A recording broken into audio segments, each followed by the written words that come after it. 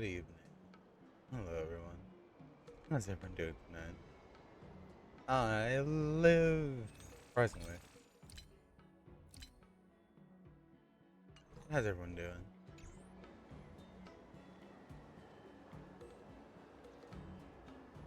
doing? Well, thank you very much, Lynx. It is, again, it's good to see you. Like, yeah, you've been around. I'm like, for a long while, I was like, huh, where'd Lynx go? Okay, work right now, but doesn't. No, don't worry. I do that too. Gonna save up for yellow wave plates since it'd be best to use them once I've gotten 100. That is true, and depending on like the character you want to build, especially Cody. Fun fact: I might be doing Withering Waves tomorrow with my friend Solar, since we got the new character that came out for Withering, and I've been trying to grind in the background. Since honestly, I do like the character. I think she's very cool. Tell tell me why my phone was muted this entire time. How are you? It's okay. It's okay. I am doing uh, okay. 50-50 right now. I did make an announcement last stream that I did get into a bit of an accident, but I am feeling a lot better now. I did go to the doctor and I did get checked up, so I am perfectly okay. Yeah. Um. Unfortunately, your boy here might have gotten hit by a car. Yeah. So that happened.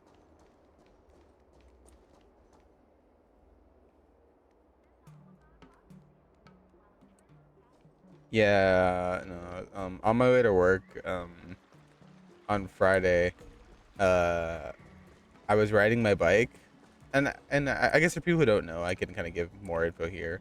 Um, I was of course riding my bike to work, and I had the green light to cross the crosswalk. I was like, oh, okay, I'll go. My bike is an electric bike and goes to at least like 35 in speed, which is a lot, of course, a lot faster than any regular bike. So, uh, I kind of just gunned it, and then the last second I saw some lady pull up.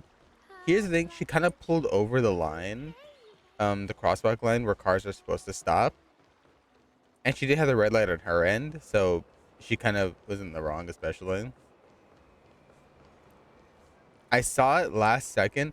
My first instinct, I slammed the brakes as hard as I could, but just in case, I put both my feet on the ground as well, trying to stop my momentum.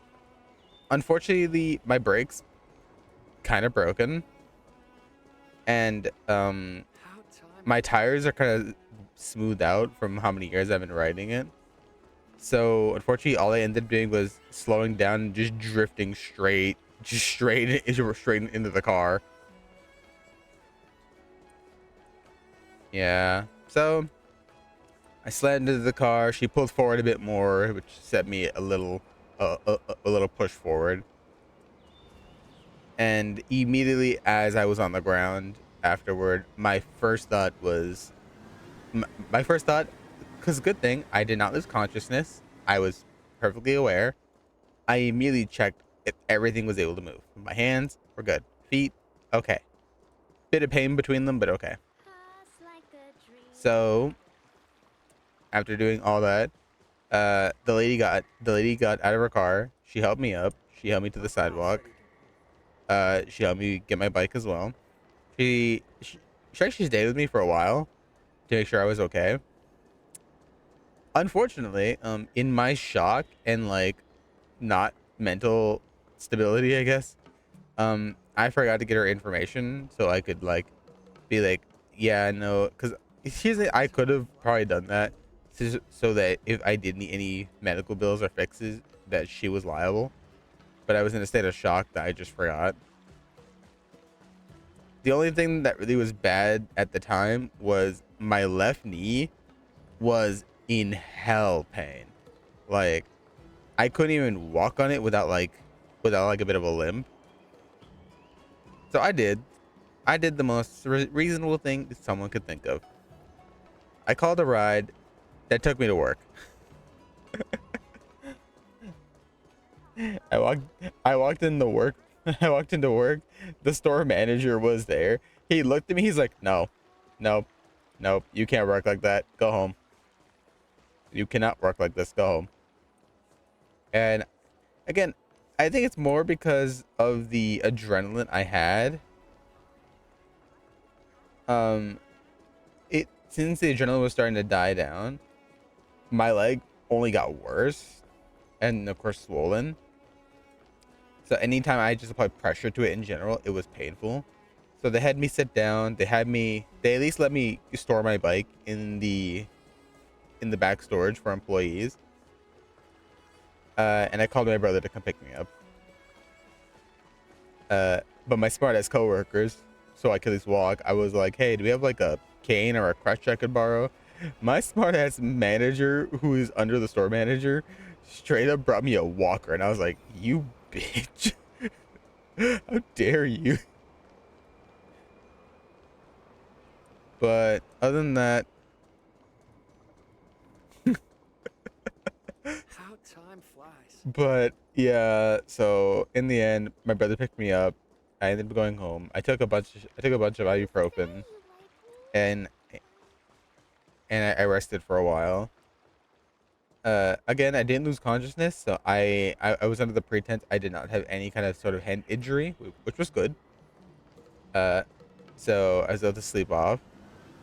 I feel now I'm doing perfectly fine now. I actually went to the doctor today because everyone was so worried, and of course I needed like a form for work saying I needed time off. Actually, it's not as bad as I thought.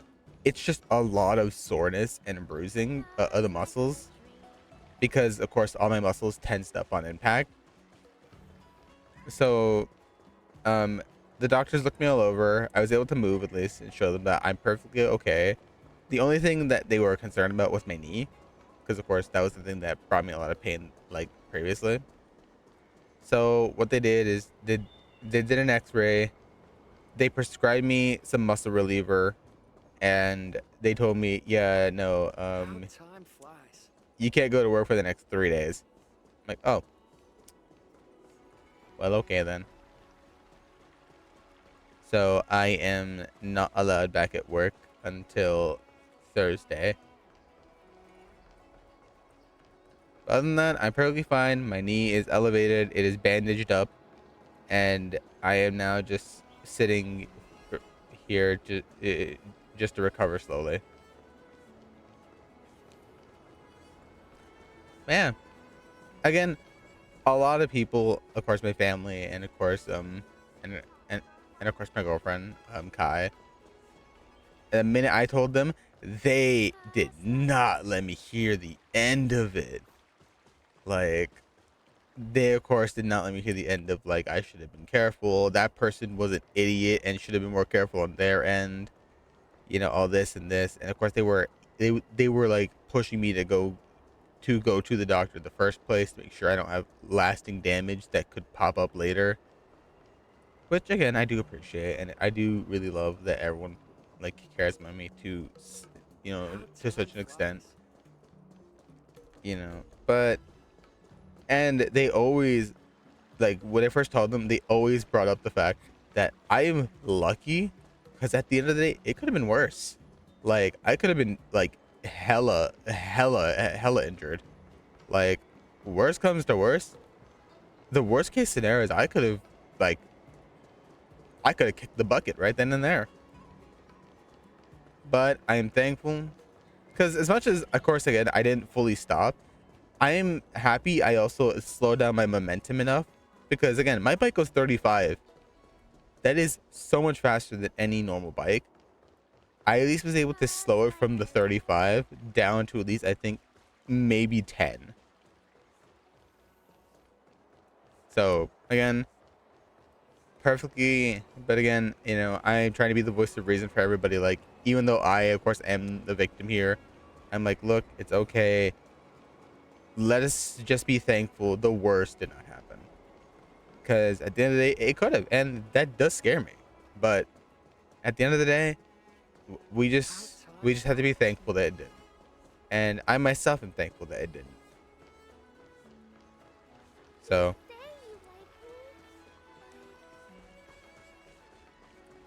exactly, I am thankful. But for now, I'm just here. I'm just going to recover. I will be very careful next time. I am also going to get my bike fixed because my bike kind of was totaled for a while. I'm gonna use my non-electric bike, which has better grip and brakes. So I'll do that for now to just be a bit more careful. And then while I'm using that one, I'll save up for my regular bike to be fixed. And I'll of course redo it. I'll of course get, I'll get the brakes fixed. I'll get the tires redone, and I'll get the tires to have grip. So that way I don't end up drifting into anybody. I can actually stop when I need to. So overall though, I will be careful. And I did also make a PSA on my Twitter as well, telling people, of course, what happened to me, but also like, again, it is kind of scary to think how like some people just don't pay attention to like the road. Some people don't pay attention like to what's going on. And I get like, this is the thing. I think a lot of drivers, they pay attention to the road. They don't pay attention to the sidewalks, to like two-sided crosswalks. If you type exclamation social, it should pop up as a command. But yeah, again, I am very happy. Again, it could have been worse, but I do want to urge everyone to be like, yo, like at the end of the day, it is what it is. I am happy that I did not like get worse. So at the end of the day, I just want to urge everyone, be careful. Because again, I feel like it's not really the bike, it's the drivers. Because the drivers focus on the road too much. Because most drivers, when turning a corner, they look both ways only for the street. They don't look both ways for the sidewalk, or don't even pay attention to if someone is coming on said sidewalk. How time flies. So until you have a full confirmation that you can cross a street on a bike, especially, even if you do have the go ahead, there will be drivers who will pull forward into the sidewalk that you just do not see until last second like that. So I do, of course, urge everyone, be more careful. Try not to do anything stupid like I did. I saw some guy in the middle of an intersection late out the other day because people didn't pay. Yeah, again, people just, because again, it's not that they don't pay attention. They pay attention to the road. They don't pay attention to the pedestrians. And that is kind of the scary part, is that they're so focused on, I don't want to get in a car accident. But what about a car accident involving someone who's not even in a car? Again, and again, depending on what speed you're going, that can be fatal. Yeah. But again, I don't want to make like I don't want to make this stream like a whole like sob story about like, oh, what was me? I got hit by a car. Because again, at the end of the day, I'm fine now. My leg is being recovered. Everything is fine. What's worse, I want to get my motorcycle license. Ooh, yeah. Yeah, you need to be very careful. My girlfriend wants to do the same. She actually has a motorcycle, but like she doesn't have her license yet. But yeah, I am thankful again. And I especially want to urge her after this experience, because again, I was on a bike. Now imagine if that was a motorcycle accident, like purely on the street. That is what scares me about people riding motorcycles. That's what kind of, for me, I'm kind of more of a car person, because at least I know I have better odds, because motorcycles are dangerous in my opinion. Like, I honestly fear for lives of people I know who ride them. Yeah, so I honestly fear, like, because again, my girlfriend wants to like my girlfriend has a motorcycle and wants to get her license for it, but it scares me. I really just want her to not like do anything reckless. And again, I was on a bike. It scares me what a motorcycle would do.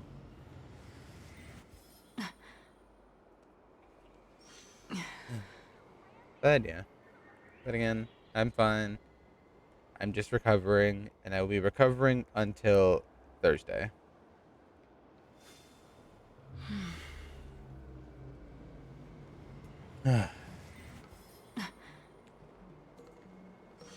So for now, I'm here to play games, be silly, uh, do all my housework, and then uh, eventually go back to being a adult, which is gonna suck. At least I have the time to cover for my medical leave. I do have plenty How time flies. of sick hours to cover me not working for the next 3 days. I know, being an adult sucks. Adulting is hard. I hate it. I'm running away from it. Oh my, that is a mood, and I wish I could. If I won the lottery, I would do that. I'd be like, I won the lottery. Cool. Later responsibility. Hey, your birthday's in 2 weeks. Nice. Mine's not till the end of the year. Sorry. Like, I'm realizing I am an adult. You know what that reminds me of? It reminds me of that old meme of like, this guy trying to do something. He's like, I don't know what to do. I need an adult. He looks in the mirror.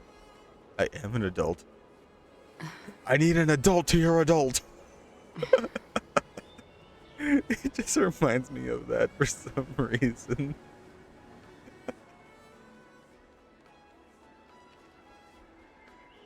Yeah. I mean, again, just take life in strides. Life. No, I need an adult. This is true. Time flies. I feel that. But yeah, honestly, just take life in strides. Spend time with the people you want to spend time with. Be sure that be sure that your loved ones know that of course they are loved and that you do love them. Yeah, overall just live life. Live life as you want. Try to live life with no regret. Gonna be turning 20. Nice. Damn. If 20 is huge, I guess I'm enormous.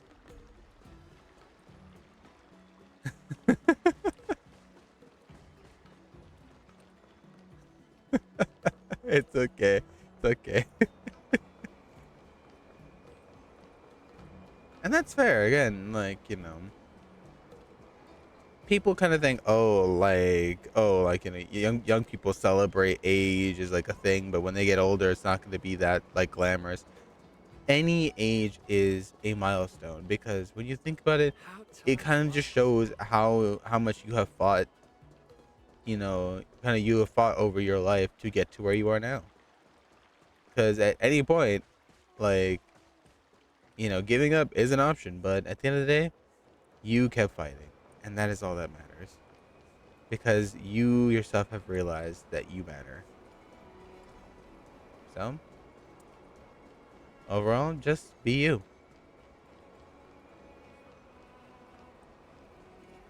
The more that you see your self-worth, the more everyone else will start to see it.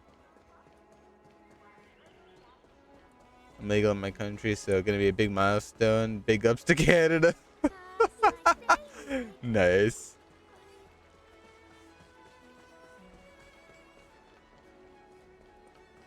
My pal said he can I play. hate appointments. Damn. Crazy.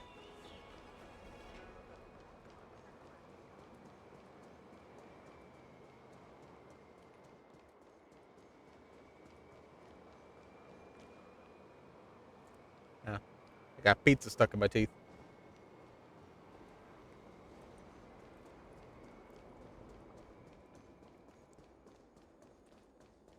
How time flies. Oh no.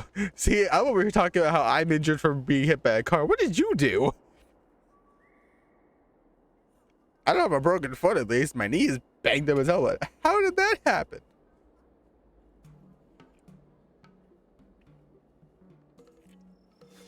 Got off work, alright. Like all good injury stories start. Picking up my stuff. Head over to a friend's.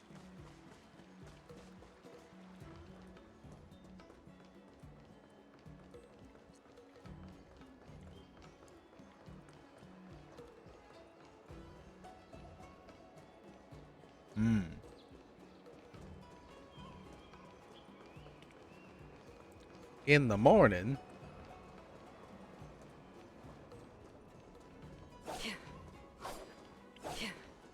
How time flies. I'm gonna rub my ankle on the stairs. Oh no. Oh no, don't tell me you fell down the stairs, please.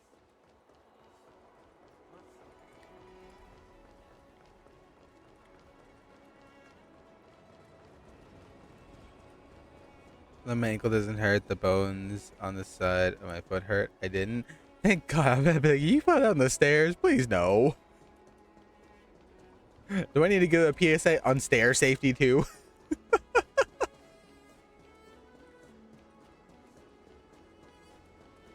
Yeah, but alright, you know.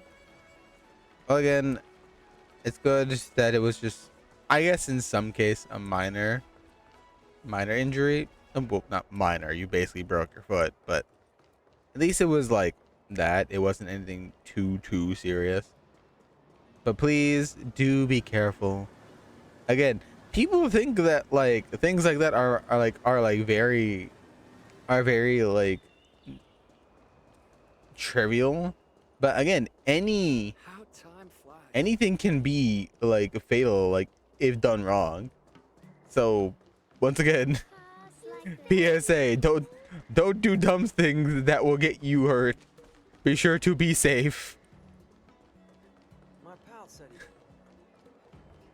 I should just have like a banner over my stream that says, please be safe no matter what you do.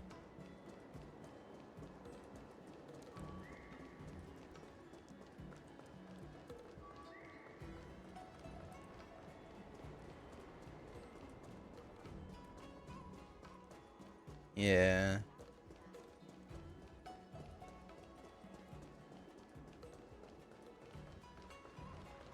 Jesus Christ. You literally just pulled. Yeah, no, you literally just did what I did. I got up, called a ride, went to work still.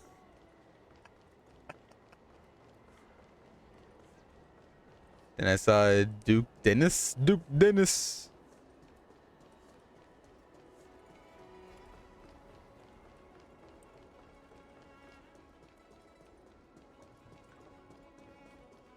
Alright, so while we talk, I feel like I should start the game because I've just been running around in circles for God knows how long. So while we talk, I'll start the game. Teleport.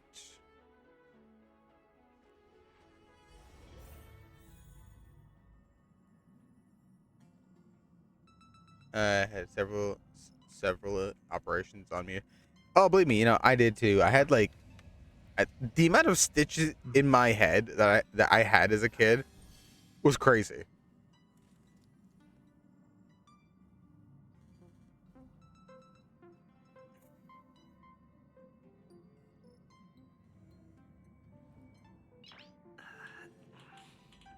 Yeah, and that's also because the adrenaline might have been there for you. Because no matter what injury it is, adrenaline will always pump through to like soften the blow in terms of how you feel it. As soon as it wears off, it's like, okay, pain.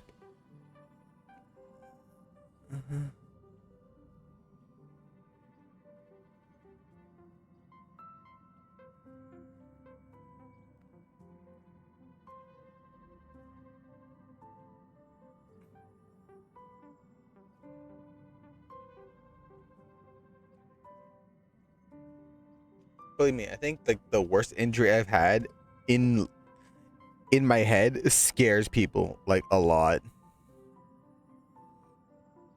Because I've told people about the worst injury I've had in my head, and they look at me like, how are you still alive?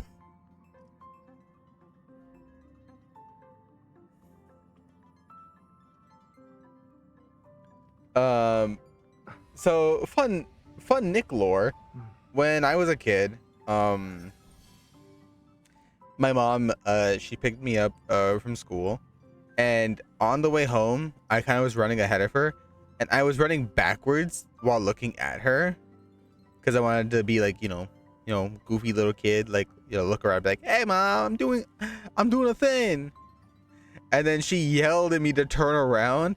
So, she yelled at me to turn around and stop.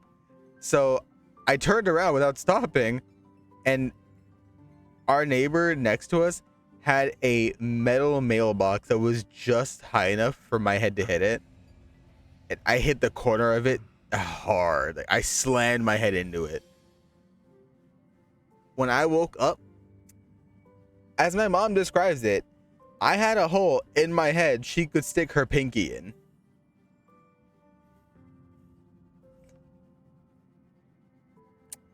Imagine that for like a child. But since I was a child and my mom didn't freak out, I didn't freak out as well. It's only when I noticed the blood running down my face that and then apparently to her, she doesn't know if I was laughing or crying, but she took me to get it checked out. Every time, but every time I felt the blood, apparently I would look at her, turn around and make like a sound, but she couldn't tell if it was laughter or crying. She did not know how to feel about it. Nice. In the end, I did get some stitches, and of course, I was okay after that. But yeah, people were like, "How are you alive? There's a hole in your head." I'm like, I don't know. God, I guess. God took pity on me. It happens. It happens. Fallen down the stairs several times. One of those when I fell down the rock hard concrete. Ew, yikes. Are you okay, Cody? Do you need help? Do you need assistance?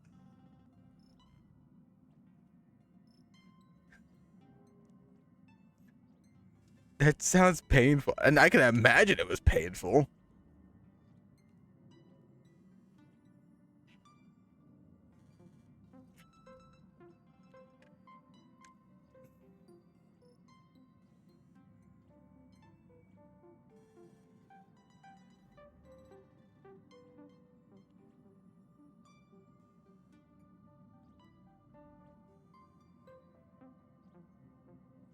Jesus. What is going on? It's just a meeting of like all the injuries that happened. All the accident prone children are assembling. Right, I'm gonna readjust my knee brace as well while I am listening to the dialogue for the game. So, because again, I do like as we talk, I should also start because it's almost been half an hour. Oh God, that's so much pressure off my knee, but I feel like, of course, I do have to have the pressure there. Okay, let me readjust it while I listen.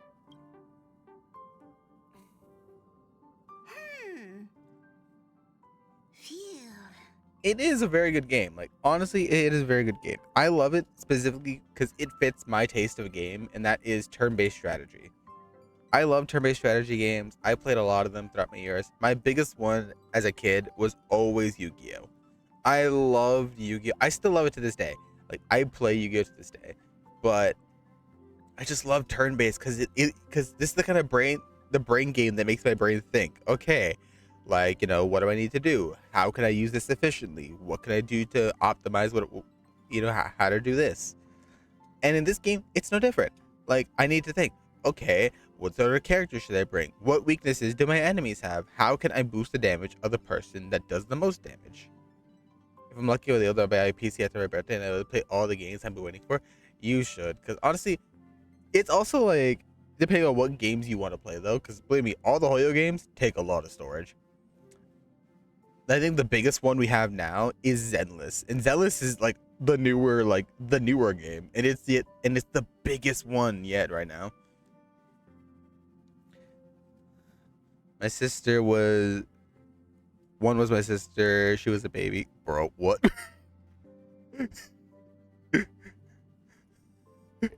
Did you push your baby sister down the stairs?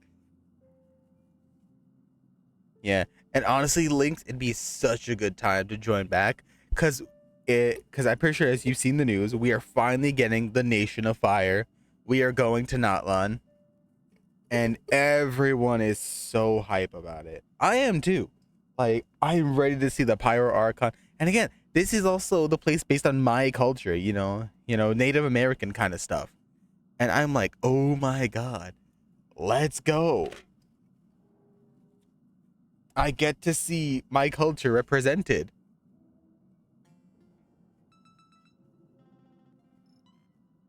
No, I was pushed by her.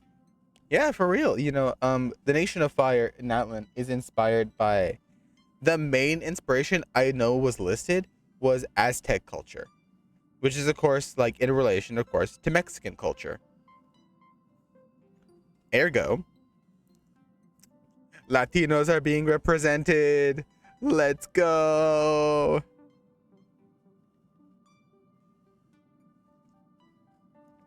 All right, so yeah, no, so the primary cultures that are being represented are pre-Columbian Latin Americans, uh, sub-Saharan Africans, and Aztec culture, following Aztec, Yoruba, and Mayan. E- Even the Mayan culture is being represented. I was like, damn, they got it all here.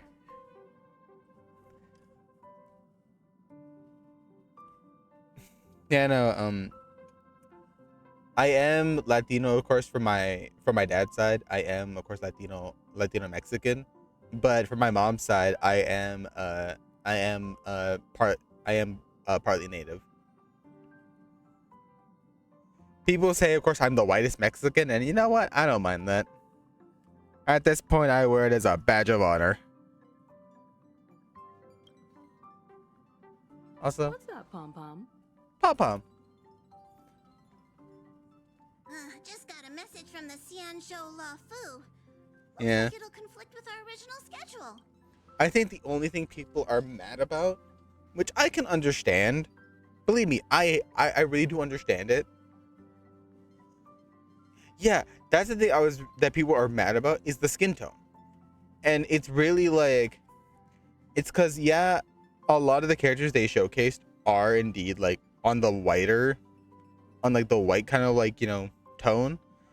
But I don't feel like that matters, because again, Latinos and every other culture, we do have whites. We're not all just red and brown people. We do have white people too. I am a white Mexican. I'm right here.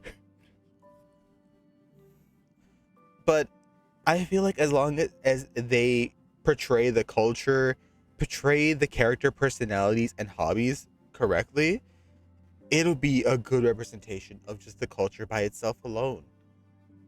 Like, I don't want to get into the drama that people are like, but they should really like show the people too, because we have a lot of darker people. Again, we do have a lot of darker people, but you don't need to show skin color to represent a culture.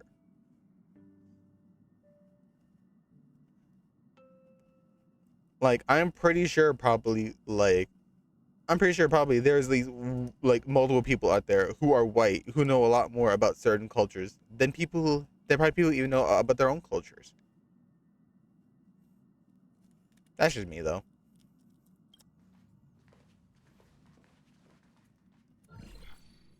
It's been a while, my friends on the Astral Express. How's your trailblazing expedition going? Jingyuan, what's up, Jingyuan? Soon, the Xianzhou Luofu will be holding the Luminary War Dance. Those who have aided the Lawfu in overcoming the crisis are cherished allies of the Xianzhou.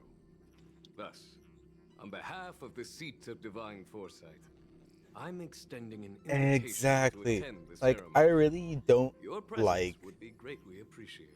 like that's the one thing that drives me away from games sometimes is like the fan base. But most of the time I do have that mindset. I'm like, okay, I like this game. I like the mechanics. I like how everything looks. I don't mind it. So honestly, I really don't mind. Like, because again, the same thing can be said for Sumeru. Like for the Sumeru, like region. Because again, it's based heavily on like a lot of like India, like Middle Eastern like stuff. So of course people are complaining about how the skin color of those characters were not represented correctly as well. But again, I feel like that is just you don't you don't, because again all the characters so amazing. All the characters were their own standout people. My favorite one of the entire Subaru quest, besides Nihida, is actually Nilu. I really love how they bring Nilu's like dancing and her hobbies to life through her character. It really shows how much she cherishes the dance that is based on the cultural dances that they do over there.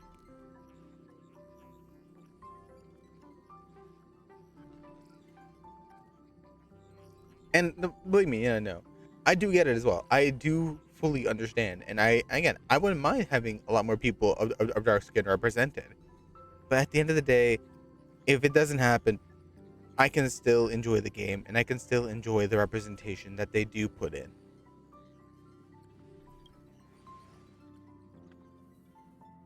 Well, things are getting lively. We've barely recovered from the family's Charmony Festival, and we're already being invited to another special event. Trailblazing is all about having fun. Why not think about it this way? Our trailblazing expeditions are turning into blast expeditions, where we eat, drink, and play wherever we go. We'll update you on the PC Association. All right, bet. Yeah, and again, if you do ever want to add me on any of my things, I think I do have a command that people can use. Of course, I believe it is exclamation UID. It shows my UID for Genshin. I believe for Star Rail as well. I just need to double check if I added my Zenless one. I might need to add Zenless to it.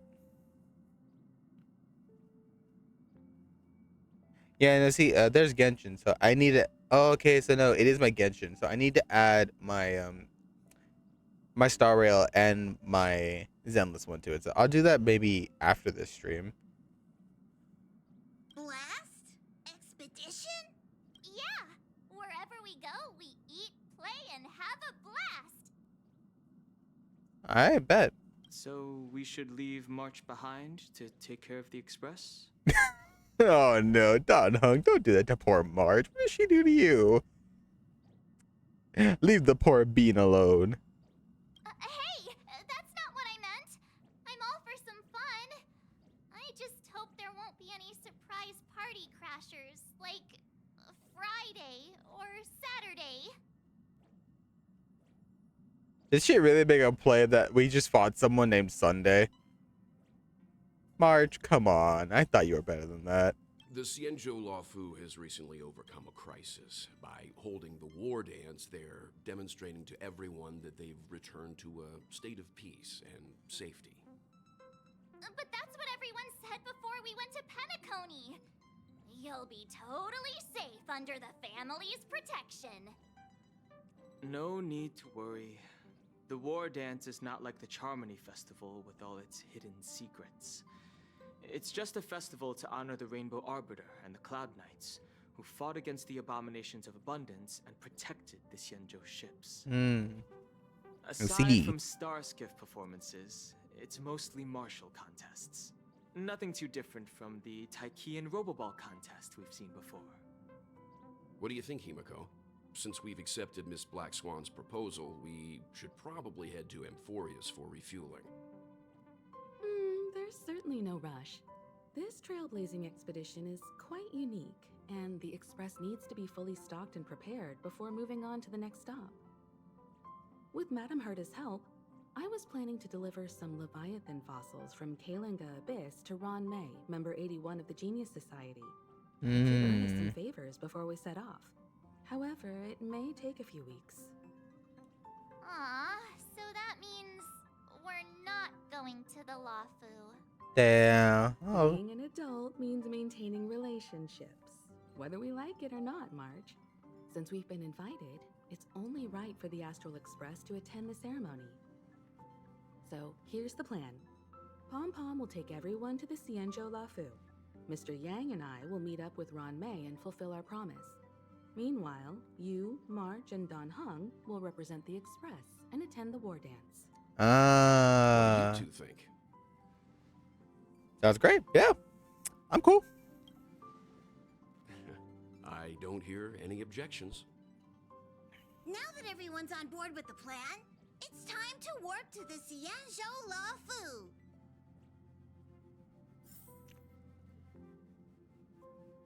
All the different stages. Nice. Discuss the travel plan with other members of the Express. Kalinga Abyss. What does she expect to find there? Current research on the Leviathan merely proves how little we know about such life forms. That's crazy. That's why geniuses are interested in that field. Science is all about uncovering the unknown.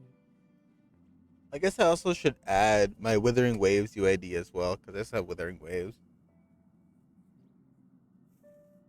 Come back soon. Don't miss us too much. If I stumble upon some cool Leviathan fossils, I'll bring a few back as souvenirs for you. Let's go. We get Leviathan fossils. All right, let's go talk to the others. Who's ready to go do a dance? Himeko really knows how to convince people. Between Leviathan fossils and the war dance, the latter definitely sounds more fun. By the way, Danhung, this time you'll be taking a stroll with us on the Lafu, right? And just let you two wander around aimlessly on the Luofu by yourselves? I don't think so. Damn. Plus, Mr. Yang is right. The Ambrosial Arbor crisis just ended, and both the long life and short life species are still feeling uneasy. And that's why Jing Yuan wants to organize the war dance, to show that the Xianzhou Luofu is stable and safe.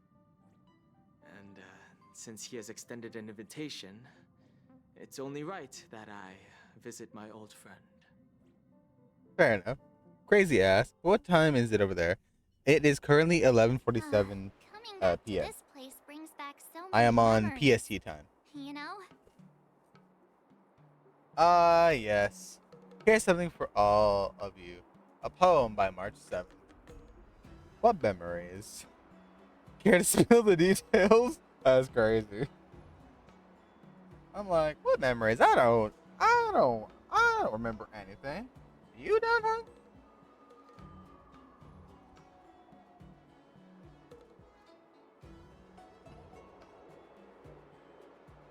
Okay. There we go. That should be all good. There we go. Hey, But why, I'm actually Mordred? gonna recite a poem. I was just thinking about all the twists and turns we 7 went a.m.? through when we Jesus. first arrived on the Xianzhou. This time, we're not being forced or enticed or chasing after wanted criminals. And we didn't have to sneak in through the cargo dock. No sleep yet? No This trip sleep has yet. been incredibly smooth. Sleep is for the weak Quite soldiers. unusual, I must say. Be true gamers and game all night like I do. I'm kidding. Don't do that. Actually get good sleep if you need. Definitely unusual. We were easily pleased. Actually, sorry for us. Come on, don't jinx us. I'm just hoping for the best. You're the one jinxing us. Oh, look, it's Mr. Yanjing. Skyfreak mission knows the express docked to the Xianzhou. Are you guys in the Luofu? Just got to Starskip Haven. The general sent me to welcome you at Starskip Haven. See you in a bit. Ugh, the child. Is the Starskip Haven always this crowded? Oh, there's so many You know what? I think I probably Benjamin want said to General use. Jingyuan sent him to welcome us, but where is he? Let's wait for him in front of the loom. It's the most prominent landmark on the dock. I'm probably going to switch my team because I kind of want to use the people that are in this quest. So we'll we'll disband this team for now. So we have Trailblazer. So I guess this tank in this case, Don Hung is our DPS. Trailblazer our unit, and then March would be our preservation. And then as a support,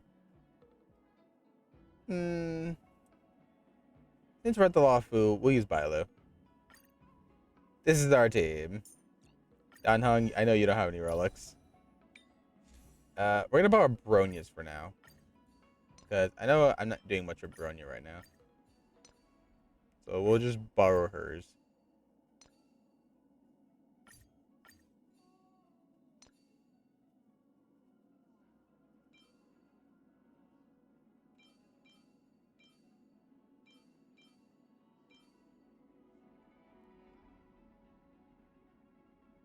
Or we'll borrow wealth stuff.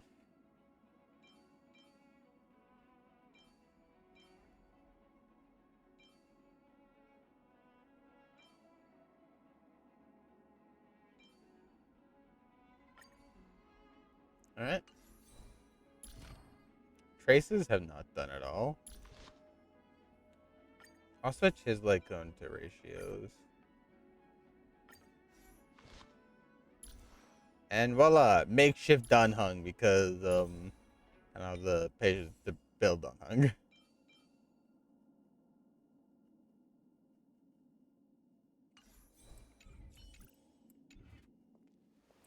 Also, I probably should make relics. Actually, I think I could make relics for him.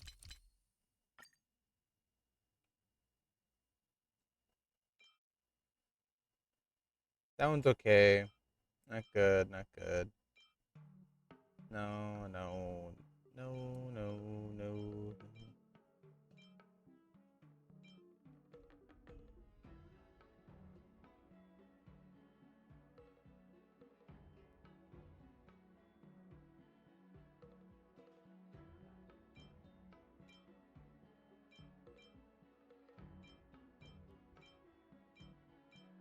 Actually, that one's not bad.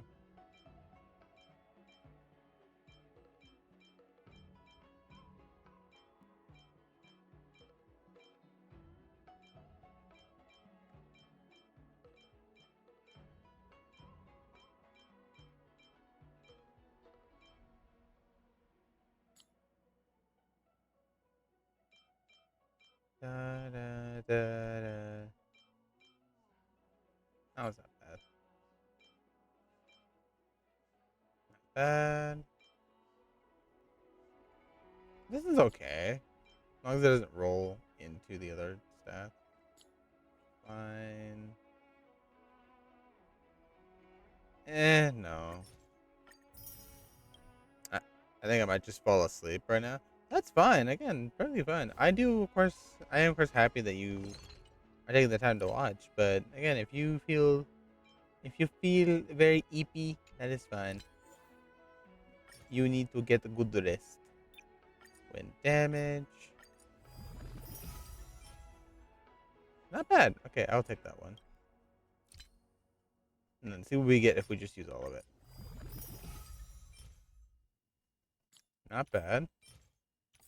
No. No. No. Could be good if done right. Where is Mr. Daniel Harp? Technically, since it is still done, I could use it in Barbatur.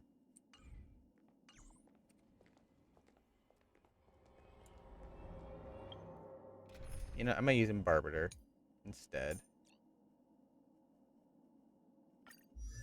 Or you know what? No, I need to work on my Daniel, Hung.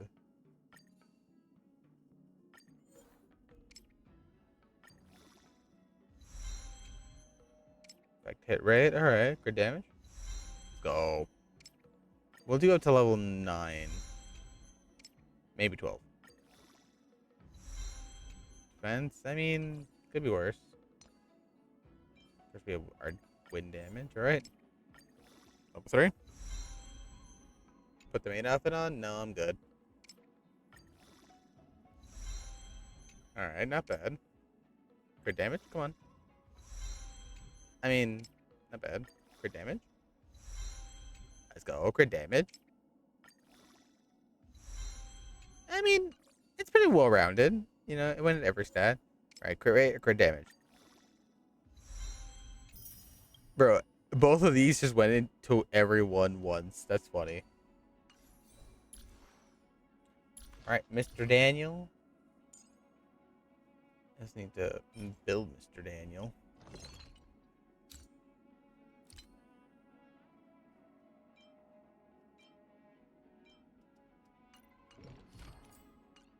I'll do all this later. For now, we'll use Mr. Daniel Hung.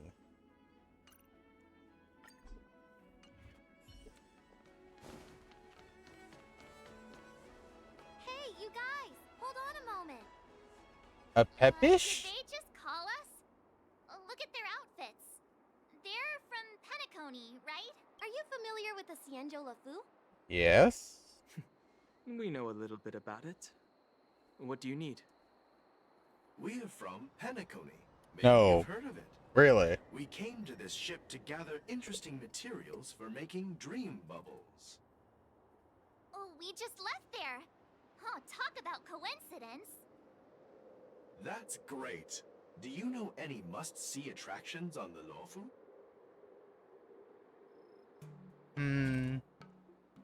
You come to the right people. Exactly. Marjorie, We're Cienjo do the thing. Most of the tourists around at the moment are here to attend the war dance. And that's why we're here too. Yeah, we know about that ceremony. But isn't the fighting ring still closed? I've heard the ring was actually converted from a huge decommissioned Lofu fighter jet.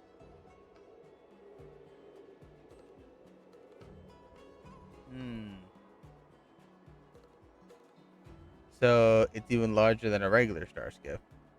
Even bigger than the Radiant Feldspar. The Radiant Feldspar is bigger, I guess. But for now, all we can do is wait until the war dance starts in a few weeks before we can board it. We've still got work to do, so we can't just sit around waiting for it to start. That's why we're asking you about some must-see attractions. We're looking for unique experiences that you won't find on Penacony. Our clients love these kinds of dream bubbles the most. You're the expert here. Give them some suggestions. Why am I the expert? That's Don Hung. Why not visit our O'Malley? Good idea. The everyday vibe of the Aurum Alley is a rare find on the planet of festivities. Everyday vibe. Yeah, our clients have had their fair share of adrenaline-pumping dreamscapes.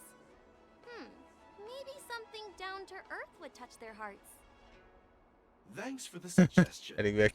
We'll head to the This Aurum man. Alley to gather materials. Maybe we'll run into each other there in a couple of days. Look, Yanqing's here. Yanqing! Really? Let's go catch up with him. Let's go get him. Child! You here to pick me up? Here you are. Everyone, this way. What's up, buddy? Hey, everyone. It's been a while. I don't like you, but what's up? March? It doesn't feel like it's been that long since we last saw you. But Yanqing, are you?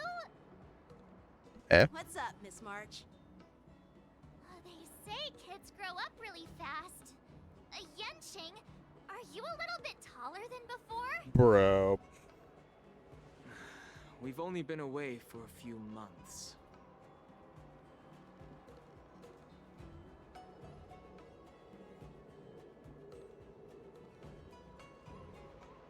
Consciously pitches his cheek.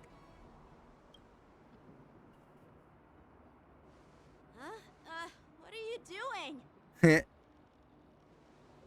Sorry, but after our previous adventures, I've become suspicious of whoever greets us first. Oh, because of Sparkle. You know what? You know what, Kalis? Don't worry. I get you. We want to be sure you're not Sparkle. Do you have to be suspicious around me too? Yes. You know, the last time we came to the Cienjo, the first person who greeted us was... I get Yeah. it. Better safe Tingyun. than sorry. Seriously, I've never seen the Lafu so lively before. I was a bit worried that holding the war dance right after the Ambrosial Arbor crisis might be too soon. But seeing the bustling Starskiff Haven, I understand why General Jing Yuan chose this timing. Yep. There's people from other delves and travelers like you three who have come from afar. With the war dance coming up, there's a huge number of visitors pouring into the Starskiff Haven. The Cloud Knights are working hard to keep the security tight.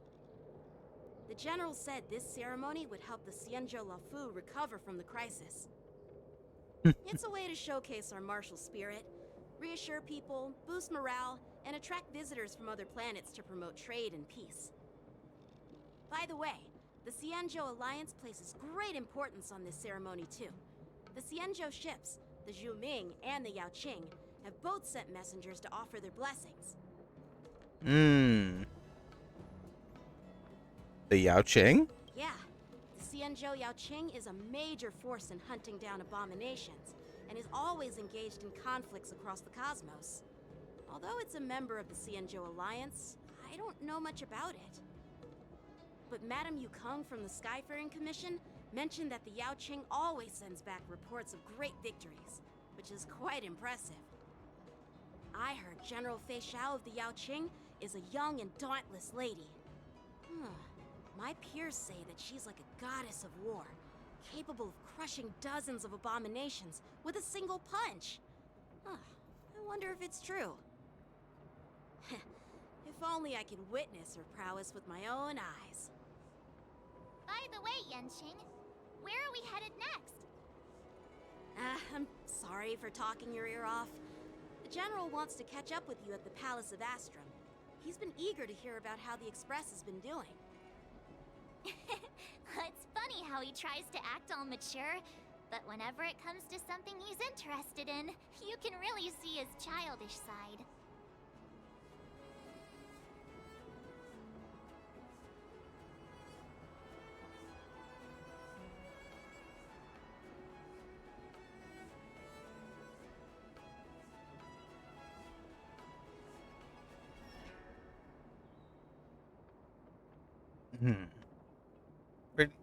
You're pretty much the same in that regard. I agree.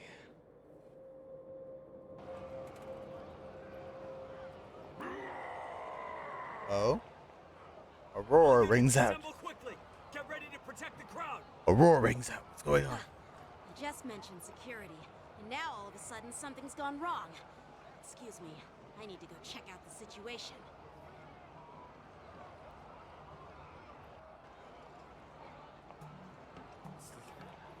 It's whenever you fear what will happen, it happens.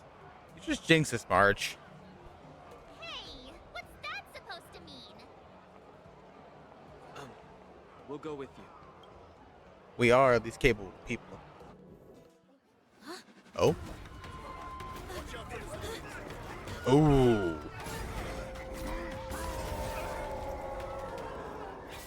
Protect the civilians. I'll deal with him.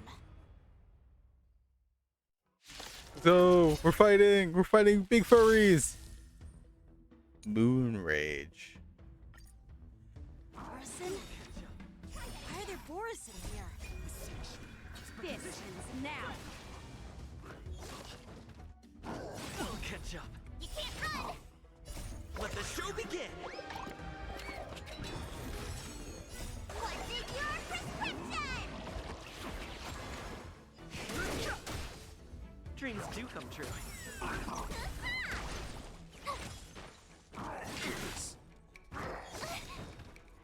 Watch this awesome move! Meow. sacrifice. Let the show begin.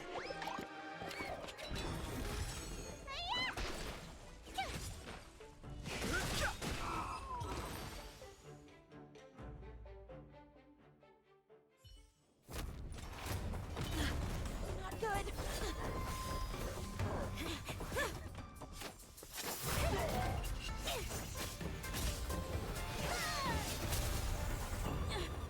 Damn, look at her go. It's our girl, Yen Lee. Thanks for the help. Sorry, no time to chat. Could you give me back my... She stole his sword. Not the man's sword. Wait, my sword! I'm sorry, but I'm afraid we'll have to put our plans on hold for now. I need to find out what's going on.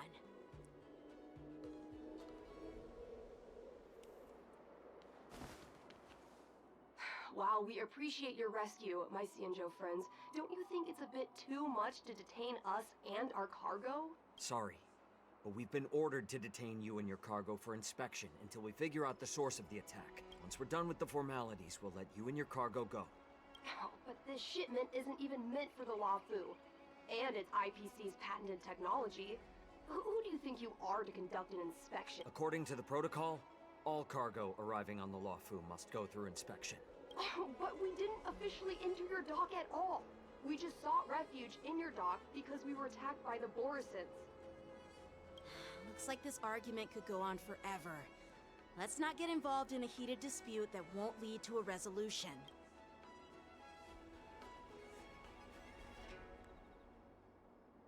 Nah, I want to get involved. How dare you detain our ship? Who do you think you are?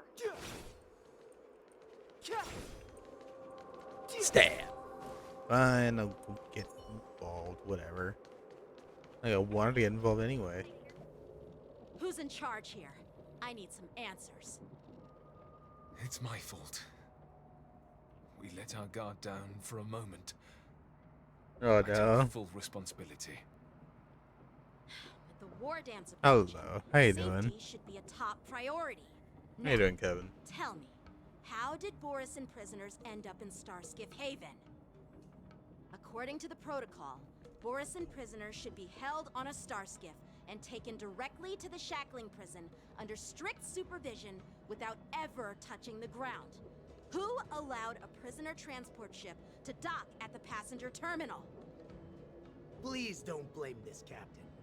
This incident involves the Zhu Ming's diplomatic vessel. Who are you?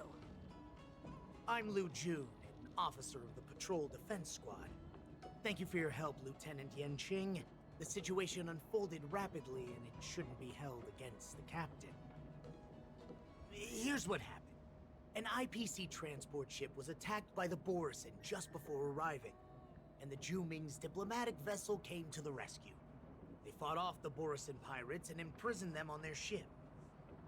So, an IPC ship was attacked by the Borisin near the Luofu, and the Zhu Ming envoys saved them? Sounds complicated. Honestly, it gives me a headache too. The Zhu Ming diplomatic ship, adhering to standard procedure, docked at the passenger terminal to hand these criminals over to the Luofu. You know, with all the outsiders flooding onto the Luofu, the Starskiff lanes are under immense pressure. The Borisin desperados decided to put up a fight before the prisoner transport Starskiff could get there. And that's what you just witnessed. We'll make sure these prisoners are sent to the shackling prison as soon as possible. I see. It's an unusual situation indeed. I'll report it to the security department of the Realm Keeping Commission and ask for their cooperation in handling the aftermath. Maybe I should gather more details from others so that the Seat of Divine Foresight can have a better understanding of the situation.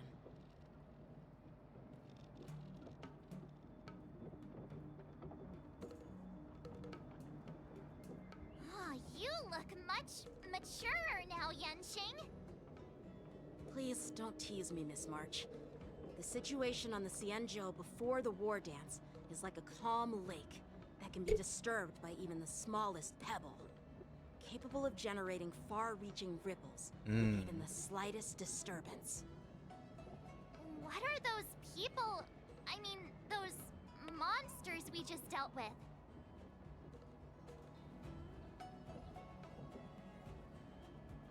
Do you call them the Borison? Yeah, those werewolf monsters are known as Borison. They are abominations of abundance, and we've been fighting them for a very long time. The Borison have been a powerful force for a long time, plundering and enslaving many worlds. The threat they pose is just as terrible as the Swarm disaster, and the Alliance even had a fierce war with them 3 decades ago. Their presence has faded over the years, but who would have thought? According to that officer, they attacked an IPC ship near the Xianzhou Luofu. Such a brazen attack seems quite unusual to me. Yeah, that's what I find strange too. It seems like the IPC and the Borison have some serious grudges. Well, enough with the chit-chat. The General wants me to take you to the Palace of Astrum. I'd love to chit-chat a little longer, but there are some things that can't be left unchecked. Is it a serious matter? Maybe you'll need our help in hunting down the Borison? Thank you, but it's no big deal. By the way, that young lady who just appeared, she took my sword. I'm thinking of filing a lost property report at the Realm Keeping Commission to see if I can get it back. I doubt she did it on purpose. No, she probably did. The Cloud Knights get in trouble and they have to call the emergency services too. You go file the report and fetch popcorn. I fetch popcorn. It'd be quite the show. Perhaps she's around here somewhere. Shouldn't we take a look? All right, let's not keep the General waiting. Don't worry. There aren't many people out there with that kind of talent. It shouldn't be too hard to find her.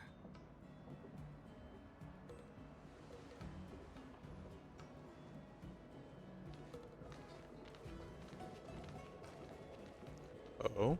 There sure are a lot of troublemakers around. Oh? Who are you? Who are you really?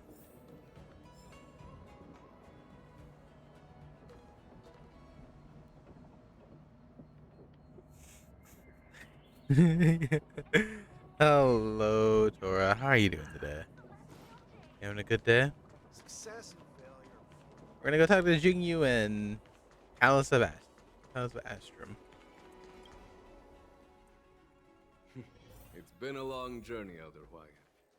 Thank you for your presence. Oh, Huayan, the Flaming Heart. Don't mention it. Thank you for taking the time to welcome me. The Flaming Heart. General, I brought our guests from the Express. Oh, I'm sorry for my bad timing. I didn't know you were meeting a guest, General. Don't worry, you're just in time. It's been a while, my friends from the Astral Express. How's everything going, General? I dreamed about you and Penacony. Oh. Well, it's an honor to be in your dreams, my friend. Allow me to introduce you to General Huayan. He's the Arbiter General of the Xianzhou Zhuming, known as the Flaming Heart. The Flaming No need Heart. to be so formal. I'm just a tourist here, no different from other tourists who've come to attend the ceremony. Elder Huayan is not only one of the Arbiter Generals, but also the Furnace Master of the Artisanship Commission. Besides his martial skills, he excels in forging various weapons. Such talents are unique, even among the Arbiter Generals. Be it Arbiter General or Furnace Master, these are merely titles given to me long ago. I've retired several times already, but with the current change in circumstances, The Marshal has called me back to duty, and I had no choice but to answer the call. Well, in the end, I'm to blame. Living such a long life naturally brings its share of disapproval. It's an honor Mm. to meet you, General Huayan. Hey, look at those My two. honor to meet you, General Huayan. Glad to meet you, General. Kayla's No the need odd to one be out. all formal. Good, and Today I'm doing I'm good. just a We're just guest playing on some the Star Law Rail. Foo, the same as all of you. So, these three are the ones you mentioned, Jingyuin? The heroes who helped you with the Ambrosial Arbor crisis? Indeed. There's Don Hung, March 7th, and him. Without And their him. help, I'm afraid the Law Fu might not have easily overcome this crisis. So, the Imbibitor Lune's reincarnation has returned to the Law Fu and will attend the war dance. Damn. I'd love to have a drink with you should the chance present itself. Go on, Don. How you do it? You're more than welcome, General Huayan. And this young friend is?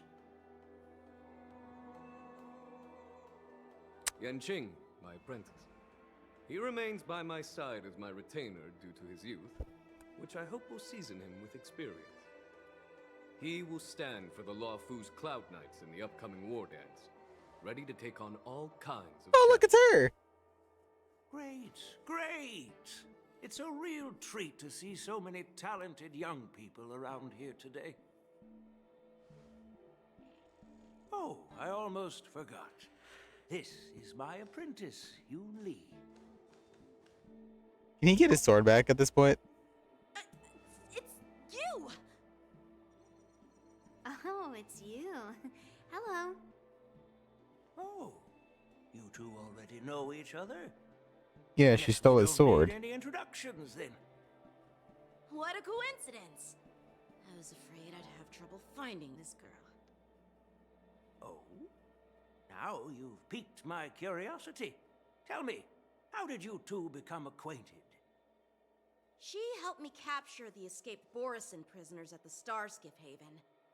Allow me to express my gratitude for you. But when you left, you took my flying sword with you.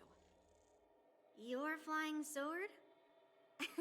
Oh, so that's why I found a dagger in my bag. Turns out it's yours. Yes, it is. Now that we've met again, Um. I hope... Nope, that won't do. I'm sorry, what? Won't do? You want your sword back, right? Well, you can't just take it back.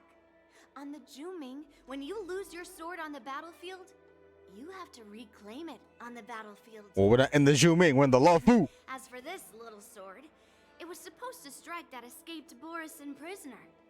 But unfortunately, its owner's agitated state caused it to fly off like a kite with a broken string, and it missed its target. Jesus Christ, she's ripping into him. If I hadn't caught it and helped it hit its mark, that Borison prisoner would have gotten away.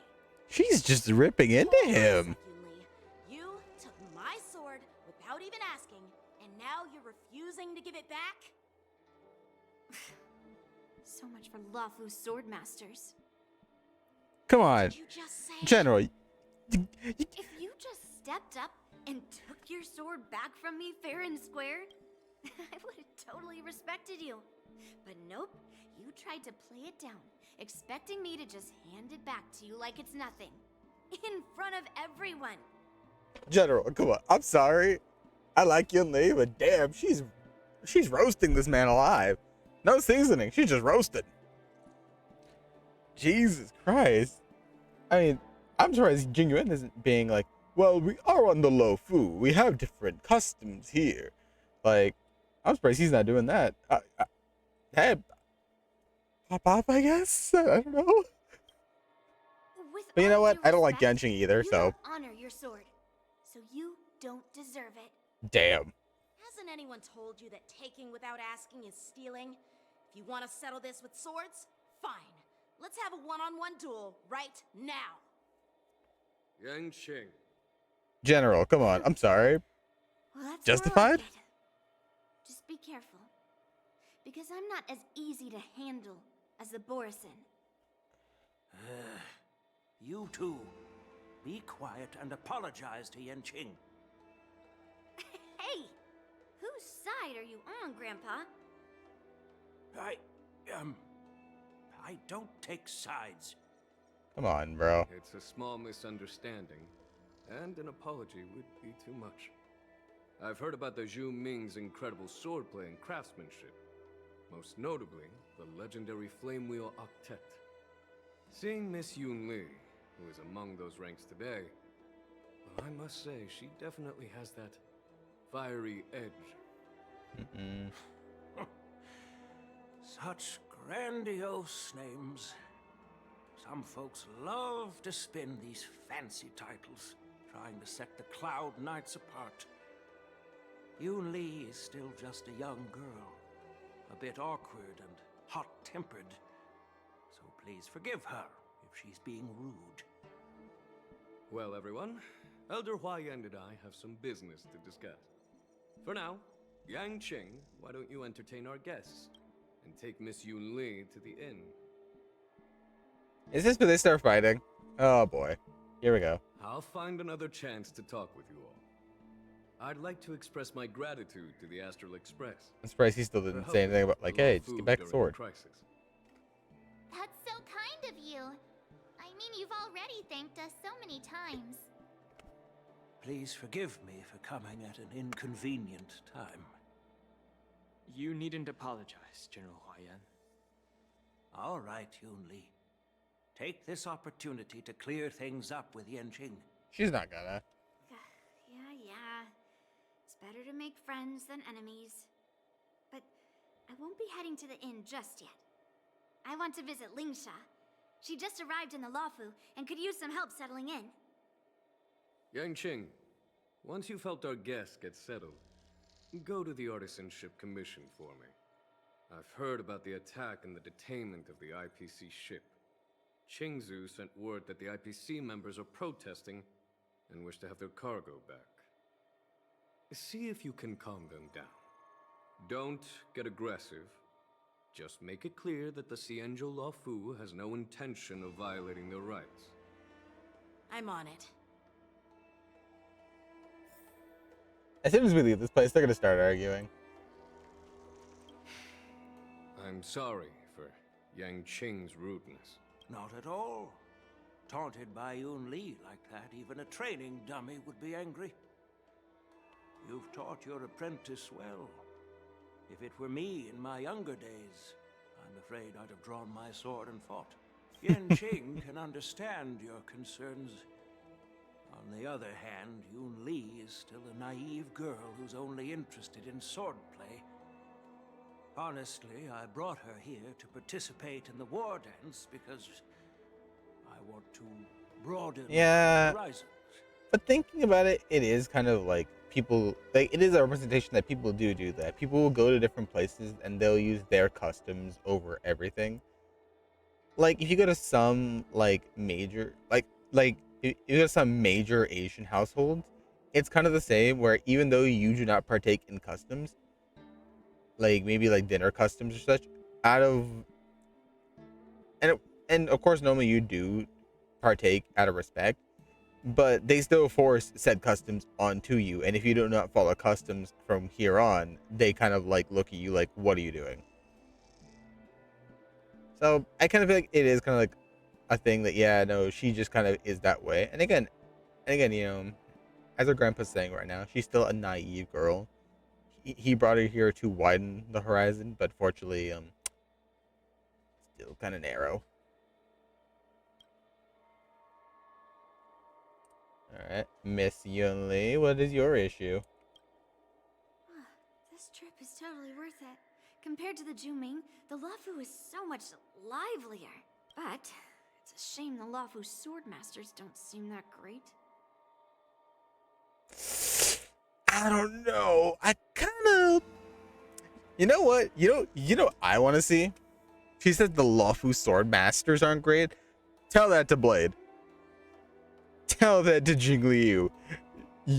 Bro, I kid you, I kid you not, they will have your head on a pike at the end of the day. She's too close-minded. Yeah, that's kind of basically, I think, the point of her character as from now, is that she's so close-minded in her own beliefs, is that she's not seeing the bigger picture. So I'm pretty sure after a bit of time, she will start to see that there is a bigger picture than what she has limited herself to.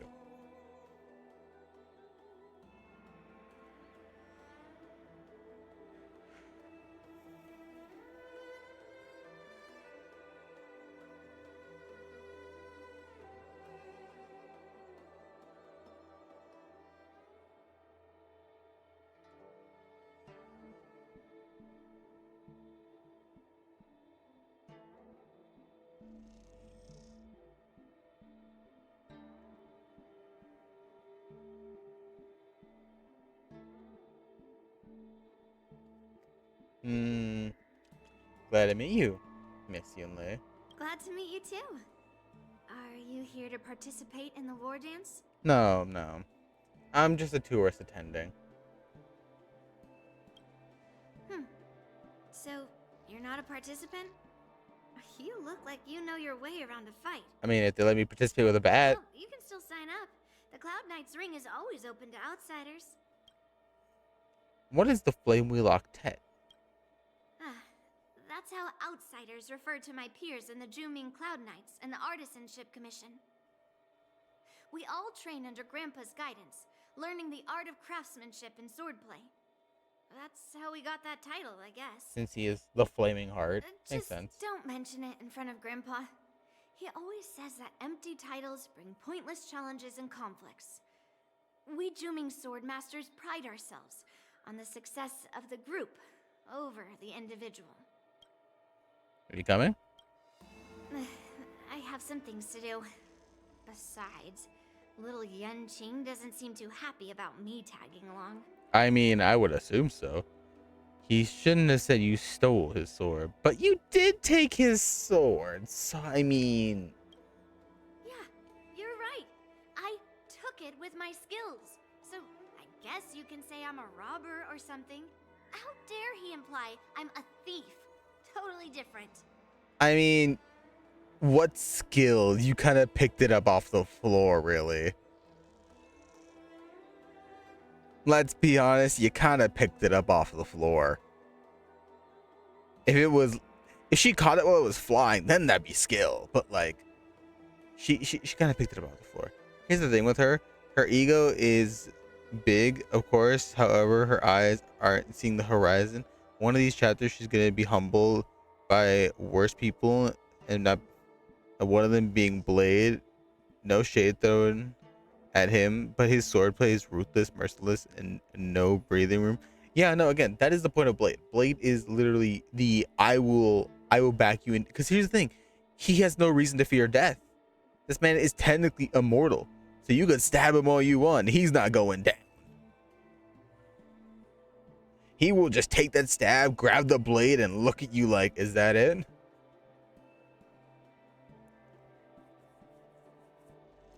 Bro, no. I want to see her fight Jingliu. If she fights Jingliu, she's dead.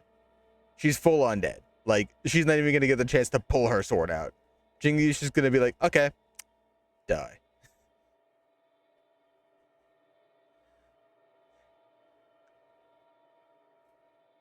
Jeez, though. Just, lady, I'm sorry. I had some respect for you coming into this. Went down by a bit, but hopefully you can redeem yourself. Besides, the sword seems scared of its own master. I'd like to ask him, you claim to cherish your sword as your life, yet you don't even recognize the state it's in right now? I mean, it's a flying sword. I think it talks to him through motion. I didn't intend to keep his sword. I was planning to take this chance to return it to him. But now, I've changed my mind. I feel like she would fight Blade instead, because other dude already got... Yeah, no, Yanqing is already on rivalry with Jingliu.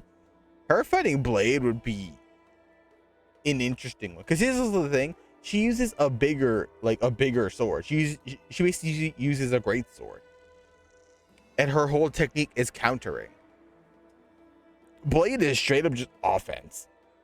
He will not give you room to breathe. He will not give you room to adjust. He will just push and push until you are down.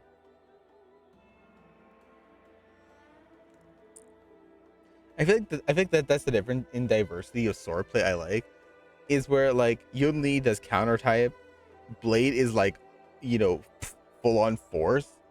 Jing Liu is kind of fast motion, where like yes, of course she uses full on force, but she does it in such a way where you don't even see it. Like she was given a legendary title for a reason. Yanqing, I feel like, is still a newbie. Not newbie, but like he still has a lot to learn to where his style, but his style is also in tune to his sword ability, where he uses his flying swords. But yeah, I don't know, little lady, you are gonna be humbled, and it's gonna be funny for me. I'll give that poor flying sword some proper maintenance. I won't consider returning the sword unless he learns how to say please, hello, thank you, and sorry. I mean, again,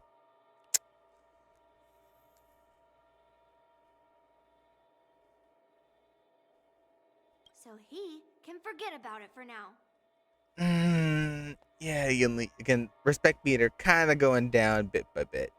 You scratch your head, feeling a tingling sensation on your scalp, and thought it meant a trouble Yanqing will face. While you were distracted, the young girl's already wandered off on her own, whereabouts unknown. Hey man, gonna head out because I'm exhausted. Catch the next one for sure. It was nice. Yeah, no, definitely links. Be sure to get plenty of rest and be sure to do all that. And again, hopefully we'll get to see you here again. I might stream tomorrow, depending on how I feel. Most likely, again, it'll be a latest stream because I've been doing a lot of late streams. We'll see. March, Danhung. Hey, Donhung. I thought all the Xianzhou generals were like Jing Yuan. No. But that General Huayan, he looks so thin and scraggy. Good night. Have good night. Is that old man really an Arbiter General? Well, each Xianzhou ship has its own division and specialty within the Alliance. Not all of the Arbiter Generals are good at leading the charge. You heard what Jing Yuan said, right? General Huayan was once the head of all the skilled craftsmen on the Zhuming.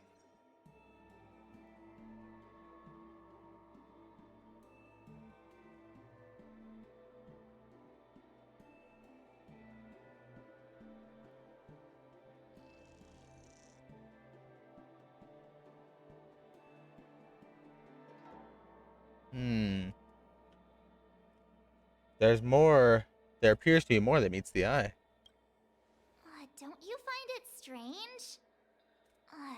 Do Xianzhou people age? I rarely see any old people on the Xianzhou ship. And when I do, they're usually travelers.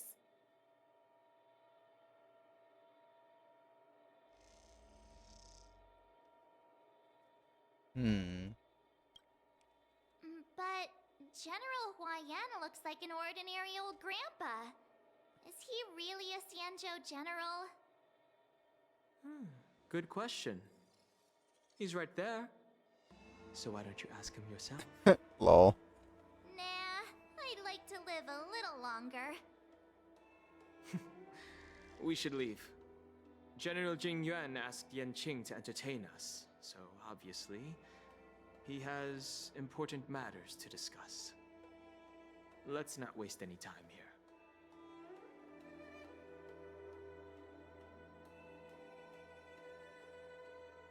Alright. Yanqing, take us to where we need to go. This is the report Qingzu just sent me. Let me take a look.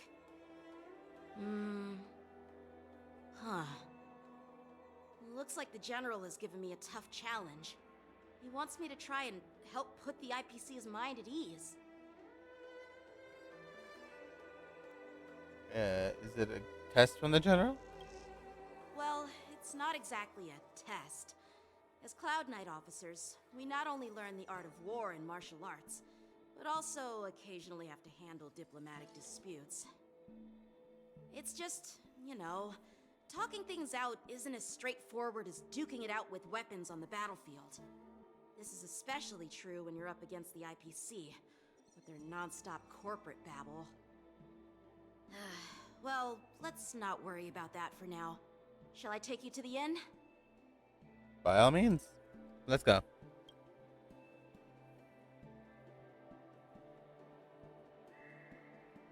It is the Lawfu's honor to have you in attendance at the war dance.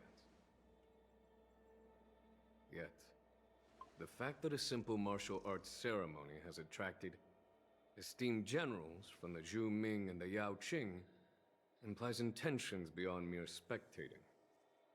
Might there be any specific instructions from the marshal? Oh, he You're opened his eyes. overthinking it, Jingyuan. As I said, I'm here to broaden my granddaughter's horizons. I have no ulterior motives. However, I have no clue what the Yao Qing Arbiter General has in mind. We don't know what she's here for. Accepted this position?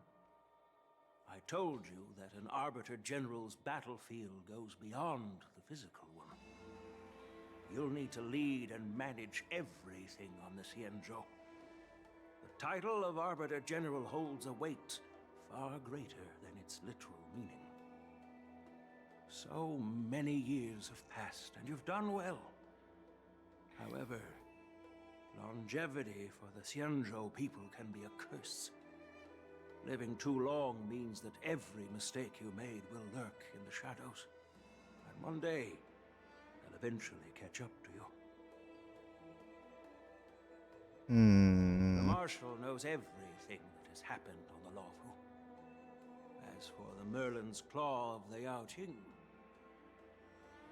she has come specifically for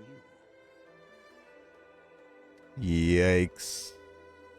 Speaking of which, why hasn't she arrived yet? They say the Merlin's Claw strikes like lightning.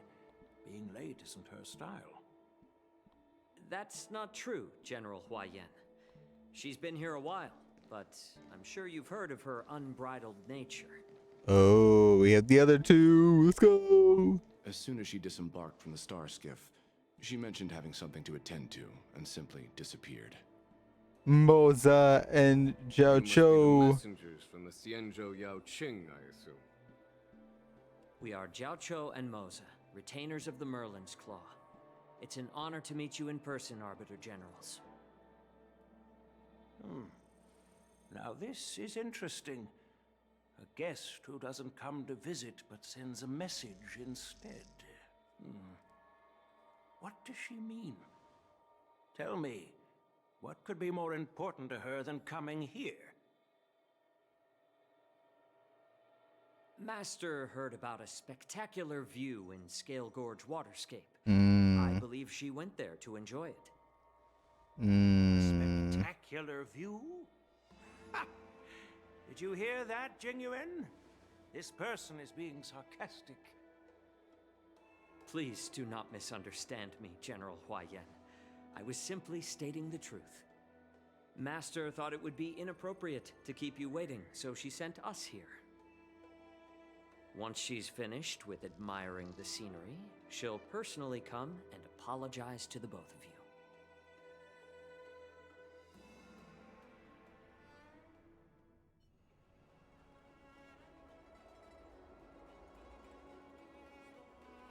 Drat, I forgot to ask Yun Li to return my sword.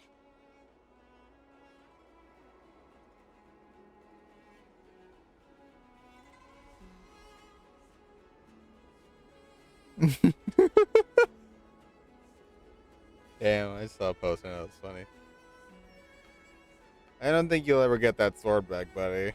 Unacceptable. Every sword is precious to me. If it weren't for the General's interference, I would have taught that shameless girl a lesson in swordplay. By the way, I don't know if it's just me, but the general seemed a little reserved. Could it be because of Elder Yan's visit? No. Reserved? Really? Maybe I'm just overthinking things. No, you're not. When I entered the Palace of Astrum, I realized that the messenger from the Xianzhou Zhu Ming was actually the Arbiter General himself. So, the messenger from the Xianzhou Yao Qing must be the Merlin's Claw herself, I presume. That's right. Oh. Well, that's what makes this entire thing so unusual. What's so unusual about it? The general You trouble. simply received an invitation from Jing Yuan. Just like the crew, right? The war dance is just a small festival. And now we have 2 Arbiter Generals from other Xianzhou ships here. I'm afraid they're here for something more. Maybe they've come to hold Jing Yuan accountable for the Ambrosial Arbor crisis? Probably. Hold him accountable? Come on, didn't the Luofu fall victim to the disciples of Sanctus Medicus and the Antimatter Legion? Why would they blame the victim? Danshu's rebellion and Ventilia's scheming are merely one side of the story to the other Arbiter Generals of the Alliance. Only a single piece of incontrovertible evidence remains, creating an endless source of potential complications. The Ambrosial Arbor. Yes. It's undeniable that the plague mark, which was subdued by the Xianzhou Luofu, has resurfaced. But was it really a conspiracy instigated by the Antimatter Legion? Or does it indicate a traitorous intent from within the Luofu? I see. Implicating Jing Yuan himself. Once the spark of suspicion is kindled, it proves hard to extinguish.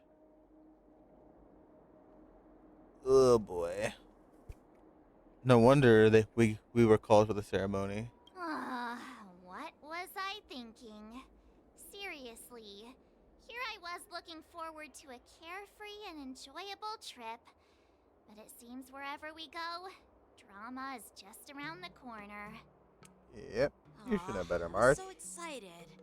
I thought those Arbiter Generals were just here to see the ceremony. By the way, I heard that an alchemist from the Zhuming diplomatic ship has arrived, and rumors say that she's to be the new Cauldron Master of the Alchemy Commission on the Luofu. An alchemist from the Zhuming serving as the Cauldron Master on the Luofu? While it's not unheard of, the timing itself... Thanks to your words, Mr. Dan Heng. Now I finally see the underlying tensions. The General is under tremendous pressure right now, but I was completely oblivious to his troubles. How naive of me. Come on, don't think like that. Leave the adult matters to the adults. Even if you wanted to do something for the General, it's not like you can do anything. Did I say something wrong? Again?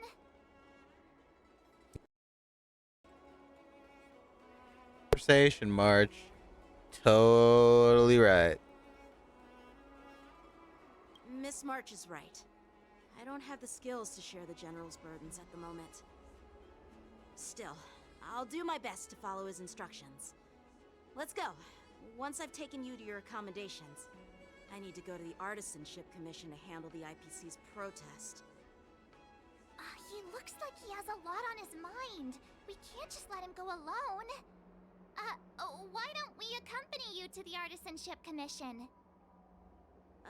This is too much trouble. While I appreciate your kindness, dealing with the IPC's workers could be tricky. I'm afraid this will cause trouble for the Express. No worries. We're pretty experienced in dealing with the IPC. You've heard of the 10 Stone Hearts?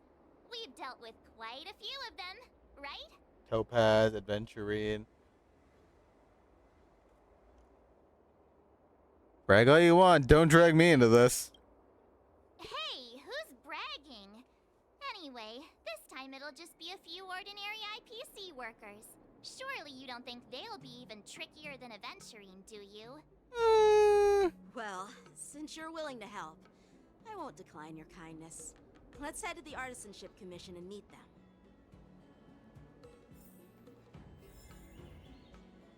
All right, to the artisanship.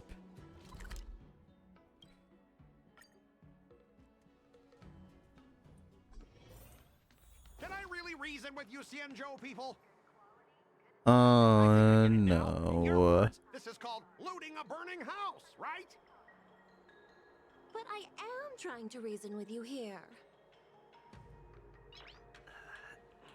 Don't tell me it's God. Damn it! That toxic voice sounds familiar. Haven't I heard it before in Arum Alley? It's Scott. You know what? This isn't my first time dealing with the Skyfaring Commission. I can handle your unreasonable ways.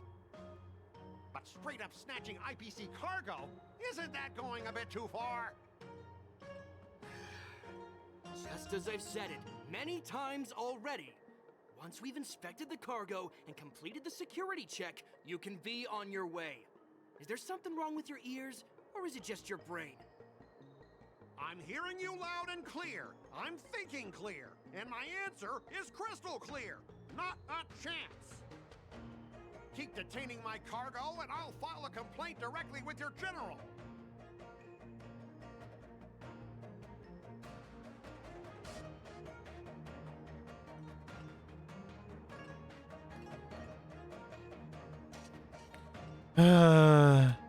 Scott, did I just hear a dog barking? You jerk! Who are you calling a dog? Wait, why are you here? Hi, remember me? On the Xianzhou, are you? What terrible luck! Wherever you go, disasters aren't far behind. Aren't you the guest from the Astral Express? What brings you and Yanqing to the Artisanship Commission? Them. I'm here to help Yanqing to do with the trouble of these Trouble idiots. caused by the IPC? I'd say it's caused by the Skyfaring Commission. Looks like you've met this IPC worker before. I'm not sure if that's a good or a bad thing. I was sent here to deal with the IPC protest, Miss Shikue. What's going on here? As you know, this IPC transport ship was attacked by the Borisin and rescued by the Juming's diplomatic ship. Then the Cloud Knights were instructed to bring it back to the dock for repairs and inspections. And this is Mr. Scott, the person in charge of this transport ship. So, you're Scott. I've heard him mention you. Weren't you kicked off the Lafu before? Why did you come back? Like I wanted to come back. I thought I'd just dock at the harbor for repairs and leave this forsaken place for good. Little did I know, as soon as the ship entered the harbor, a bunch of Cloud Knights showed up and snatched all our cargo from the hold. What do you mean by snatched? I've told you 1,000,000 times. It's a security check. Then why did you bring the cargo to the Artisanship Commission? You even brought in some shady craftsmen. It's obvious you're trying to steal the IPC's patented technology! Listen here. Firstly, the Skyfaring Commission detected dangerous items that could possibly be weapons in your cargo hold. That's why they called me here, to double check. Secondly, where the heck did you get the idea that I'm a shady craftsman? Even if there are dangerous items, what do they have to do with you? It's not even being shipped to the Lafu. We'll just fix the ship and be on our way. We won't unload our cargo here. But you'll have to stay in the port for several days before your ship is repaired and you can take off again. How can we just leave unchecked items sitting here? I understand, but we don't need to disassemble the cargo if it's just a security check, right?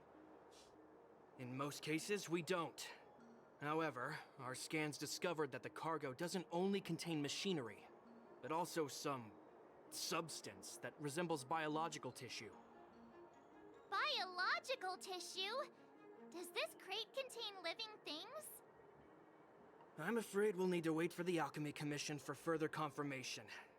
In any case, According to our regulations, we need to unseal one of the crates for further examination. But this IPC specialist has been hindering us on the grounds of patent secrecy. The Alliance's regulations on biological products are very strict. Without further inspection, there is no way for the Skyfaring Commission to release the cargo. Oh, really? Fine! If anyone lays a finger on that shipment, they'll have me to deal with. It doesn't matter if it's mechanical or biological. It's none of your business. I'm filing a complaint against the Skyfaring Commission's ridiculous regulations. This Mr. Scott seems stubborn and difficult to persuade. Honestly, I really don't want to have a vicious confrontation with the IPC.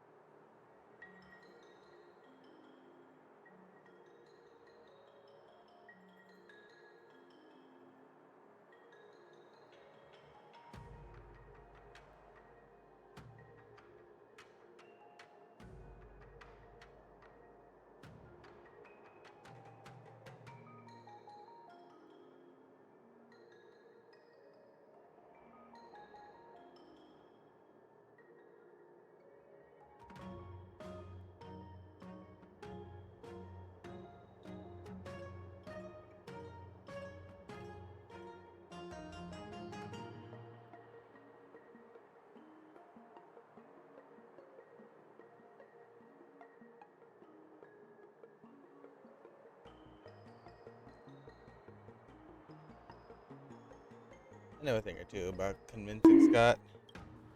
I heard how you helped Aramali. The IPC representative back then was Mr. Scott, right? Since you've dealt with him before, it looks like I'll have to rely on you again. What are you guys whispering about over there?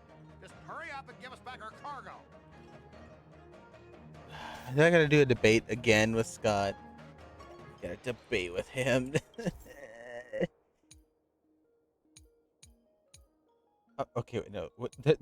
There's new mechanics to this now. Crap. At the end of the negotiation, the moral, if your moral is higher or equal to the opponent, it is considered a successful negotiation. Otherwise, deemed failure. In negotiation, either party's moral drops to 0. The negotiation immediately ends. Negotiation choices will lead to different outcomes, which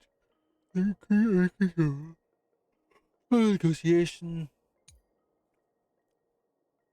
During a negotiation turn, you can use negotiation strategies, various negotiations, blah, blah, blah. Here you can view the information. If you're unsure to choose, click to view. Alright. As I recall, this guy won't listen to reason and can only be persuaded with intimidation. But he does seem to follow rules to some extent. Let's use that against him. Speaking of regulations, we have our own laws and regulations too.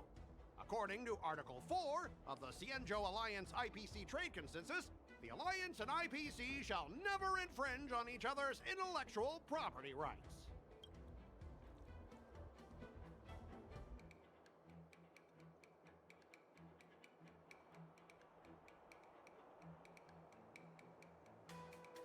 Making me a proposal? The Alliance can sign a non-disclosure agreement with you. That way, you won't have to worry about any infringements, right? Logic. We can sign a mutually acceptable non-disclosure agreement in accordance with the IPC's rules. Take that, Scott. Well, that makes sense, but how can we trust you to honor the term? Even if we set aside the secrecy of intellectual property, these prototypes built by the Intelligentsia Guild are incredibly valuable, beyond your wildest imagination. If anything goes wrong, you won't be able to pay for it even with your lives. Search to good old violence. Assure him you will proceed with caution. Pay you compensation. You wish. Can you give us an exact amount, Mr. Scott? If there's any damage after the inspection, the the Skyfaring Commission will compensate you. Yeah. The Skyfaring Commission. Yeah, they will compensate you, provided a detailed report of the damage is submitted. Mm-hmm. I don't doubt the financial strength of the Skyfaring Commission. However, this is not just about money. Besides, the cargo on this transport vessel belongs to the Intelligentsia Guild. If you want to inspect the cargo, shouldn't you at least call in a member of the Intelligentsia Guild to be present?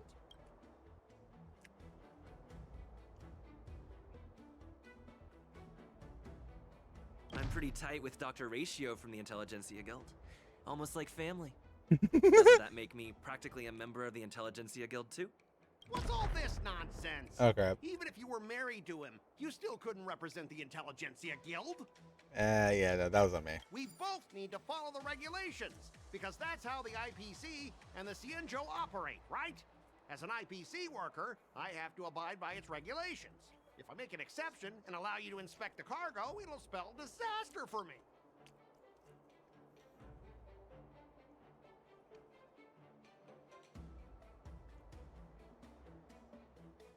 Everyone has their own set of rules. Now that you're on their turf, shouldn't you follow their rules too? Yeah, I get it. I know I'm on the Cienjo, but if I violate the IPC regulations, I'll be in deep trouble when I get back. I would. Like normal. Well, you guys sure know how to argue your case. Fine. I'll allow you to do the security inspection. It's just that, I need some time to sort things out. This is a big deal. Let me talk to headquarters first. So, Mr. Scott, are you just stalling for time and planning to leave the Cienjo as soon as your ship is repaired? To avoid the Skyfaring Commission's inspection? Well, IPC staff are free to come and go, as long as they don't break any laws. Lingsha. Yeah, got some insight there. Who are you again? It's her. Allow me to introduce myself. I'm Lingsha, Cauldron Master and head of the Alchemy Commission on the Lawfu. Yeah. Yeah, she's the new Cauldron Master assigned here from the Cienjo Juming. I received a report from the Artisanship Commission about cargo containing samples of unknown organisms. It said they needed help from the Alchemy Commission. I had nothing better to do, so I came myself. It's fine, Mr. Scott. If you really don't want your cargo to be inspected, it doesn't matter. It doesn't matter? How can you say that? Why are you being so nice all of a sudden? Well, since you're not going to check it, I'll take this crate and be on my way. Is that okay with everyone? Yeah, sure. Why should I object? Not only this sample, but all the goods on the transport ship are yours to keep. Like I said, we won't... Wait a minute! Sharing. Well, that's more like it. If only the young displayed a more reasonable attitude, we could have sidestepped that altercation just now. Our ship will leave in a few days once the engines are repaired. Your ship can leave whenever you want. But I'm afraid I can't say the same for your cargo. Oh. According to the import and export regulations signed between the Cienjo and IPC, all biological shipments can only leave the port when they have confirmed to be of no threat, or when all biological activity expires. Since we can't determine if your shipment is safe for the environment, I guess we'll have to wait for its biological activity to expire. Let me check the previous cases. Normally, it'll only take around 47 star calendar years. Damn. Only 47 years? Why so surprised? You're still young and full of energy. I'm pretty sure you'll live a few more decades. Have some confidence in yourself. She straight up brought it. Species. Your words are dripping with sarcasm. While you may not care about time, I do. I'll be demanding double compensation from the Skyfaring Commission for every minute wasted. Not possible. Sure thing, Mr. Scott. You seem pretty confident that your career and life will last long enough to witness this victory unfold. Ooh, she got you, buddy. She playing Step aside, chess. guys. Let them do the inspection. She's playing chess. You're playing checkers. Mr. Scott. Come on, we're already in enough trouble. Just let them do the security inspection. And if needed, I can always grovel before the Intelligentsia Guild later. I'm just using my head for what it's apparently good for, right? Thanks, bro. Well, honestly, at least you're not as annoying as that woman. Bro, just do the inspection. This lady is really something else. And then Ching doubted her. Is this the IPC product? Oh. Listen up. Any damages caused by inspections will be filed with the IPC. What is that? Turn it off. A mechanical Borison?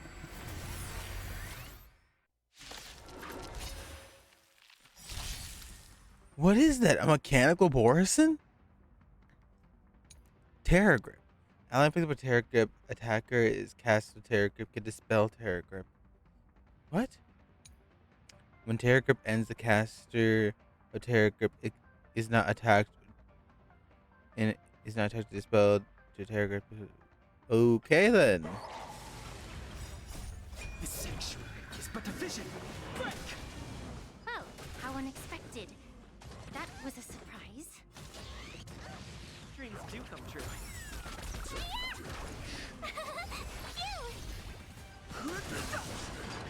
Let's improvise.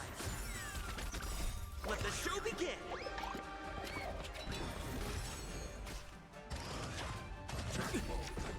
Try that again. Still the same one. Bloodlust. Oh no. Here! Watch this awesome move! This sanctuary is but a vision. Break! Jesus. Does Scott want to explain? Try that again.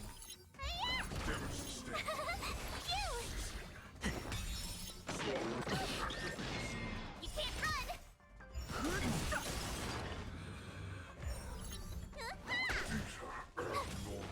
Dreams do come true. Let the show begin. Back up dancing. This sanctuary is but a vision. Break! Try that again. Watch this awesome move. You can't run. Let's improvise. No. Try that again.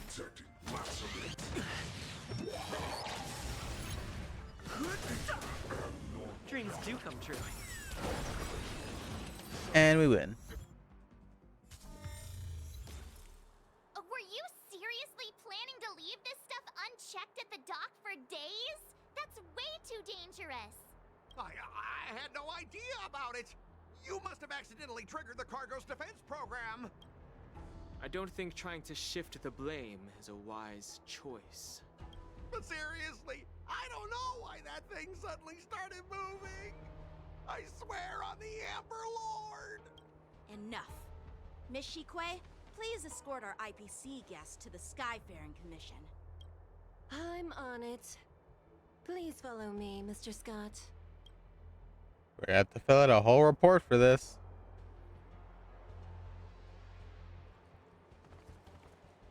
What is it? Gentlemen, our preliminary inspection shows that there is indeed hidden biological tissues inside, just like the craftsman feared. I can't even tell if it's ingenium or biological in nature. Why do you say that? The core of this device is what they call wetware in industry slang. To put it simply, this machine operates with a kind of biological nerve as its control center. They used a Borison for that? I'll I'll take some samples for the alchemist to analyze and figure out where the biological tissue comes from. Why would the Intelligentsia Guild use such unethical technology?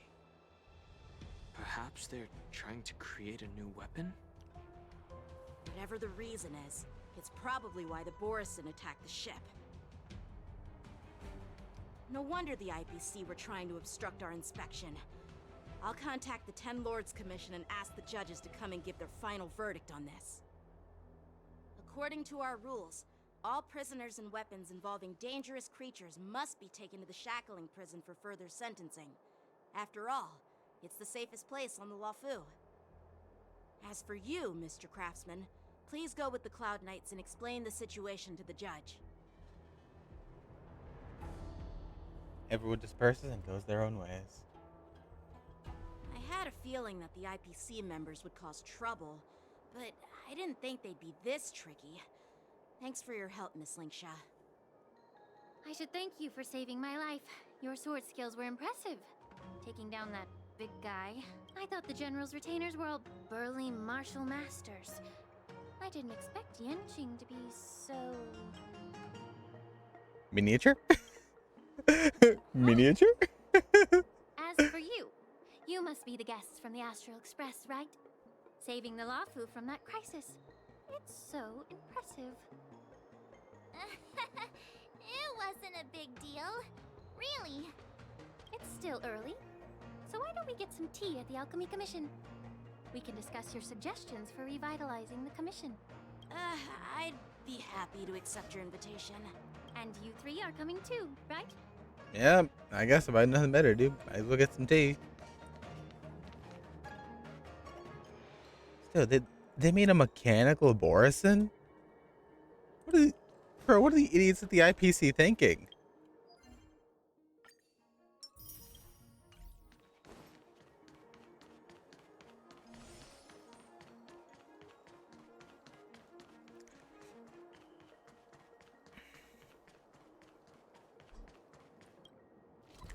Wait, where is it? Oh, wait, no, this is in... Oh, no, it's in the healer's market.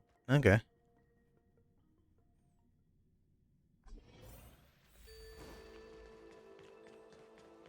Ha! I'm here to pay my respects. The news is spreading pretty fast. Is there any sort of, like, traveler that's canonically being used in this story? And so I think I'll switch to that traveler when I have time. All these years, and the view at the Alchemy Commission hasn't changed a bit. The tides come and go, but the ancient sea remains the same. For us Vidyadhara, there's nothing more nostalgic than our homeland. You're a Luofu native, Miss Lingsha? Yes. I grew She's up here, Vidyadhara. listening to the sound of waves while researching prescriptions with my mentors and peers at the Alchemy Commission. It's kind of sad, isn't it? Everything changes, but somehow remains familiar. Just like you, Don Hung, I traveled far from home, and now I've returned. Seeing the familiar scenery brings back a hint of nostalgia. Damn. The view here would be even better without the Ambrosial Arbor. Oh, really? I think that towering tree looks pretty impressive. Even if it's impressive, it's a plague mark. The Xianzhou have been fighting abominations for thousands of years. And now that the Ambrosial Arbor has been reborn, it's only natural for everyone to feel uneasy. Well, once a seed is planted, no matter how long it takes, it'll eventually sprout and bear fruit. In my humble opinion, the rebirth of the Ambrosial Arbor and the resurgence of the disciples of Sanctus Medicus were inevitable.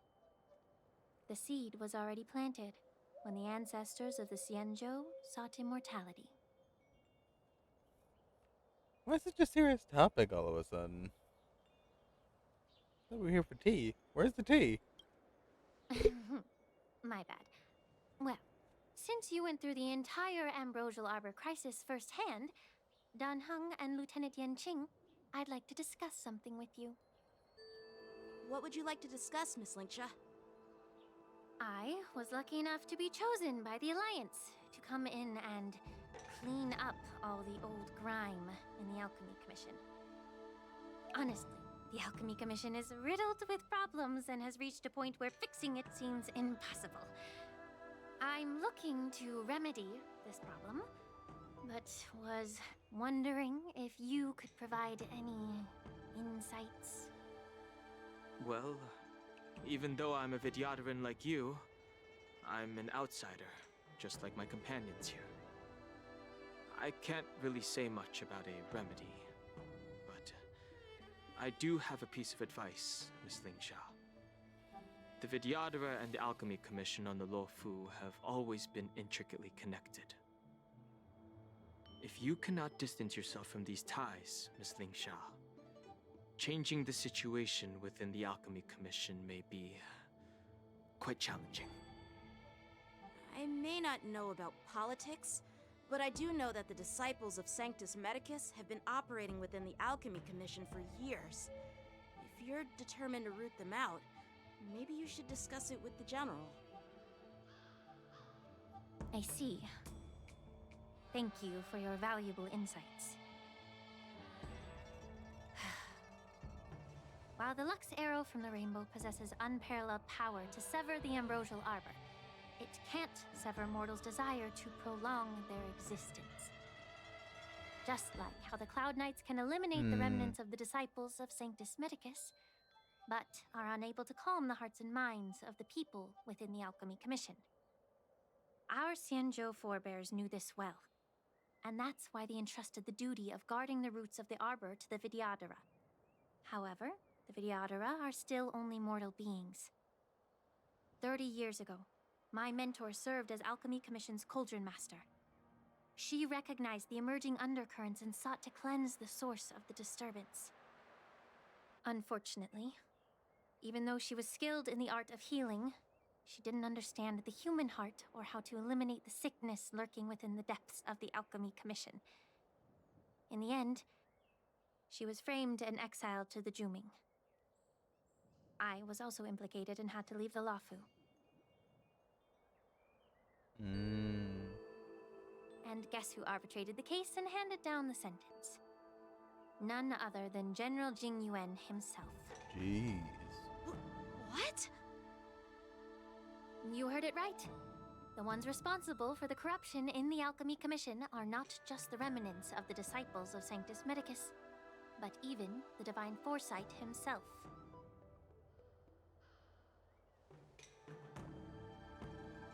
Alas, why is your face turning pale, Yanqing? Don't worry about it. I understand that when someone holds a position of power, they may sometimes have to make tough decisions. I won't hold any personal grudges against him. Besides, at our age, holding personal grudges is a luxury we can't afford. Damn. Lingsha! Yuli! I've been waiting ages for you! And yep. You know how this is gonna turn out. Yunli! Why aren't you with your grandpa?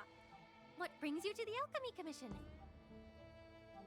Well, let me take this opportunity to introduce you to Yanqing. Read a room. They know. A small world. They know each other already. You stole my sword. Give it back. Okay, Yanqing, you couldn't say please. I'm sorry. As much as I am on Yun Li's case. Yeah, no, you're kind of being rude, buddy. You could say please. You could say thank you. You'd start with a hello again.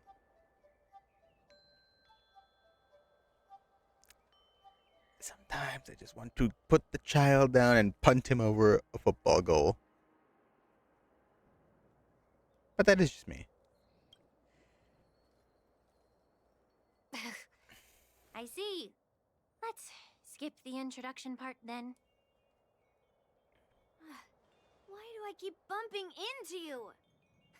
Are you stalking me or something? Of course not. Unlike you, Miss Yunli, I have important things to take care of. You, on the other hand, seem to have all the time in the world to wander around without returning my sword. Grandpa used to say that a sword reflects its master. I talked to your sword, and it told me that you've been distracted. You hesitate when you should strike, and you struggle to stay calm when your sword is unsheathed.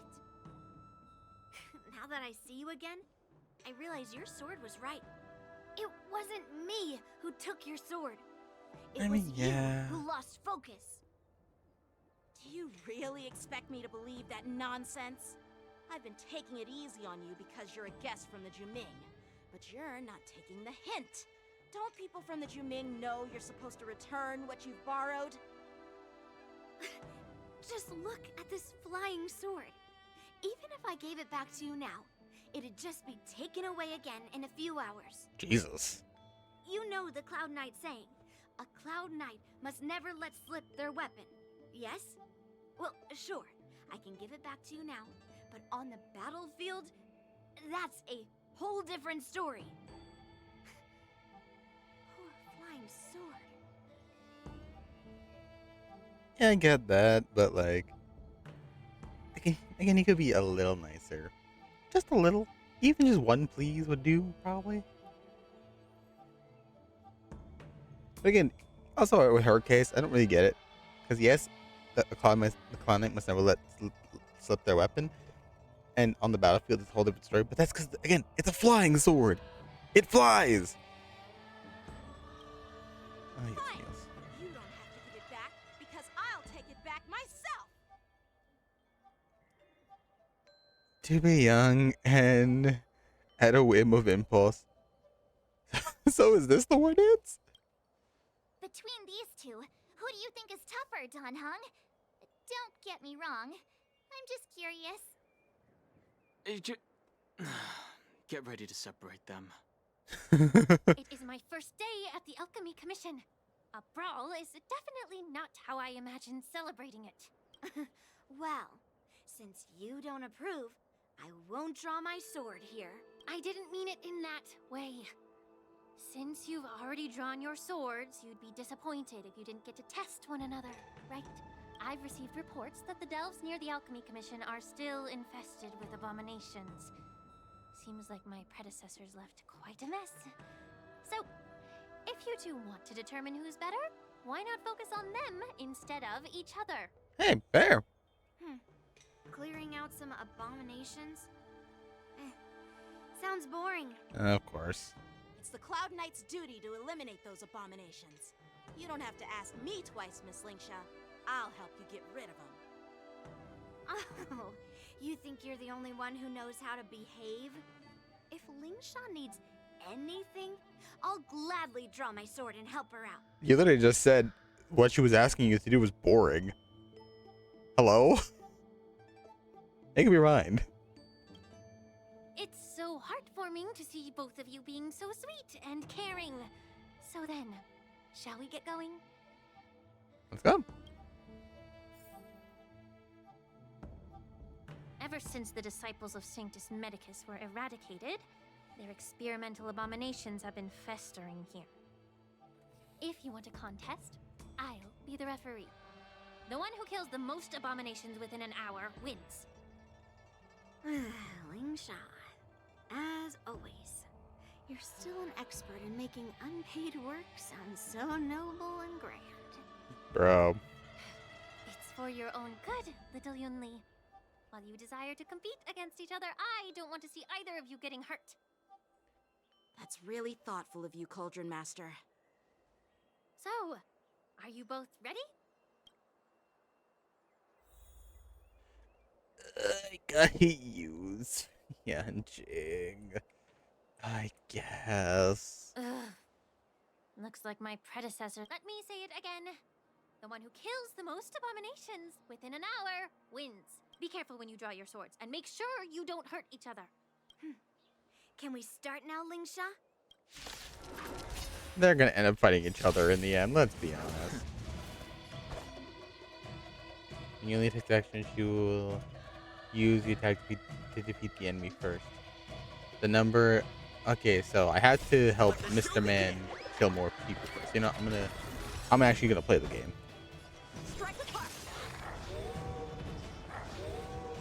Stay in step. Dreams do come true. no interest in conflict. The truth of life and death. The sanctuary is but a vision. Break! Told you I could fight. Here! Revitalize shield. Break. I didn't expect someone who can't even hold on to a sword to actually have some skill. Jesus. You've got style with those moves. Oh, You're jeez. not Okay. striking where it counts. I see what I need to do. That's not good. Shame to see you misuse your sword like that. Bladed flight. Gotta try hard. Watch this awesome move. Too late to repent. Let the show begin. I probably should have brought someone who can do damage. I didn't think this through, did I?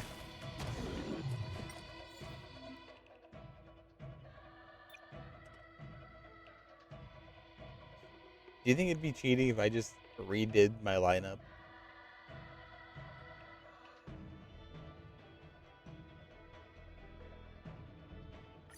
I mean... Alright, we need an actual lineup. So the team must include Yanxing. Wait, nope, no, I didn't mean that. I didn't mean that. I didn't mean that. You know what? No, I know what team I'm bringing. So we have Yanxing. But...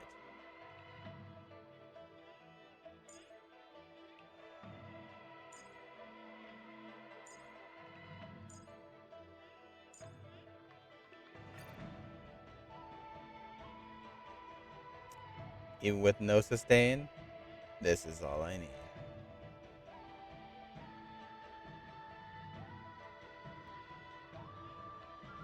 Unfortunately, I need his ass, unfortunately, I guess. But again, Akron will just sweep everything.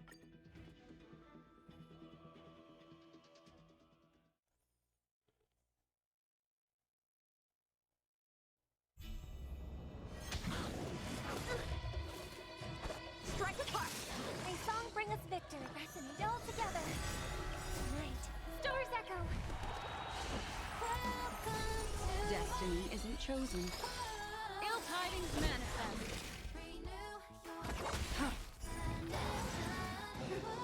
I didn't expect someone who can't even hold on to a sword to actually have some skill.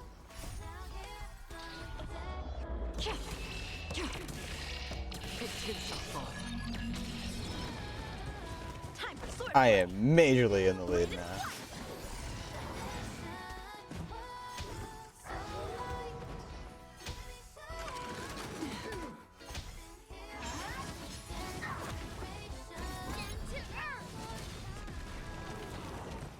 How many can you block?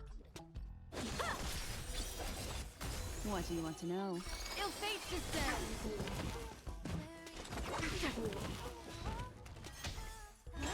Mind your manners. Memories of beneath the waters lies an endless abyss. I hope for an end to strife in the world.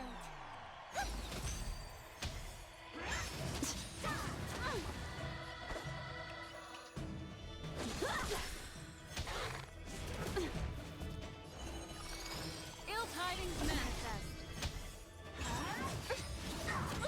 She might get this one. Yikes. Yeah, it's fine. I still have the lead. Time for swordplay. Besides, Strike apart. Another journey. Practice is over. Swords descend.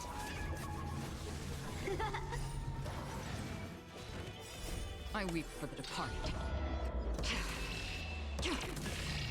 It too shall fall. Destined for oblivion. Right. Stars echo. Destiny isn't chosen. Ill fate descends. How many can you block? Free will or what from the still waters of oblivion. I win. I win, Miss Yunli. You got lucky. Look, suck, huh? Not just me using Acheron to just shred everything. Why don't you just give me back my sword, sincerely apologize, and then go cry your eyes out to your grandpa? Okay, Yancheng, I love you, but well, dang it, no, I don't. Why did I say that? Oh, ew, disgusting. Yeah, buddy, the sword and the apologizing bit was okay. Did you really have to insult her like that, though? I get you're angry, but like, Consider yourself lucky that I'm not interested in your rusty sword, as I don't have the nasty habit of snatching other people's weapons. let man have this. I mean, again, I don't like this guy. So, as of right now, none of them are on my list. So, All you did was chop down a few monsters. Don't get carried away with yourself. I mean, he did win, though. It was a fair competition, and he won. So, If you think you can just take this sword from my hand, go ahead and try. didn't Lingshaw just say not to fight each other? God, Jesus Christ. Oh, here we go.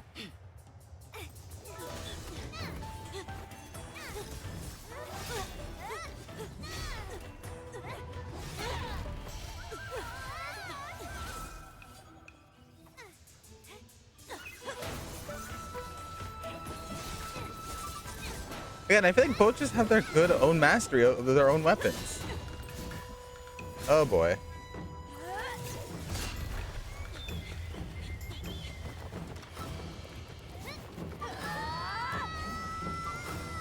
Oh. It's her. It's her. Welcome, my young friend. It's her. It's her. It's her. It's her. It's her. Sorry. Yeah. Hi. Hi. However, both of you have shortcomings. One of you focuses on dodging and weaving. I'm sorry. It's FEIXIAO. What do you want from me? Strength, trying to take down targets with a single strike. Huh. She just told them, yeah, no, you both suck. That's all it is. You know what? I respect it. She just told them, one of y'all, like, just runs away and just avoids attacking. And the other one just focuses on just trying to end it in one go. Y'all suck. I'm not. Shut up. Shut up. Shut up. Who are you? How do you not know who this is, lady? I'm sorry. I'm sorry, FEIXIAO. She's new here. Me? I'm just a patient seeking medicine from the Alchemy Commission. A passerby, if you will. Yes, a passerby who stopped two high-skill people with just her hands alone. Not even her hands, her fingertips.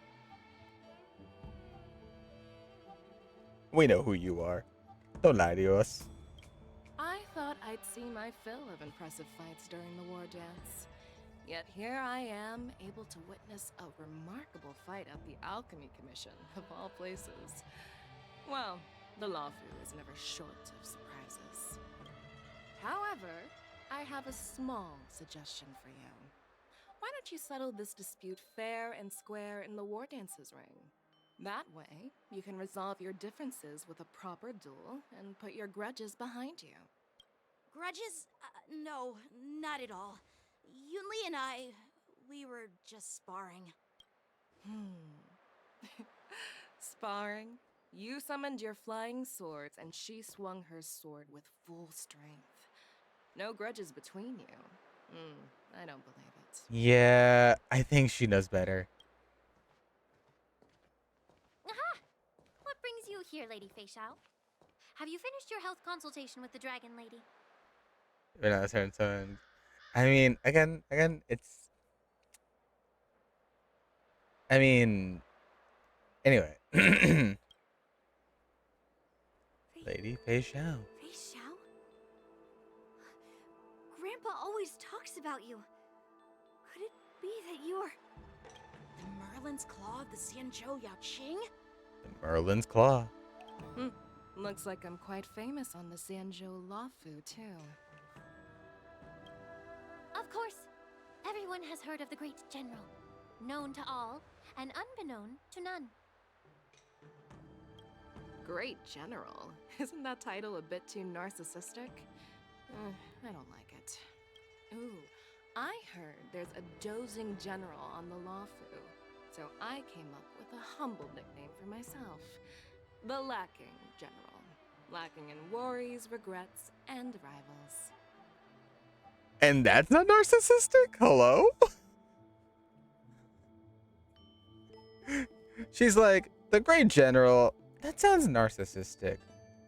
I chose the Lacking General because I don't have to worry, I don't have regrets, and I don't have rival. Bro, this woman is a narcissist, but it is justified. That is the funny part. Sounds much better, right? Like, isn't that narcissistic? Yeah, that's a befitting title that sounds both humble and impressive. Humble. I don't know what that word. Now that the sparring session is over, Yanqing and Yunli, shouldn't you politely thank General FEIXIAO for her guidance and bury the hatchet? Here's your sword. Keep it safe. Or it might get taken away again. By the way, we haven't settled the score yet. I'll defeat you fair and square next time we fight. This is how she apologizes? Now that I finally got my sword back, I should report to the seat of divine foresight. I'll take my leave, General FEIXIAO. I mean, he's kind of justified with that one. By the way, Miss Linksha, if you've got some free time, I'd like to invite you to the seat of divine foresight for a chat with General Jingyuan. I think there's more to those personal grudges you mentioned earlier.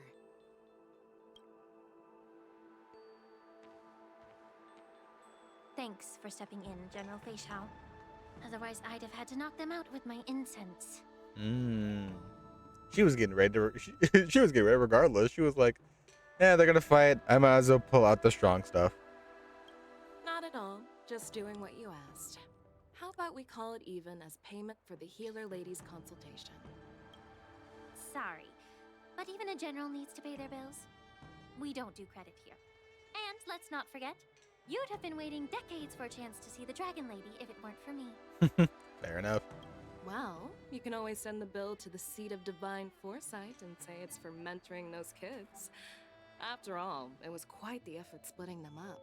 I nearly had to get tough. Now, if you'll excuse me. Again, I need to what find do you mean? some fresh air.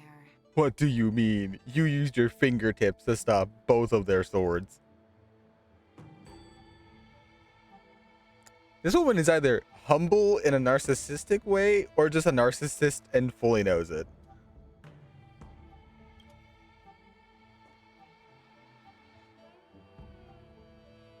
Either way, narcissism is truly there.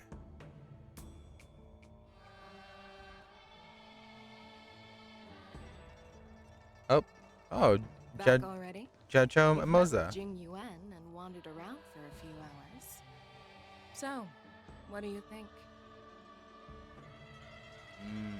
That she said before. It appears that the Divine Foresight is using this war dance as a show of strength to convince everyone that the Luofu is prospering after the Ambrosial Arbor crisis. But... I know you're going to say but, right? But the influx of people attending the war dance is like a breeding ground for disorder and rumors. One wrong move, and the Luofu could be in a world of chaos. The Cloud Knights on the streets remain vigilant, so at the very least, General Jingyuan is aware of this. As for other matters, I'm unable to say. I'd prefer to be excused from future meetings with generals. I'm just a military healer. And now all of a sudden I'm thrust onto the center stage having cordial chats with two generals? my work doesn't lend itself to being in the limelight either. Just stop whining. At least you're in one piece, right? Before getting in touch with General Jing Yuan, I wanted to put aside my assumptions and see his momentum. That includes the overall bearing of the Cloud Knights on the street, what people are saying, and how those close to him behave. The might of an army dwells not within its pawns, but within the force of its collective momentum. Recognizing this fact reveals the true measure of power. Thanks for enlightening me, General. A perfectly clear statement turned confusing thanks to your translation. You've made me lose where I was now. Anyway, this is how I operate in battle, so you might as well get used to it. Are you treating General Jingyuan as your enemy? The longest-serving general of the Xianzhou Luofu. Do you think he'd have only a few enemies? Oh. By the way, General, you met the healer lady, yes? Could you show me the medicine she prescribed you? Well, the healer lady couldn't do anything about my condition. She just told me to enjoy some tasty food. Oh? So not even the famed healer lady could help? No, guess not. Don't worry. I'll fulfill my promise and find a way to cure you. Actually, I've found some leads. Well, life and death, Jiao Chou. It's all predetermined. Life and death. Upon starting my military career, I Oh? made a pledge that the rest of my life would be dedicated to being the Xianzhou spearhead, hunting down the abominations of abundance till the end of my days. Ooh, we're getting As long as I lore. can fulfill that deep-seated desire, I don't care how long I live. You asked if I view General Jing Yuan as my enemy. No. My real enemy has always been myself.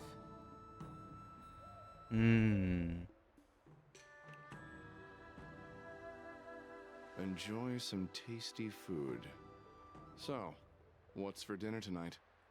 Jeez. Moza. You really know how to read the room, don't you? I want to pull for Moza too. He seems cool. You guys figure it out for yourselves. I'm due to catch up with an old war friend I've not seen for quite a long time. Oh? Ooh. Meanwhile, we return to Exalting Sanctum. Hey! Was that the Yaoqing general who just dropped in out of nowhere? Oh, she's so awesome! I mean, when Yun Li swung that massive sword, she just casually blocked her attack with ease.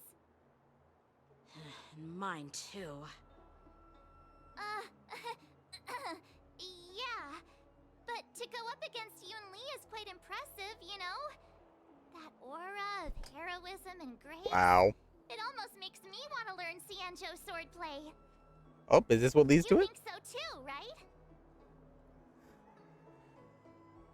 The general is totally something else. I agree. General FEIXIAO is indeed impressive. I was actually hoping you'd give Yanqing some praise. Thanks for the kind words, Miss March. The war dance is coming up, and I've been chosen to represent the Cloud Knights in the ceremony.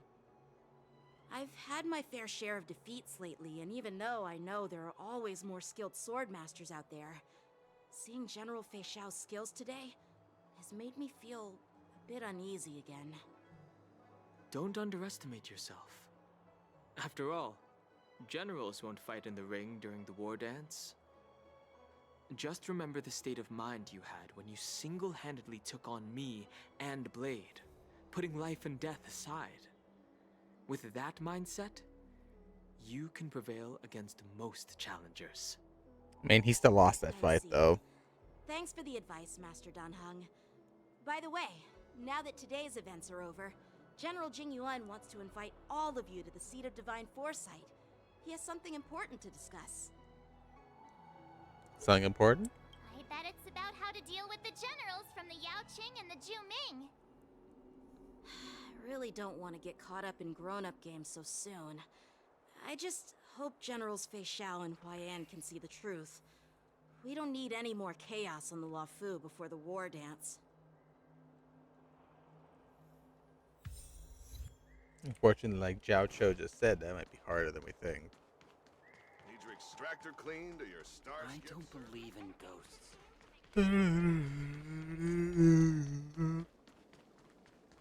Whew. To the seat of divine foresight. Would you like me to relay your message?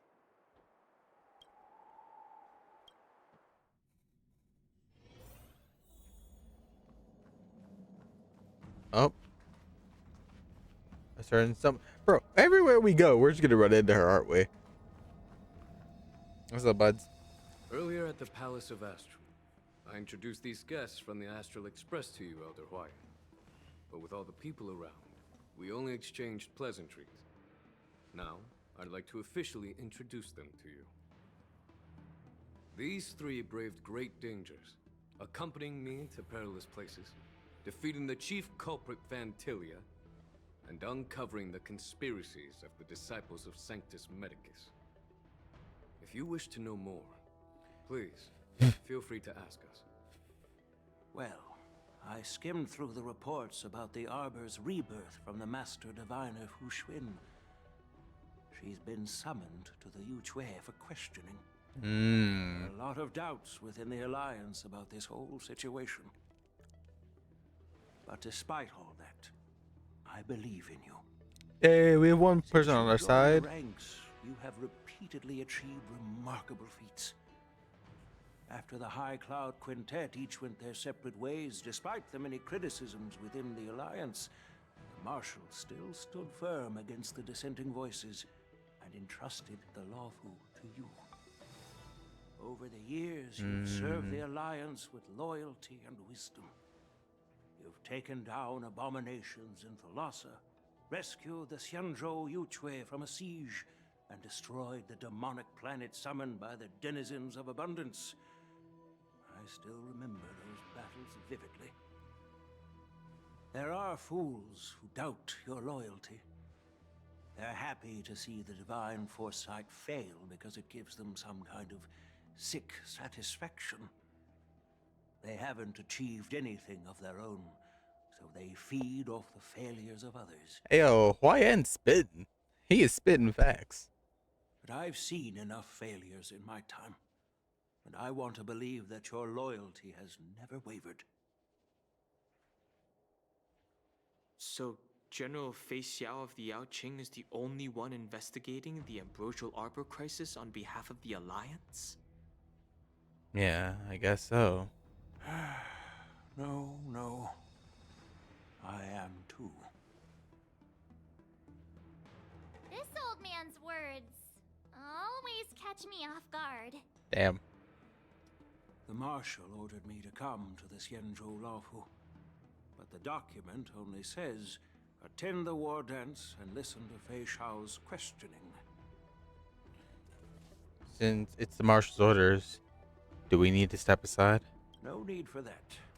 You're all important witnesses. The Marshal is well aware of Jing Yuan's purpose in holding the ceremony, and understands the situation he is facing. She mentioned it because she believes both issues are important. Thanks for your kindness and sincerity, Elder Huaiyan. But is it appropriate to tell everyone here about the Marshal's orders? By introducing the Express's witnesses to me alone, aren't you aiming to discern the intentions behind both my actions and FEIXIAO's? Whether there's any discord between us? Fair enough. Since I'm being open and honest with you, I encourage you young folk to do the same. As for the Ambrosial Arbor crisis, all I need to do is listen. General FEIXIAO will be the one asking the questions. To be honest, I'm more concerned about the timely start of the war dance. Oh, of course. by the way, I've prepared a gift for the war dance. Being? Oh.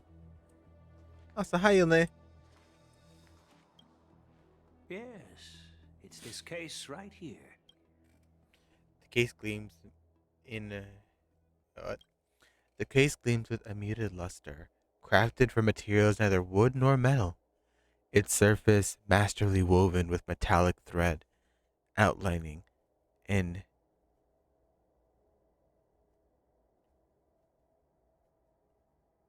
in, outlining an intricate pattern of lotus flowers. There will be numerous contests and celebrations during the war dance, and the main event will be the Ringmaster's Challenge. The host will dispatch a skilled warrior to take on challengers from all over the cosmos, showcasing the excellent martial arts of the Xianzhou Luofu. When you mentioned that the Astral Express would be attending the ceremony, I thought the High Elder of the Luofu would be the Ringmaster. You humor me, Elder Huayan. The healer lady is just a young lady who knows nothing about martial arts. How can I assign her as the ringmaster? I'm no match to you when it comes to joking. What's this box for? Why don't you open it, General Huayan? This sword case is intended for the War Dance's award. It's empty Oh. now, but in a few days, a precious sword will be delivered and stored inside. I don't mean to boast about our skills, but this sword represents the pinnacle of the Juming's craftsmanship. It has a legendary history, full of heroic tales from foreign lands, tales that are too detailed to be summarized in just a few words. Since the delegation delivering the sword hasn't arrived yet, I'll just leave the case here for now. I've been wondering who would be worthy of such a sword. And then it hit me. I can award it to the champion of the Ringmaster's Challenge. The ceremony's champion is sure to be a perfect match for the sword. Moreover, I hear that Yanqing is an excellent swordmaster, and that he will be representing the Luofu as the Ringmaster. So it seems like a perfect gift for him. Thank you for your generosity, Elder Huayan. If you want to give me a sword, just say the word, Grandpa. No need to beat around the bush. Wow, she's really confident. You've got confidence, my girl, but I don't think you can best Yanqing. Oh. Oh no. She's gonna be mad. I know you're all about swords, Miss Yunli. It's just a shame that it's the sword that ultimately chooses its rightful master.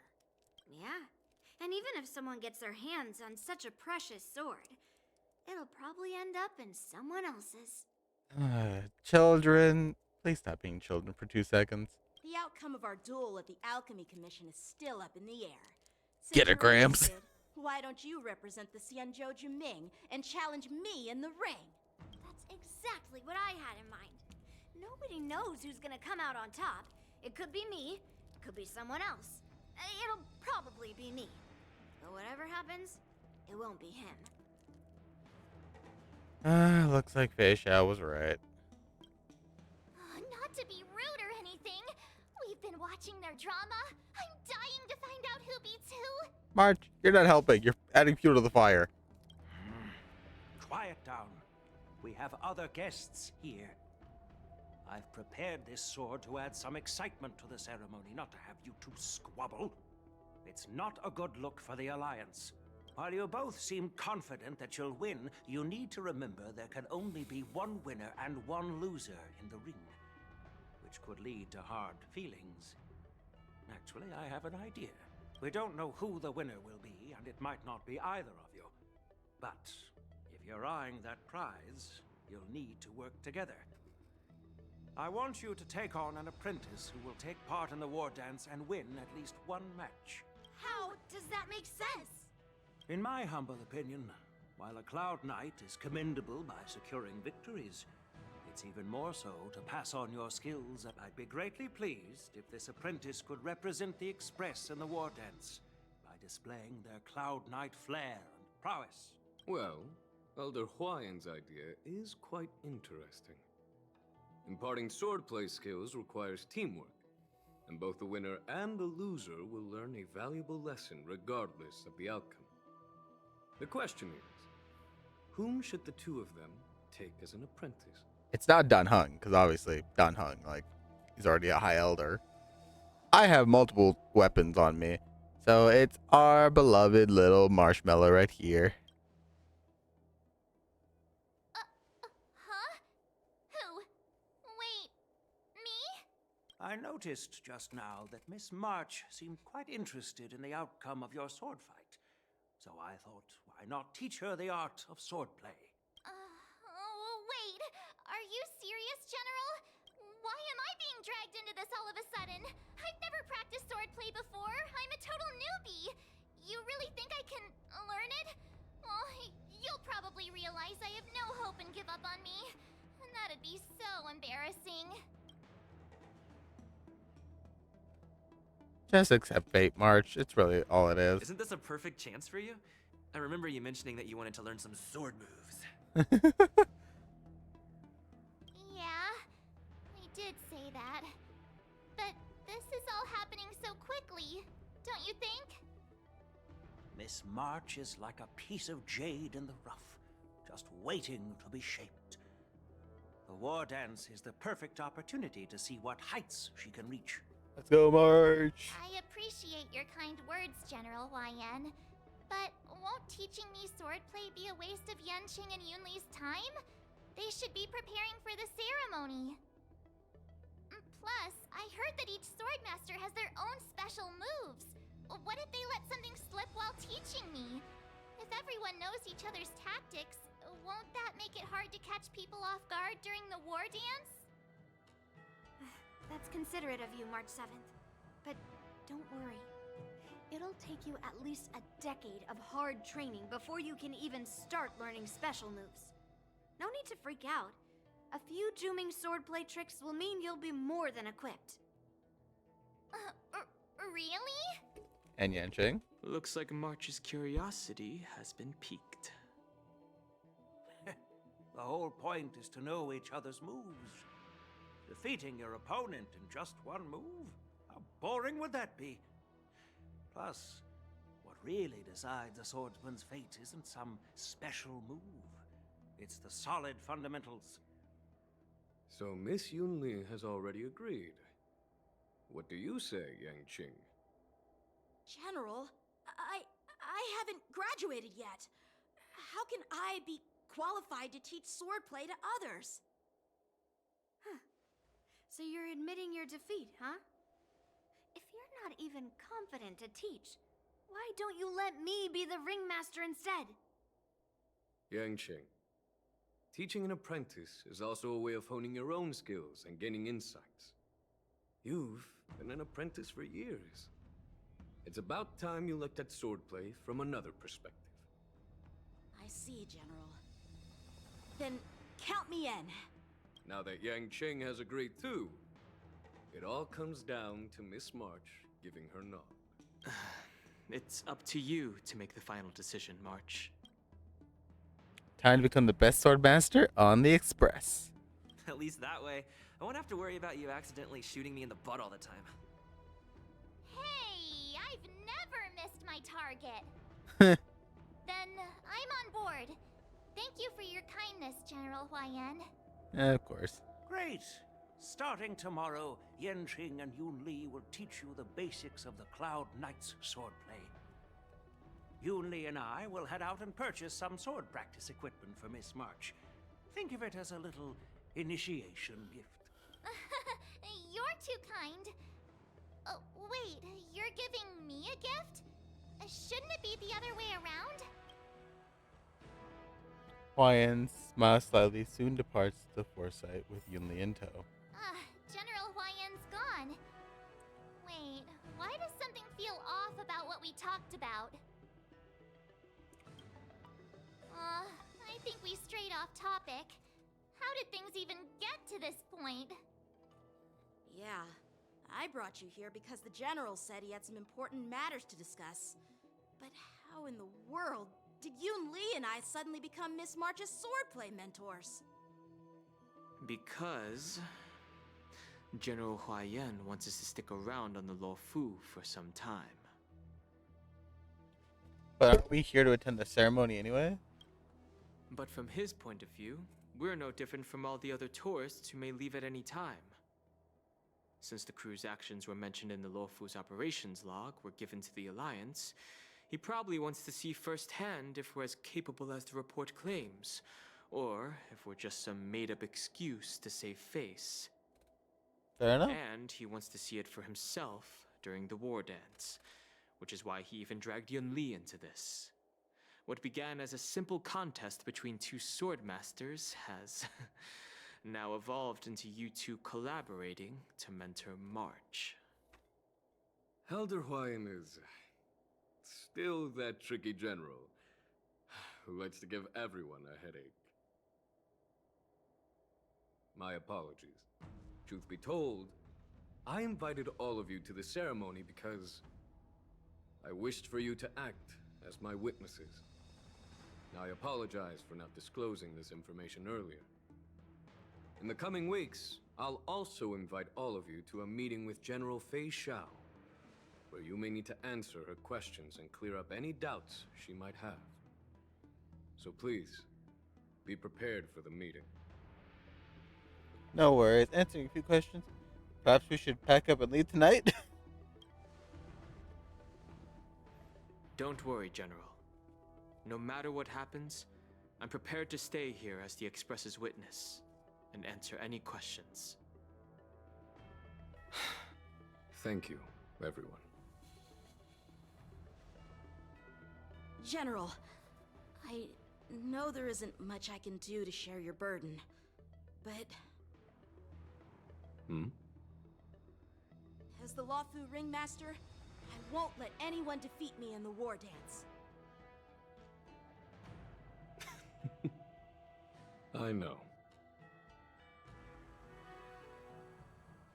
Nah, because hunky-dory tomfoolery, March is gonna win.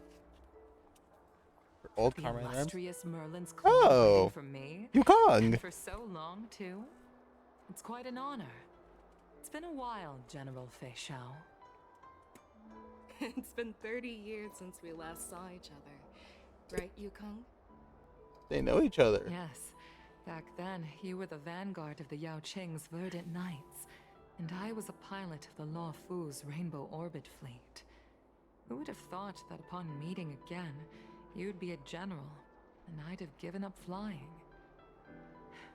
It really does feel like a lifetime ago. Well, I wouldn't say I haven't seen you in 30 years. After all, your great victories are announced through the Yellow Bell resonance system every day. So I'm well aware of your great feats. How's your health holding up? Still stable, I suppose. Do you still remember the medic who saved me in battle? That healer with the odd name and peculiar temperament. What was his name again? Was it Pichu? Or Kachio? Jiao Cho. He's been my retainer Jiao and Cho. personal healer, delegated by the Alchemy Commission from the Xianzhou Yao Qing. Over the years, he's dedicated himself to managing my condition. It's thanks to him that I'm still in good health today. Given my background, I'm happy to have made it this far. I'm relieved to know that you're safe and sound. Well then, since you and Elder Huayan are here, I imagine you must have received orders from the Marshal? As your friend, may I ask how the Alliance intends to punish the General of the Luofu? The Arbor's rebirth has frightened the elders who lurk behind the scenes. They fear the resurgence of abominations, much like what happened 30 years ago. Although the report from the Luofu explained all the details, we don't know if the Ruin Legion really invaded, or how exactly the Stellaron Hunters and the Astral Express became involved. This puzzle has many missing pieces. As you know, the fugitive Jing Liu, who mysteriously disappeared many years ago, has resurfaced. This time, she has brought along an Outworlder and a coffin, claiming to offer the Marshal a method to fight against the Eons. The Luofu Preceptor has also leveled accusations against Jing Yuan for neglecting the Alliance's principles. She asserts that Jing Yuan enabled the exiled Imbibitor Lunae to re-enter the Luofu, thereby unlocking the lunarescent depths within Scale Gorge waterscape, which in turn disrupted the Vidyadhara's dutiful watch over the Ambrosial Arbor. It is for these reasons that I have come here to the Luofu today. Yikes. Well, duty calls. Perhaps I shouldn't have mentioned all of this to an uninvolved person, but since we once fought together, I didn't want to keep you in the dark. Perhaps pretending you didn't hear any of this would be for the best. I understand. I'm sorry. I was out of line. I know I shouldn't be defending General Jing Yuan right now, but... well, you know how I am. The Luofu has enjoyed centuries of stability since the end of the sedition of Imbibitor Lunae, much of which can be attributed to General Jing Yuan's masterful strategizing. Unfortunately, for long-life species, enduring through the ages always culminates in a failure that undoes all previous achievements, a moment that our adversaries relish. That's true. And that's why I'm also here for another purpose. To visit Hule. Hule? Hule? You mean that Hule? The Borisin warhead? The same Hule who has been imprisoned in the Shackling prison for over 7 centuries? The nemesis of the Foxians who will never be forgiven and shall be imprisoned until the end of the cosmos. I can't quite remember the exact wording, but yes, the very same Hule. Usually, only emissaries from the Xianzhou Yaoqing Skyfaring Commission visit him once every century. Why do you have to visit him now, of all times? The Foxians and the Alliance made a pact to combat the abominations, aiming to achieve justice and free their kin. That werewolf monster is to be forever imprisoned in the dark recesses of the Shackling prison, facing unending retribution. Given the situation on the Luofu, those on the Yaoqing are concerned about Hule's imprisonment. I'm afraid that the routine visit every century is no longer sufficient to ease their concerns. I see. That's why I was sent here, to reassure them. That's so weird, though. That giant It's thing. all bad news. Well, not everything. There might be a silver lining. Oh, by the way, I found some clues about the thing you asked for. Oh? Tell me more. The Verdant Knights followed the route you mentioned and discovered the wreckage of the Whistling Flame ship. Unfortunately, there were no survivors and no cargo. However, someone had already been on the scene before we arrived. Our people? Or someone from the IPC? No, neither. Yukong. Oh no. What did May do this time?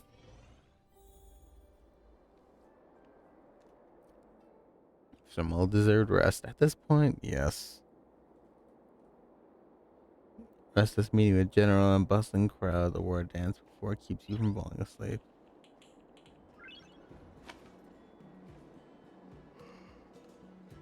Thank you. I'm still feeling sleepy. I feel that. Did I oversleep? Where did March and Donhung go? Gotta go find my compadres. Now watch I go play? There you are.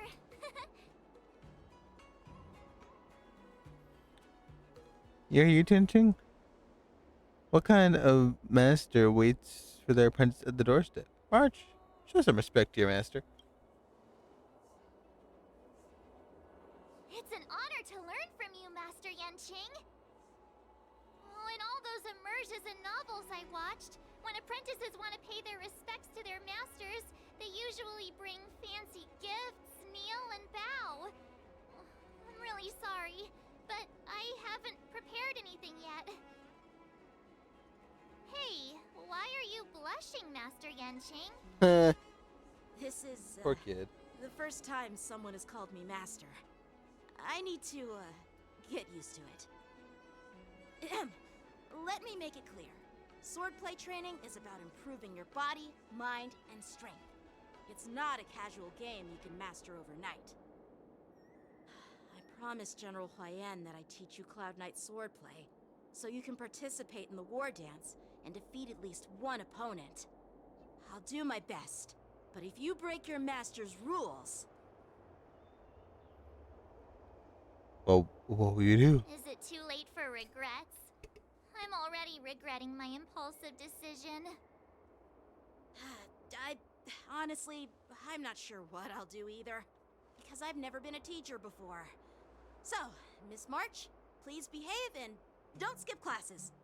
Or complain. You need to toughen up and train her properly, Master Yanqing. Don't go easy on her. You're so heartless. I'm not. I'm just a good friend. By the way, where's Yunli? I've found a quiet spot in the back garden of the Palace of Astrum for our first lesson together. She's already there. Oh, March POV. Let's go. We hit the POV switching. Seriously?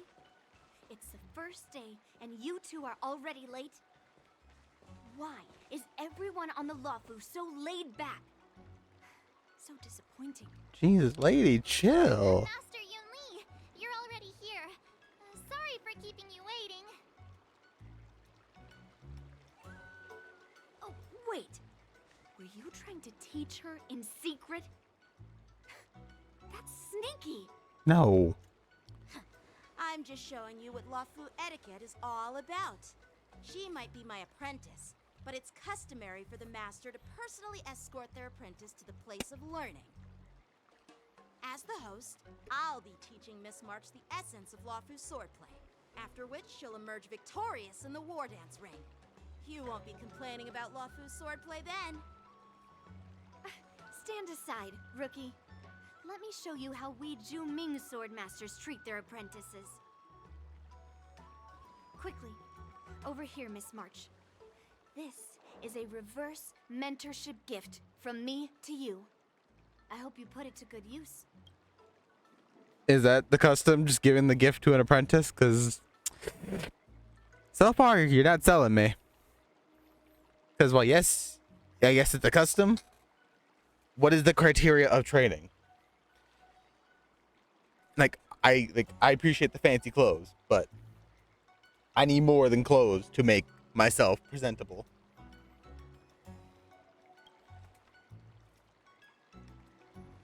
What's this? Xianzhou clothing? It's so beautiful!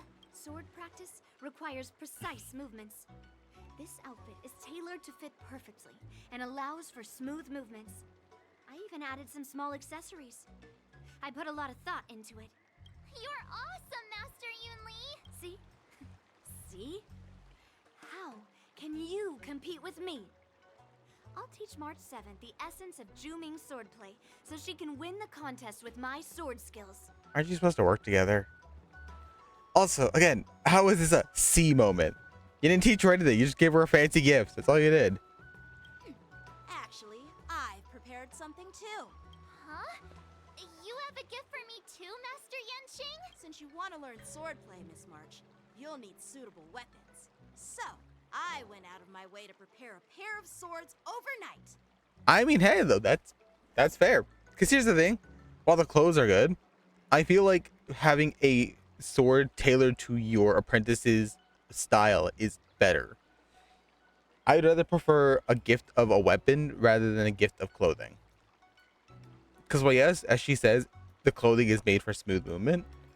I still prefer it to be, I have something that's actually I'm going to use and have to train with.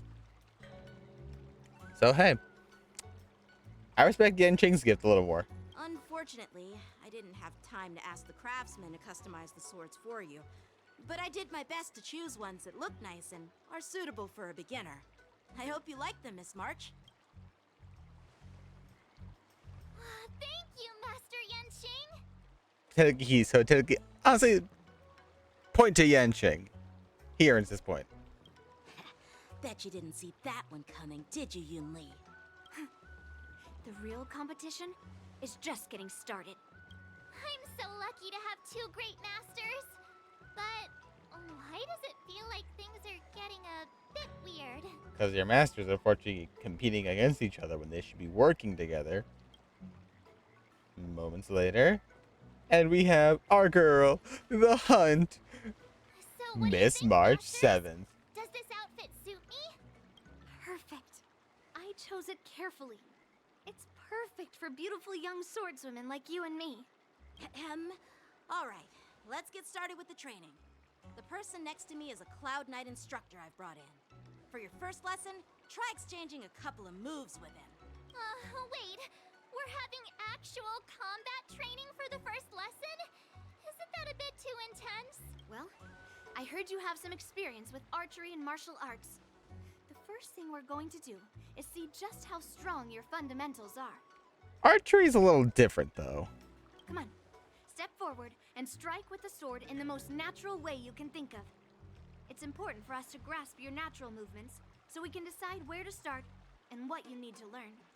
If you're ready, let's begin.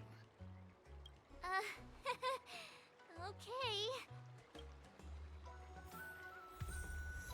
All right, March. All right, let's get started with the training. All right, buddy. Fight me. Ready? Yeah. Then I apologize in advance.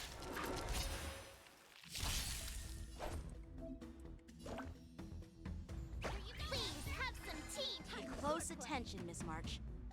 Lawfu's swordplay is all about being swift and agile in your movements. Strike apart. Yes, you! Practice is over. Swords descend!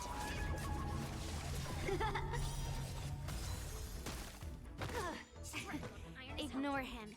Strength is everything. See, here's the problem I feel like with both of their styles. It's like FEIXIAO pointed out. While Yanqing focuses on evasion and kind of like distant strikes, Just between us, which one do you want to strike? and Yuli is all about brute force.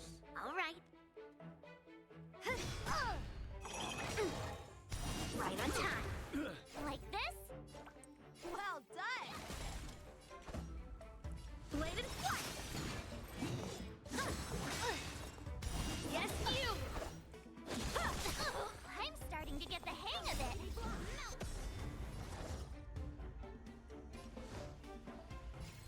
Strike apart! Oh, I get it. With a true heart and focused mind. Here I come. Strike. Right on time. Yes, you. Time for swordplay! Bladed flight.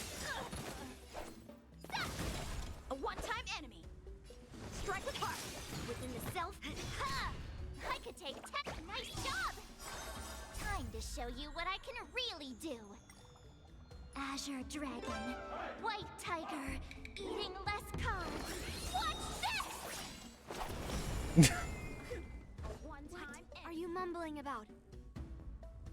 Isn't this, sword technique? Shouldn't I be saying something cool? Nice. I love her. She's so goofy. Did she literally copy off Dan Hong's thing? Azure Dragon, Delve Hidden Moon, World Cleansing Dragon. That is so funny though. I love it. Practice is over. Swords descend!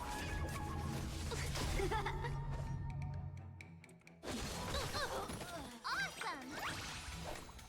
Alright, check out this move! What are you made of? How many can you block? Bladed flight! Here you go, Master! Right on time. Time for swordplay. Strike apart. Leave through clouds! God. I didn't expect the first Miss March has quick hands and a flexible body. She's a perfect fit for practicing Lawfu swordplay. However, she lacks strength, and her strikes were a bit unfocused. But don't worry, that's totally normal for beginners. Once she starts practicing Juming swordplay, she'll make heaps of progress. Given the situation, I believe Miss March should start by working on her strength. Of course. Can't you both agree on something for 2 seconds? Seriously, do you actually know anything about swordplay, or what? Both of them are justified. Here's the thing. Because while yes, you can have good strength, if you don't have the footwork to keep in place, you're just going to fall over. Unless you have overwhelming power on your side, you can easily be knocked over. But if you don't have the proper power to align with your footwork, you're only just going to be overpowered and just keep dodging and evading. In the end, both of these are correct steps. While yes, Weisaku's March can learn power, she can learn the footwork so that way she's not off balance. These two could learn something from each other, if anything. I could ask you the same thing. Dual swords require agility. So what's more important than footwork? Instead of focusing on her strengths, we should address her weaknesses. The drawback of wielding two swords is not generating enough force. What good is being quick on your feet if you don't have strength? It's not like we're dancing here. Skilled sword masters know how to play to their strengths and work on their weaknesses. Start with what you're good at, then tackle your weaknesses. That's the right way to learn. You're quite the theorist, huh? Theorist? You claim to be able to talk to swords. So what does that make you? A lunatic? Hey, it's only my first lesson, and you're already arguing. Come on, calm down, masters. I'll have to improve both my footwork and strength anyway, so it doesn't matter which one comes first. But it does matter. Just listen to me, March 7th. Can Dan Hung come in and be like, you're both wrong? Thus begins the journey of March's sword training.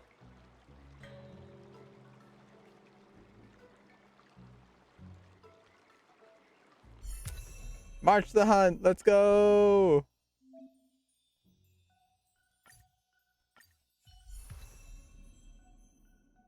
Now we need to get her a bunch of hunt things, though.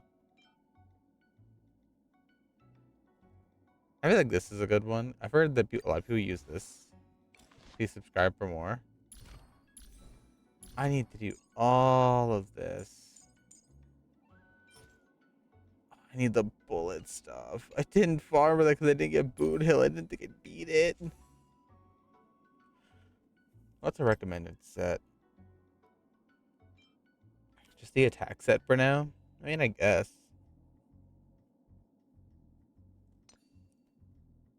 Do you have any spare attack stuff lying around? No. I might have to borrow a Dan Hung stuff.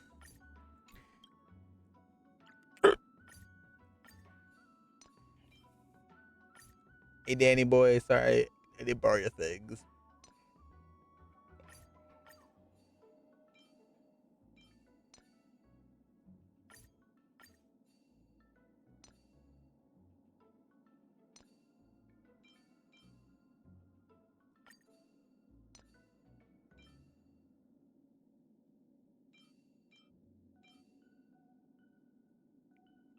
Sorry, Claire. I need to borrow this.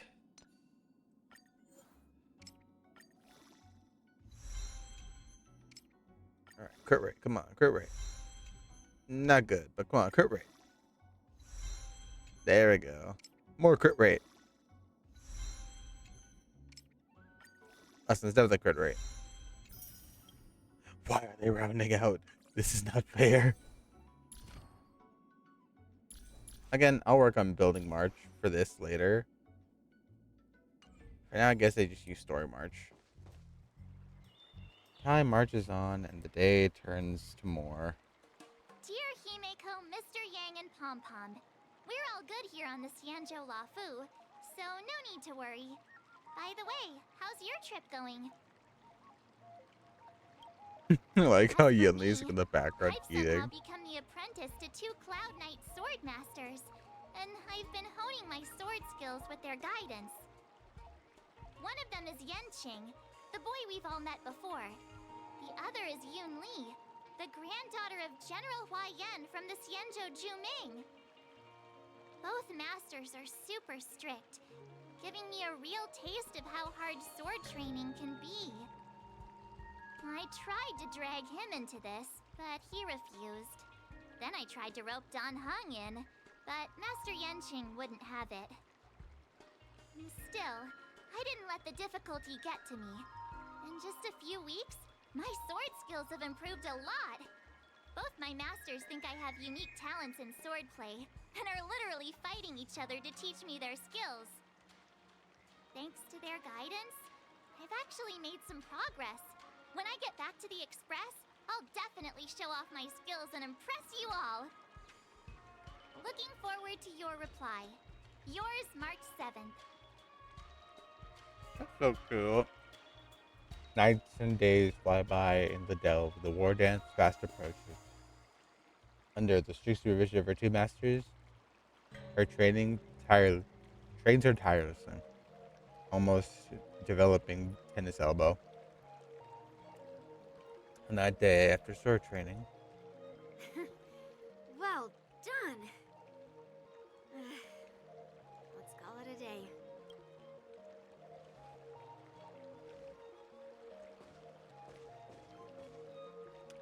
Miss March's sword skills are really coming along. She'll hold her own just fine in the war dance. maybe I was just defeating my masters. Just you wait and see. I'll show off my skills in the ring and win a match. I'll make both of you proud.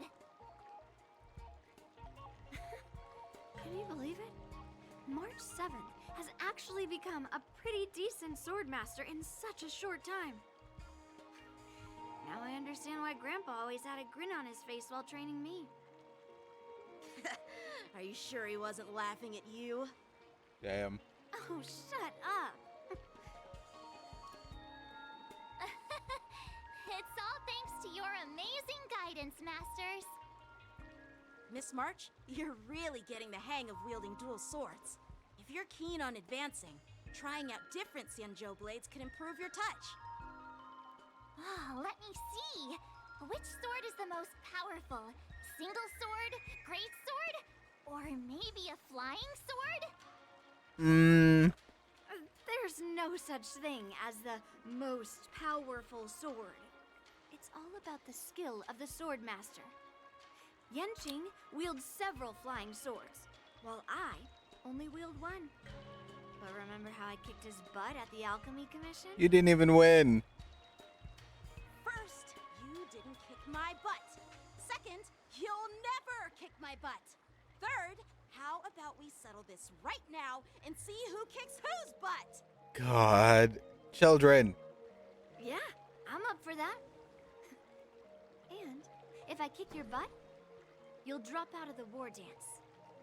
Deal? March. Step in right now. Step in right now. Why are you two arguing again?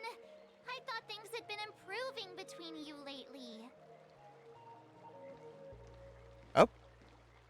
There was talk that the leading disciples of Zhao the Law Chou. and Juming generals were supposed to face off in the war dance, but for some reason, they suddenly teamed up to train an apprentice of their own. Zhao Chou. Turns out the rumors are true. Like, who are you? Tomorrow is the big day of the war dance. Shouldn't you two be focusing on honing your skills instead of teaching swordplay here? You're... Oh, that's right. You're the pink-haired fox from the Yaoqing. Mr. Zhao Chou. This is Mr. Zhao Chou, the healer working for the general of the Xianzhou Yaoqing. Ah, got it. So, you're the participant attending the war dance on behalf of the Yaoqing. And you were trying to sneak a peek at our training? Sorry for the misunderstanding. I don't know anything about martial arts.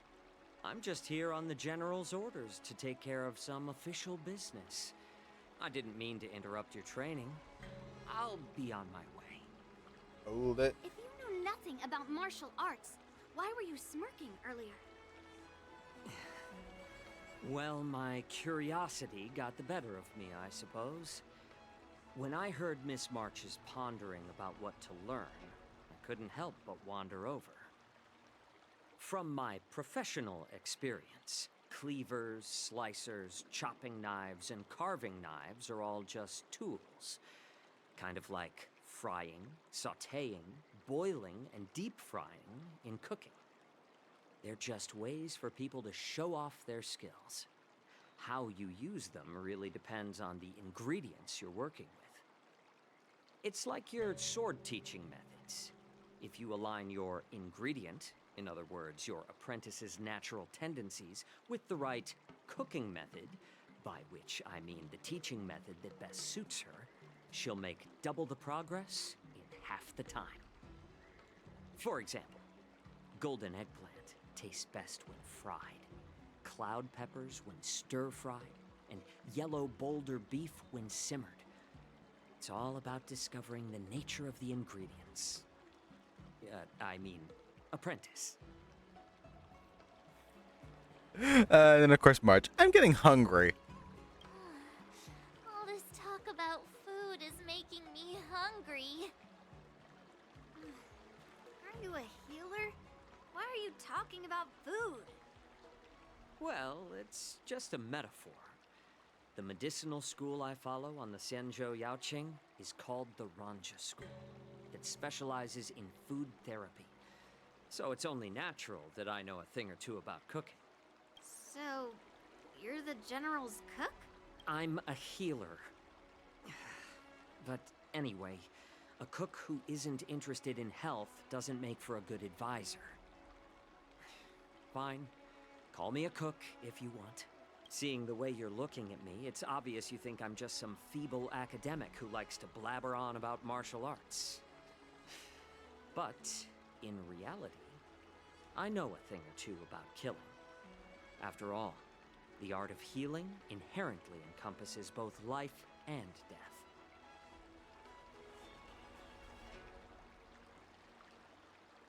Seriously? Trying to save face in front of kids? Ugh. Do you recognize this bottle of medicine in my hand? No? This is called tumble dust, an extract from an exotic flower named Yabra. Is it poison?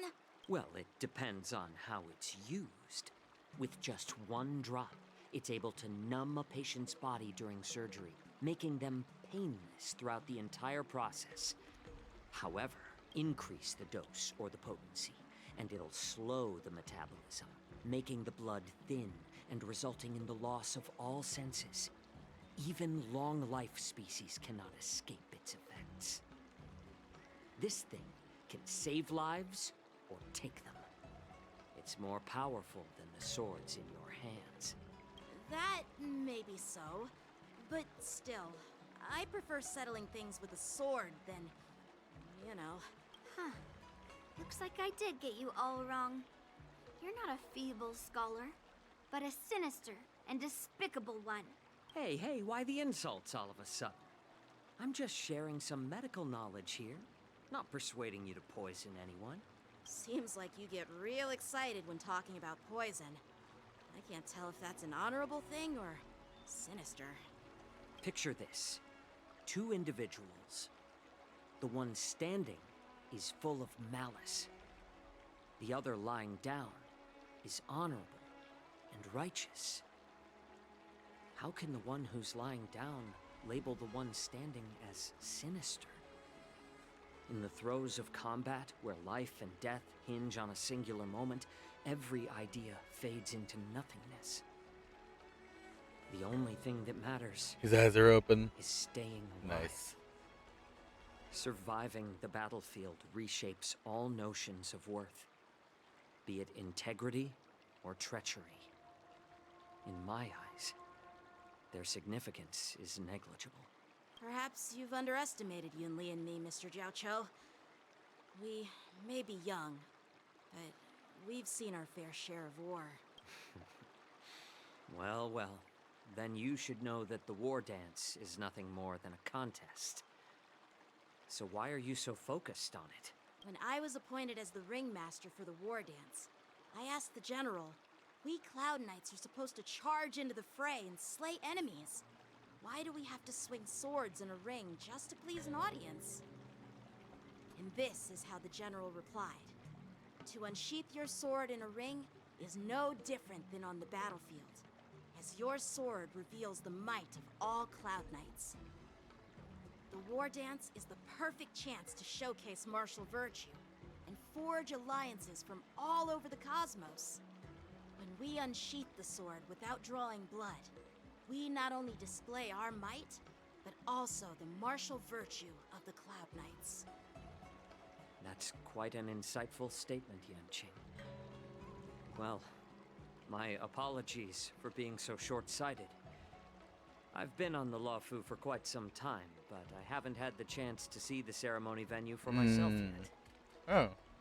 Hearing you speak so highly of it has piqued my curiosity. Would you mind showing me around? You want to see the Sky Splitter ship where the war dance will be held? Let's go! Nice. I bet Yunli and Miss March haven't seen it either, right? Well then, I'll give you all a tour.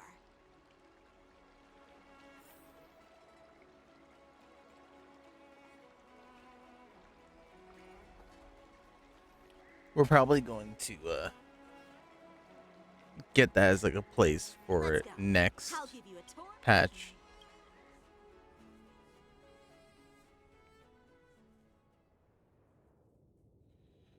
Oh. Looks like a lot of other visitors have also come to catch a glimpse of the Sky Splitter. Oh. What's up, Mr. Jiaoqiu? No, it's nothing. Oh. Do you see that airship in the distance? That's the Sky Splitter, the venue for the war dance ceremony. It doesn't look all that impressive from this distance. The Sky Splitter is actually a decommissioned Luofu military vessel. People aren't allowed on board until the war dance officially commences. Tomorrow, when the bell rings and the ceremonial cannons roar, I'll be there representing the Cloud Knights of the Xianzhou Luofu, standing in the ring, ready to take on challengers from all over the cosmos. Since I was a kid, I've been training in swordplay and the art of war under the general. Every day, I'd swing my sword 10,000 times, and then thrust it 10,000 times, repeating the process over and over. I understand that I'm not like other kids. I never envied the toys and freedom they all had. I never found sword practice boring or hard. Even in the thick of battle, facing down savage abominations, I never felt scared. Each day, I could feel myself getting stronger and stronger, and I racked up countless victories. It's the best feeling in the world. But then, I faced a really tough opponent, and just one slash shattered my confidence into 1,000 pieces. That's when I felt true fear for the first time. Maybe that's what Mr. Jiaoqiu meant by life and death hinge on a singular moment. Every idea fades into nothingness. After that, I had to pick up the pieces and try to put myself back together. But no matter how hard I tried, I couldn't seem to find my old happy self again. I often ask He was myself, humbled by why Jingliu. do I wield my sword? If defeat is inevitable, why do I continue to fight? Is it to reclaim the joy of victory? To meet the General's expectations? Or to secure my honor among the Cloud Knights? While the General could teach me the art of swordplay, he couldn't teach me why I should keep on going. He said the reason must come from within myself. I've been struggling to find that reason. But after talking with you, Mr. Jiao Cho, I think I already have that reason in mind. As a member of the Cloud Knights and the General's apprentice, I've had a weight on my shoulders. And I know there's still more to shoulder. But when I wield my sword, it feels like I'm letting go of everything. I love the feeling of giving it my all, facing any obstacle in front of me, pressing forward. That's why I wield my sword.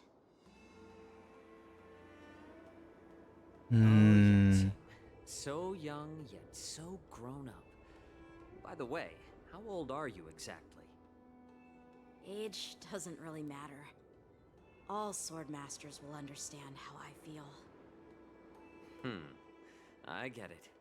Looks like all the kids on the Luofu live tough lives. So, how about you, Miss Yunli? It's not polite to ask a girl her age, no matter which Xianzhou ship you're on. Damn. I'm not asking your age. I'm asking if you have a dream like Yanqing has. You don't talk like a cook. You sound more like a TV host or something. Need I repeat myself again? I'm a healer. Well, I don't have a dream like Yanqing does. The only reason I'm participating in the Ringmaster's Challenge is because I made a promise to my grandfather that I'd win the precious sword he's contributed to the war dance. Sounds like that mind of yours is just filled with swords. I bet you've got nothing better on your mind. My Jesus. father was a craftsman on the Xianzhou Juming. Because of his foolishness, many innocent people fell victim to the cursed swords he forged. Since I was a kid, it's been clear to me that not everyone deserves to have a weapon in their hands. Giving them a sword is no different than being cruel to the innocent. So, whenever I come across someone unworthy of a sword, I can't help but want to take it away from them. Given that Yanqing is the war dance ringmaster, I'm stepping up to challenge him. To ensure the precious sword doesn't fall into the hands of an unworthy master. Well. Hey, what do you mean by an unworthy master? I see. It's not easy for kids on the Juming either. Well, it's better to have a reason for wielding a sword than to be lost and confused. I've saved countless Cloud Knights in my life, and there are plenty of exceptional warriors, just like the two of you. What happened, Mr. Jiao Cho? Oh, nothing. I was just reminded of some old friends and old tales. Judging from my professional perspective as a healer, both of you possess remarkable vitality. Your energies flow like raging fires and mighty gales. The upcoming fight will definitely be impressive. Well, we've seen the Sky Splitter and toured the Stargazer Navalia. I guess it's time to say goodbye for now. What? You're leaving already? But you haven't asked me about my dreams. I've been working hard too, you know. It's getting late, Miss March. Unlike you lot, I'm a grown-up bound by responsibilities and duties. The tasks entrusted to me by the General won't complete themselves. By the way, Yanqing, is it normal to have so many people wandering around in an automated area like the Stargazer Navalia? Actually, this is a restricted area. But since you're all guests, I made an exception, so you could take a look around. I understand. Well, I'll take my leave. I wish you both the best of luck in the ring tomorrow. Well, he leaves with a wave. Seriously? I just spent so much time thinking about my dream, but he didn't even ask me. Now that we're done with our tour of the Sky Splitter, shall we continue with our training? Why don't we take a day off? What? You want to secretly practice swordplay by yourself? Dream on. You know, cramming before a fight never works out. For some reason, seeing the Sky Splitter has boosted my confidence. So, I've decided to conserve my strength for tomorrow. Alright, I'll take you out of the Stargazer Navalia. That's fair. Again, you know, he's about to go into a big fight. Why does he want to waste all of his energy like that? Something bad's about to happen. Enhance. And divine sword descend.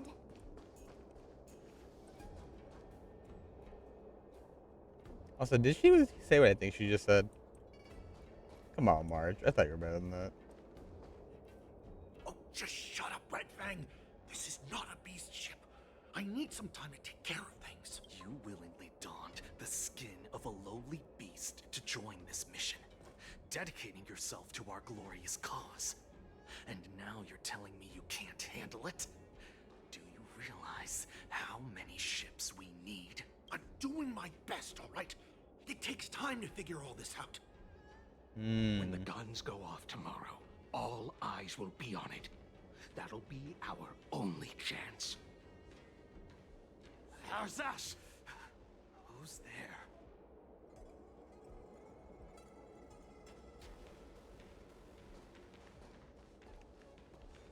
Who are you guys?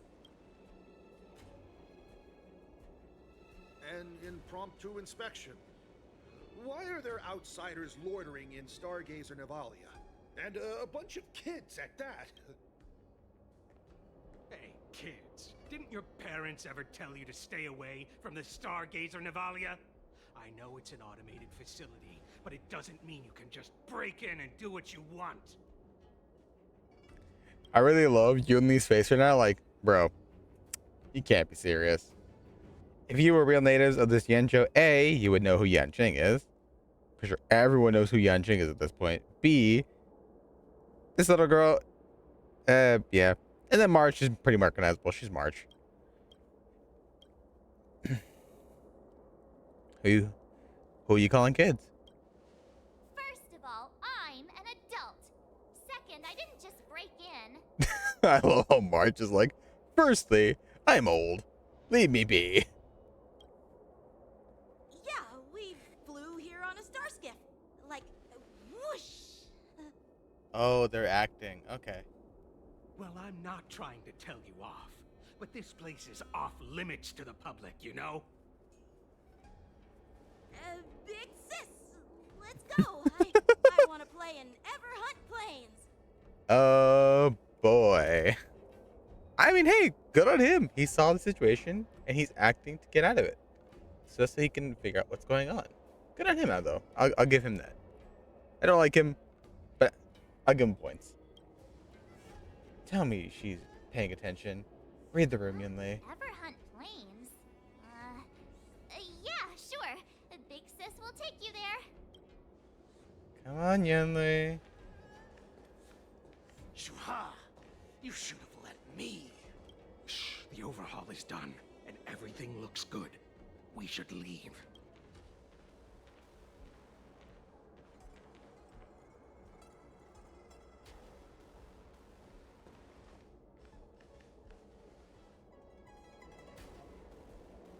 Could you repeat what you just said, Yanqing? Honestly, I do gotta go to Yanqing. That was smart. Because he figured they weren't gonna talk, and if they keep the confession out of them, it wouldn't have been, like, right. So he feels like he needs to know what's going on first before anything. That's a page that's honestly a page out of Jing Yuan's book, and that is respectable. He's learning from his master that sometimes it's better to wait and lay a trap rather than to brute force everything all the way. What did I say? Big sis, let's go. I want to play an Everon plane. Come on. Can't you read the room? Something is definitely off about the 3 people we just met. Yeah, anyone could see that. I just wanted to hear you say it again. That pink-haired fox tried to say something. I'm pretty sure he sensed something fishy. Since he's not familiar with this place, he just dropped us a hint. But you didn't seem to be paying attention at all. I knew that from the beginning. The Cloud Knight didn't recognize Master Yan Sheng. That Cloud Knight didn't recognize Master Yan Qing at all. That's really weird.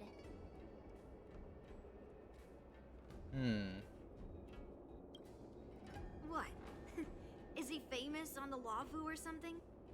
Not even the Cloud Knights on the Juming, who all know my glorious name, might recognize my face. You have a point.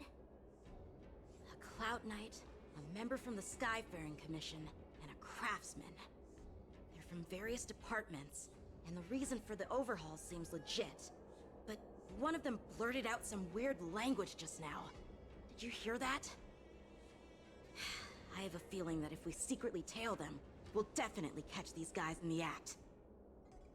Follow my lead, and be careful not to blow our cover. Hey, that's fair. He's taking charge. This is his operation. Pop off, dude. Pop off. Never mind who they are. Don't get too close, Miss March. Oh, okay.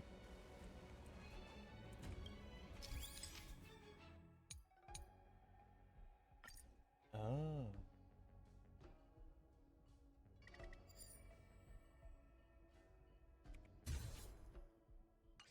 Photo taken. We should have just killed those lowly beasts. Those little brats won't take up much space.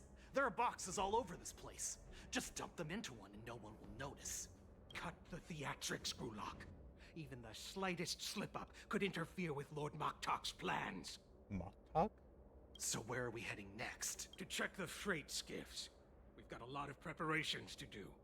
Also, don't forget to take those crates with you. Weapons, supplies. We've got to be well prepared. Otherwise, we're screwed. So, are they smugglers? What exactly are they up to? I have no clue, but they seem to be moving those crates. I've got an idea. We can hide inside the crates and follow them.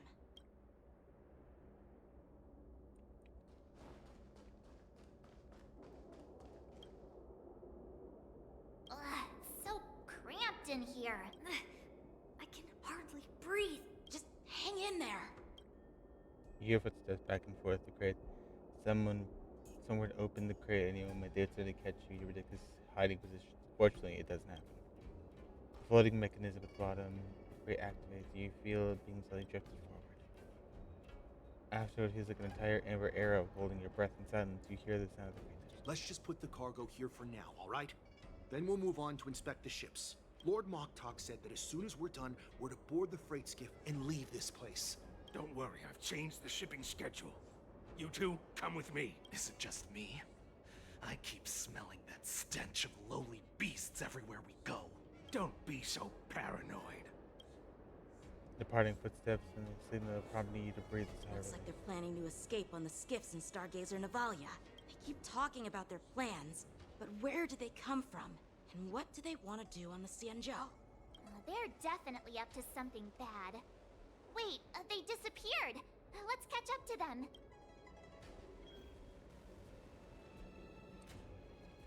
Tread softly, breathe quietly, and make sure to keep an eye on them. Hide out of sight as soon as there's any sign of activity. Watch out! They're on high alert!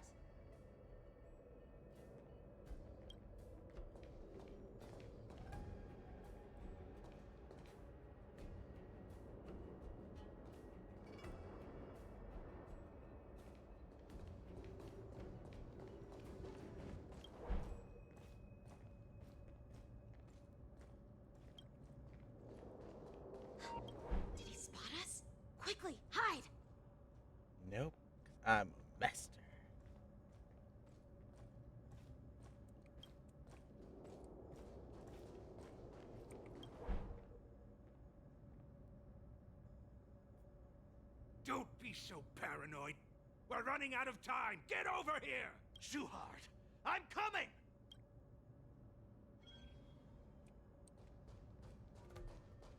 They're leaving. We should catch up to them. Quickly! Did he spot us? Quickly, hide!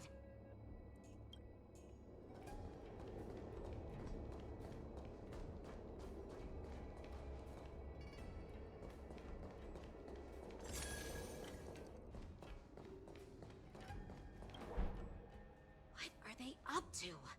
They're all wearing official uniforms, but I'm pretty sure they're not members of the Skyfaring Commission, the Artisanship Commission, or the Cloud Knights. This is way too suspicious. Never mind who they are. Let's just film them.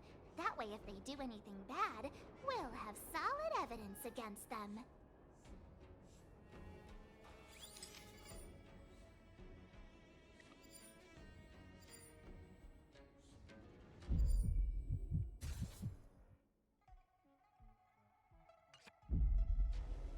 Look at this. A freight star skiff with enough room to fit at least 20 of my men.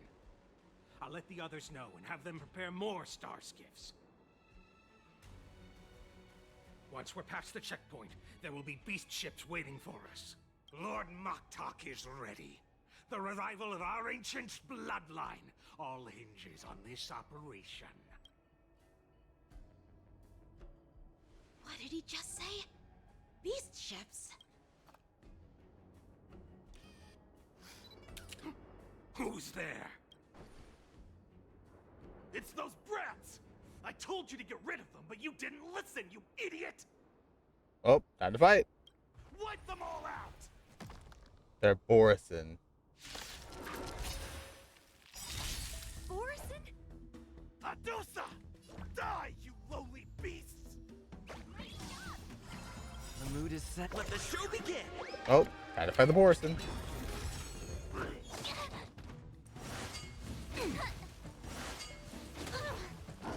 Not very sportsmanlike. Let's improvise. Too late to repent. The truth of life and death. Reveal the sanctuary is but a vision. You don't look so good. Spider-Man! You're the best. Yeah. Time to show you what I can really do. Azure Dragon, White Tiger, less carbs, wasp, death! Too late to repent. The mood is set. Let the show begin! Meow.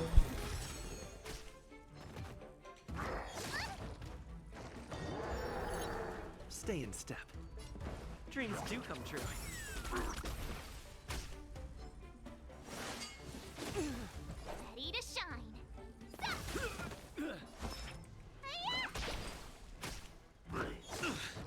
I've no interest in conflict.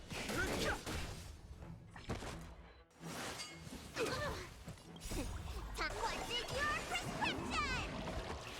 You're the best. Let's improvise. You'll make good crap. Yeah. Awesome. I love Marge. She's so funny. They're Borison. How is this possible? How did these Foxians change their appearances like that? They're not Foxians at all. They revealed their true form. They're Borison, just like the bandits I defeated on the IPC ship. Wait, that means... Borison infiltrated the Xianzhou. Well, how did the Borison manage to infiltrate the Xianzhou? It's not just a simple disguise of wearing our clothing and shaving their whiskers. They're somehow able to alter their appearance to be indistinguishable from Foxians. They even have official IDs for the Skyfaring Commission, the Artisanship Commission, and even the Cloud Knights? Let me check this fake Cloud Knight's tag. Maybe it'll give us some clues.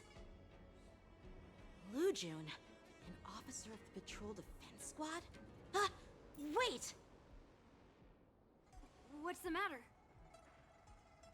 I encountered a patrol officer named Lu Jun before. It was a few weeks ago when we were transporting the Borison prisoners. If they can forge official identities and move around the Xianzhou without raising suspicion... Oh no, this is bad. Even worse. If you find one cockroach on the Express, it usually means... There's a bunch more. There are more Borison hiding on the Xianzhou. I bet their plan is much bigger than just stealing information. We've got to report this to the Seat of Divine Foresight. Meanwhile, in the Seat of Divine Foresight,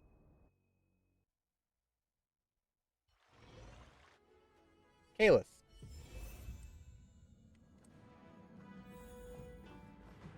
FEIXIAO.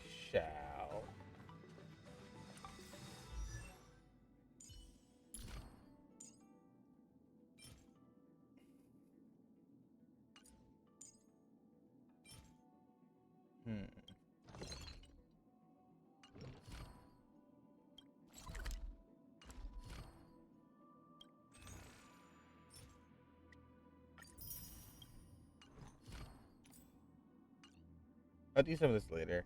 I'll probably farm for March later, so I'll take her out of the party for now.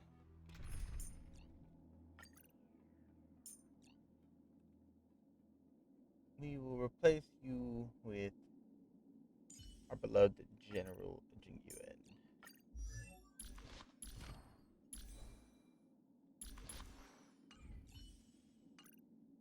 If anything, we're meeting FEIXIAO.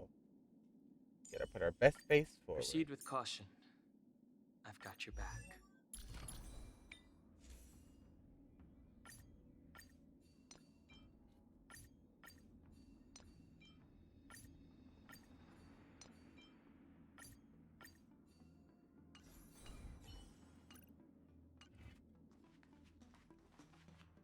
So what can I do here for you, lovely people? I am glad to finally meet you in person, guests from the Astral Express. I'm FEIXIAO, the general of the Xianzhou Yaocheng. Let me introduce our guest to you. The one dressed in green. He's the reincarnation of Imbibitor Lune, and the person behind him is the newest member of the crew. I've heard a lot about you. Outside the reports from the Law Fu, the Skyfaring Commission of the Yaoqing has also gathered plenty of information about both of you.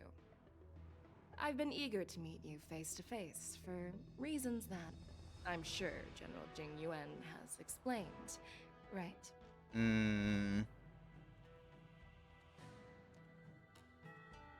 You hear about the Ambrosial Arbor resurrection now? Straight to the point. I like it. According to General Jing Yuan's report, the Ruin Legion is to blame for the Ambrosial Arbor crisis, and all Arbiter Generals should pay attention to the Ruin Author's movements.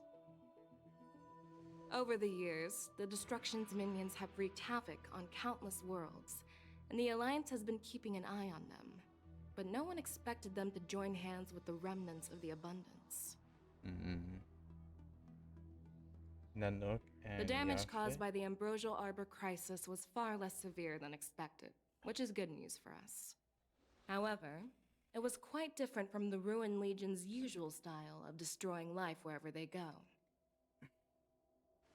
While I trust the bravery of the Divine Foresight and the Nameless, I'm curious about some details missing from the report.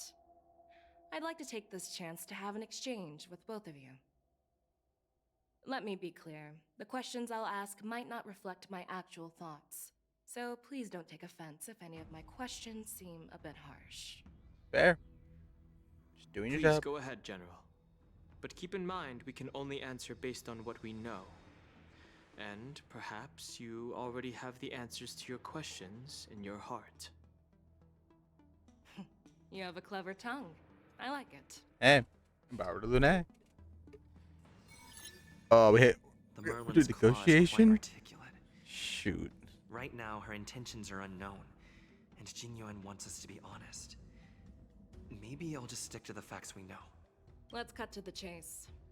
Before the crisis struck, the Astral Express was guided here by a Stellaron hunter, a wanted felon, in an attempt to resolve the Stellaron crisis. However, everyone in the cosmos knows of the Stellaron hunter's reputation. So, why did you place so much trust in them? Could it be that some of you have a connection with them?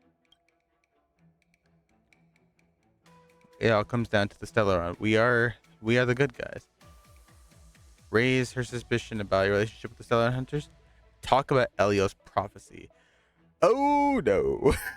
I do not know how to answer this because it all comes down to the Stellaron. Yeah, we go and we secure Stellarons.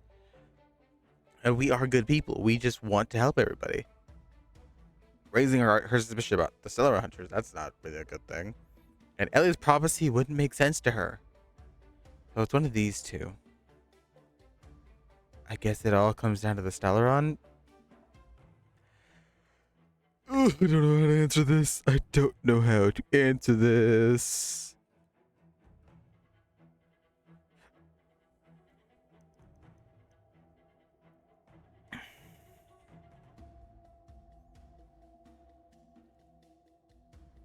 God, this is...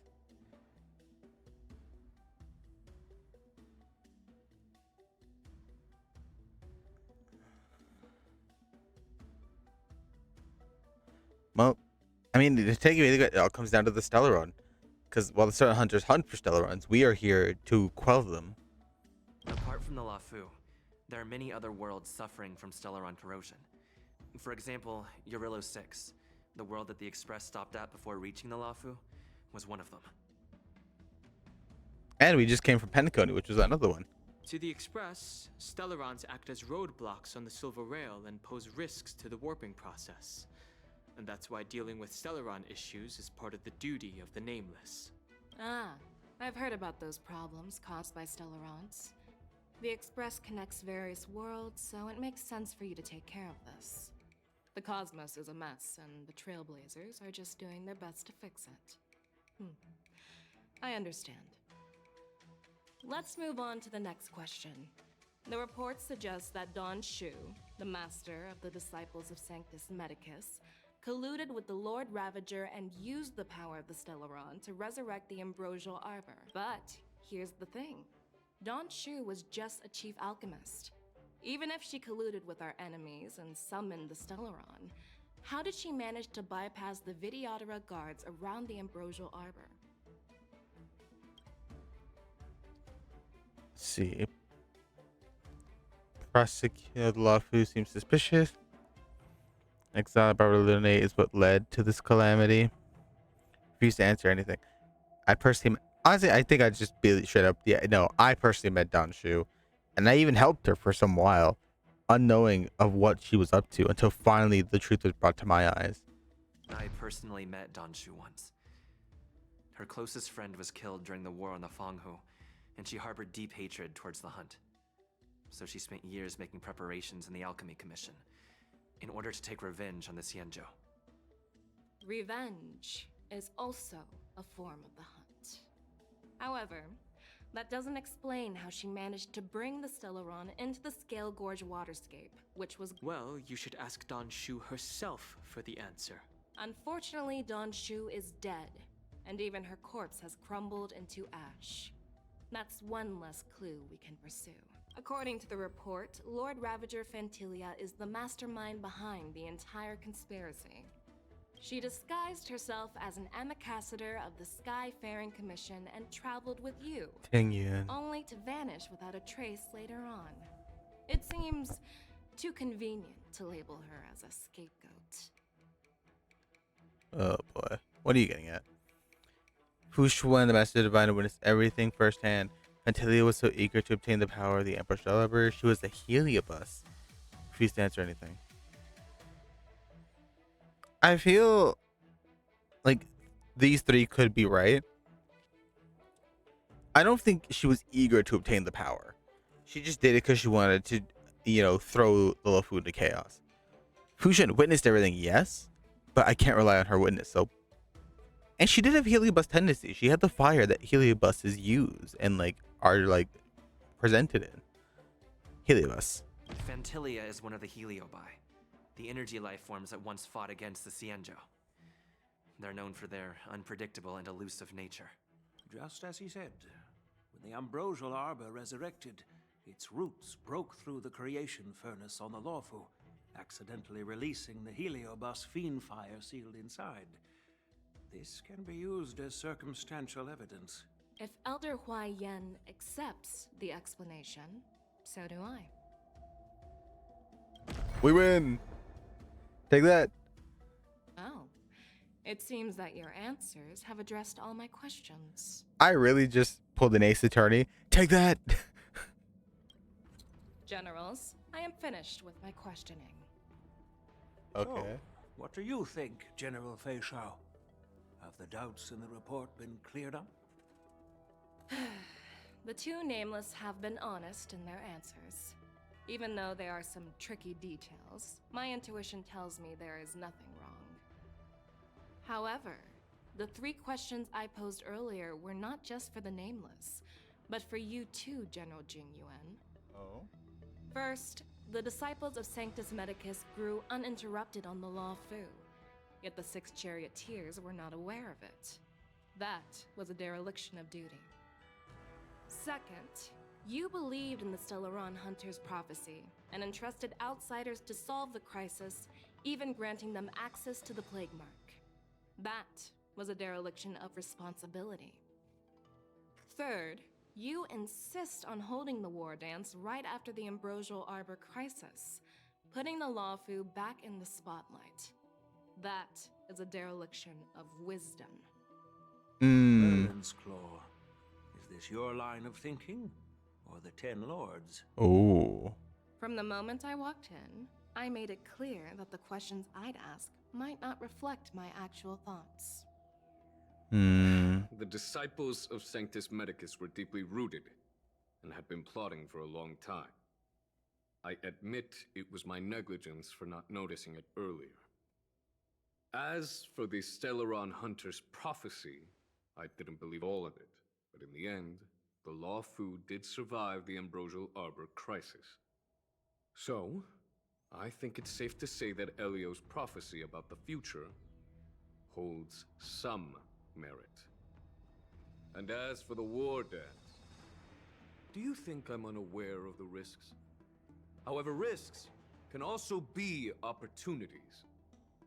The Lawfu has lain low for too long. I believe it's time to stir up the dregs hidden in the depths and wash them away once and for all. Just as I expected from our sophisticated divine foresight. You have a way with words. I like it. But, unfortunately, ever since the report was submitted, the Alliance has been filled with rumors and speculation. Even within the Lawfu, there are people accusing you of neglecting your duties, resulting in the Ambrosial Arbor's resurrection. So what are your thoughts on all of this, General FEIXIAO? As a fellow Arbiter General, I fully understand the difficulties of this position. Personally, I think all these rumors are meaningless drivel. Across the sea of stars, the Divine Foresight knows better than anyone else what happened on the Lawfu and the meaning behind it. Just as what happened on the Xianzhou Yaoqing recently. You mean the Xianzhou Yaoqing is also... The scouts of the Verdant Knights have sent back reports that Borisin are making trouble again. The Borisin packs that were once divided and scattered have started swallowing each other up, forming larger and larger packs. Moreover, there's an entity named Mongus behind it all. An entity? According to the report, this entity isn't actually a Borisin. It's a woman claiming to be the messenger of the Master of Immortality. She's described as having 12 faces and 12 pairs of fangs, as cruel as poison, and as elusive as quicksand. The Borisin believe she'll give them a chance to rise again. That's Fantilia. That's right. You're lucky that I'm the one who came this time. If it were the Patina Justice or the Seer Strategist, this conversation might not be so friendly. Yeah. I've always had faith in my instincts, so I don't doubt your good intentions. But the Alliance has its fair share of questions and doubts about the Law Fu. So, my plan is to come up with an acceptable answer to satisfy the Alliance. What's in this plan, General FEIXIAO? General Jing Yuan, you already know what has to be done. But since you don't want to be the bad guy, I'll take care of it for you. Oh. You need the final word from the Ten Lords Commission to quell any doubts. And for that, I'll have to ask the two Nameless to visit the Shackling Prison. Oh. Are you imprisoning us? No, I'm not imprisoning you. While you're there, I'll ask a judge in the Ten Lords Commission's Interrogation Division to record a detailed testimony with the karmic mirror from both of you. We'll fill in the gaps that weren't covered in the report, and silence any protests within the Alliance. I'm okay with that. Sure. Yeah, no. I got it. Your willingness to help is truly heartwarming, youngsters. Then, as the Merlin's Claw requests... Oh, there's one more thing. This testimony is for silencing the voices of opposition within the Alliance, but I would like to urge General Jing Yuan to listen to the pleas of the FEIXIANs on the Xianzhou Yaoqing. So, you are here for Hule. Exactly. Hule is locked up in the Law Fu's Shackling Prison. Since he is the Broodlord of the Borisin, I want to transfer him onto the Xianzhou Yaoqing and imprison him there. The recent movements of the Borisin suggest they're planning something big, so we must act preemptively. It makes sense to have the FEIXIANs keep an eye on their arch-nemesis. Since you trust my judgment, I'll repay that trust. What do you think about all this, General Huayan? I was worried this would turn into a heated argument, but it seems like both of you are on the same page, solving each other's problems. I couldn't have asked for a better outcome. And as for Hule, I'll send my lieutenants Zhao Chou and Moza to check on his condition in prison and ready him for transport. If there are no more questions, shall we get this started? Let's go. To the Shackling Prison. Do you actually believe in the Stellaron Hunter's prophecy? I don't know. The Xianzhou's matrix of prescience can also predict the future. Do you believe in its prophecies? I understand.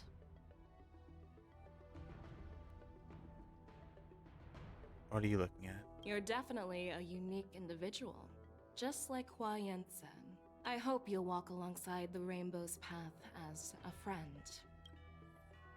I will. Huayan? Well, I'm glad we managed to talk this out. Alright, General. Let's do this. I'm really sorry about all this. But the testimony in the Shackling Prison won't take up much of your time. I'll call for a messenger to take you to the Interrogation Division. You just need to give your testimony, and then you can head back. So no need to worry. As you wish, General. Let's get going.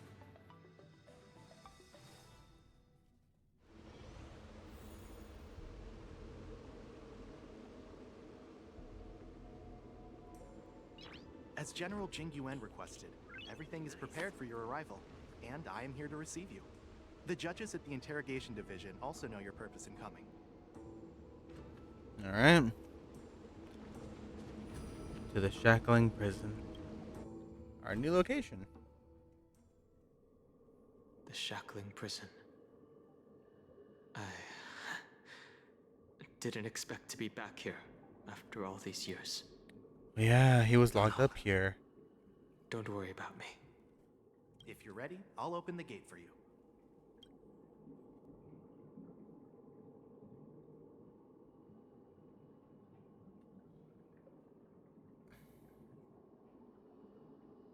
Exactly. Please come on in, dear guests. All right, let's go.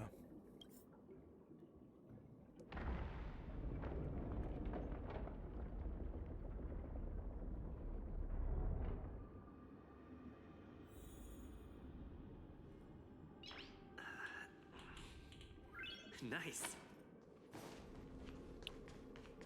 By all means, allow me to go through, please.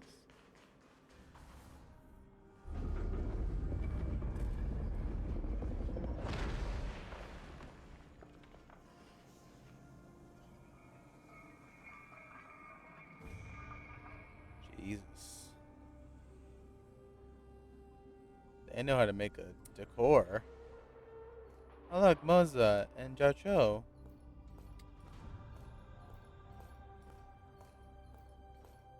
What are you looking at? The shackling prison on the Luofu is completely different from the one on the Yaoqing. It's completely underwater. Whether it's in the clouds or underwater, breaking free would still be a piece of cake for me. This man said, bro, I can get out of here. Still thinking about your old jailbreak tricks, huh? Forget it. You're free now. Just don't do anything stupid, or the judges will throw you back in there and lock you up for a few hundred years. You'll see me again in just a few days. Taking Hule back to the Yaoqing means a lot to the Foxians on the ship, and to the General herself. So stay alert. Alright. Shui! My name is Shui Yi, and I'm here on orders from the Incarceration Division of the Ten Lords Commission. We're Jiao Cho and Moza. General FEIXIAO sent us to extradite the Borisin criminal Hule to the Yaoqing.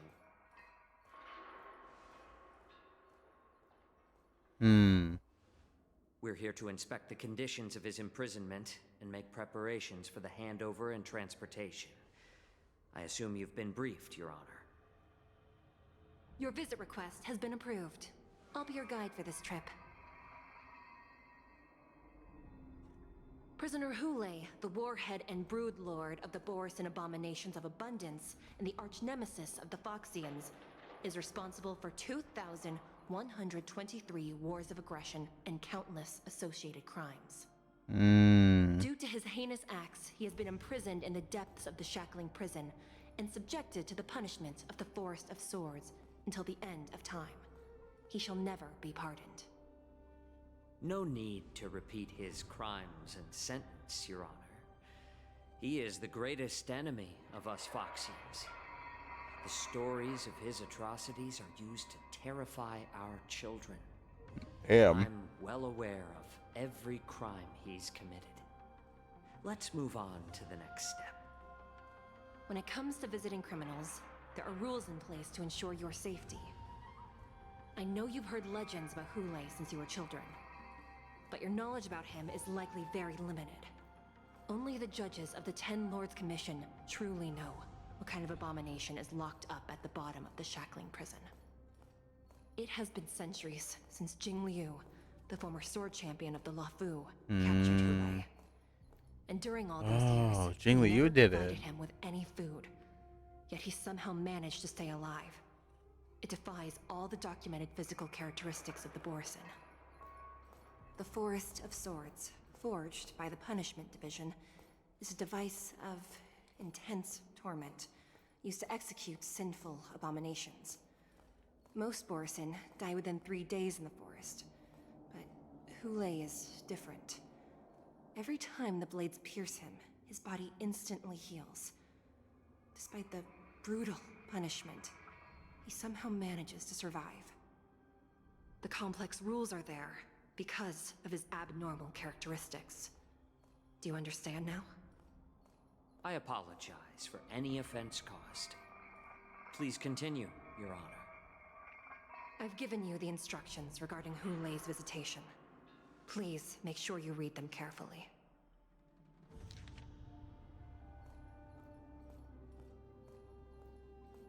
Prisoner Hule, crimes, detention method, notes. Wow. Do not mention Jingli Yu when conversating with the prisoner. Jeez, he don't like her. And please, take this pellet before proceeding. No, I'm not taking random medicine. Then you won't be allowed to visit Hule. Just swallow it already. Hule is like all Borisin. He can release a pheromone called lupatoxin that induces fear. Thousands of years ago, we FEIXIANs were enslaved by the Borisin. Not because we were naturally weaker, but because of their lupatoxin. This pill is for our own mental well-being. I understand. I knew you were a reasonable person. Now that we've taken the medicine, let's proceed. So he ruled Foxians by fear. Your Honor. What is it? No, never mind. Maybe I'm just imagining things. Let's keep moving.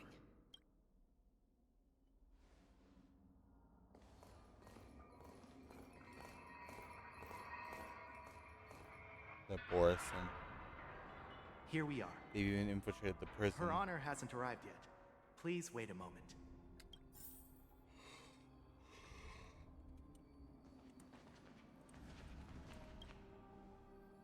You notice Gale goes water to check a prison built from the bottom of the agency as a column structure extended endlessly into the depths. Spiritfarers mention, monitor, and manage real-time information on prison cells and prisoners on the screen. Dunhung? This place. It's still as cold as it used to be. Oh, poor boy. Are you okay? Sorry. I was just reminiscing about some unpleasant memories. Once we're done, we'll leave immediately. Thank you. It's all my fault that you were involved in the Xianzhou's problems. You shouldn't have to see the inside of the shackling prison. I'm so sorry. I wish I could show you the real sights of the Luofu. Dunhung gently pats your hand. Why can't they record our testimony outside the prison? The 6 charioteers might have more power over the rest of this Xianzhou ship. But here, in the shackling prison, is the judges of the 10 Lords Commission who call the shots. The judges will use a complicated interrogation device called the Karmic Mirror. It accurately tracks every physiological change during questioning and records it. Therefore, the judgment made here will be sufficient to convince the other administrators of the Xianzhou. At least they won't attempt to challenge the conclusions. Perhaps that's why FEIXIAO insisted that we come here. Since the judge isn't here, I'm gonna wander a bit. But watch your step. This place is not like the others. Okay. So over here, oh wow, looking down, you see the honeycomb, densely stacked prison cells extending deep into the dark beyond your view. Your hazard, I guess, the number of prisoners capable of holding 3,000, 30, 300,000. Wait, this may not even be the entire prison. Welcome, dear guests from the Express. Hanya! There she is. We've met before. There's one of our girls. Miss Hanya! You and your sister are the only judges here? You don't want to see me?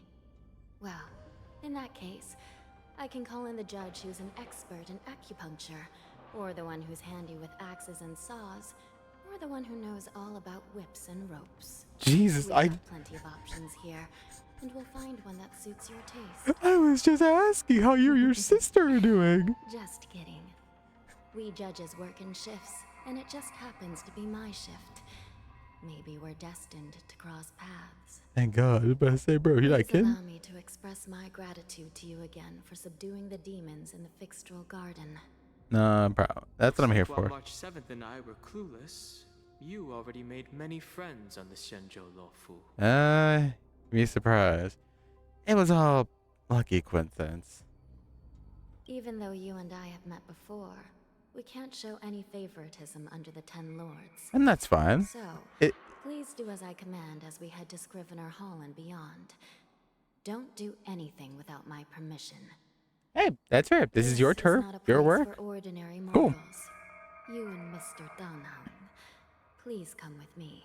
Please lead the way, Your Honor. Please let me activate the mechanism before we all move forward. And please, watch your steps.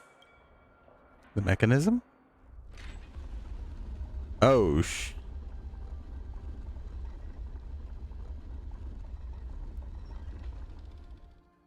okay. Be very careful and watch your step as you make your way through. The terrain inside the shackling prison is treacherous. One wrong move, and you could end up plunging into the depths. And if you're really unlucky, you might be frozen solid or burned to a crisp before anyone can help you. But with your skills, I don't think you need to worry about that. So there are really 18 floors here? You're funny. This prison does contain many layers. We even brought in Videodora Icor line craftsmen to introduce the ingenuity of delve enchantment. What you're seeing now is just one part of the shackling prison. Yep, I figured. That true, Dunhung? Perhaps. Judging from the appearance, much of the architecture in this prison has a Vidyadoran style. So, perhaps they did have a hand in building this place back then. As for how many floors there are, well, not even us judges know for sure. Damn, she's like, bro, I've worked There's here a years. legend I don't among know. us judges that a short-life prisoner once tried to escape, but ended up falling into the depths. And when we found him at the bottom, he was already an old man on the brink of death. Jesus. Did he spend his whole life falling? Or did some long-life prisoner drain his life essence? We'll never know. Anyway, please don't try anything like that. Please, come this way. Bro, Hanya gives me like the creeps. In a like I know she's like a good person. She only just does her job. Good. But Jesus, it's like chills sometimes.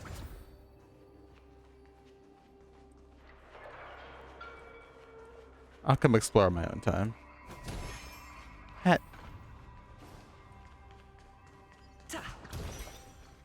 Hat. Hat.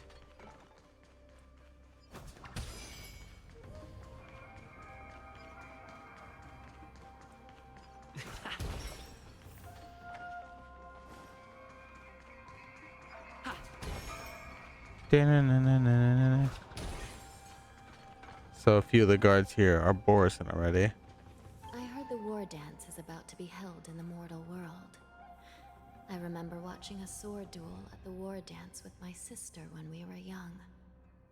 The Cloud Knight, who was the Luofu's ringmaster, was an amazing swordsman, and their sword flashed like lightning.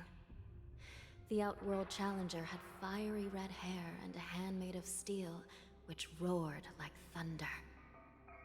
They battled for a long time before a winner could be declared. Time sure flies.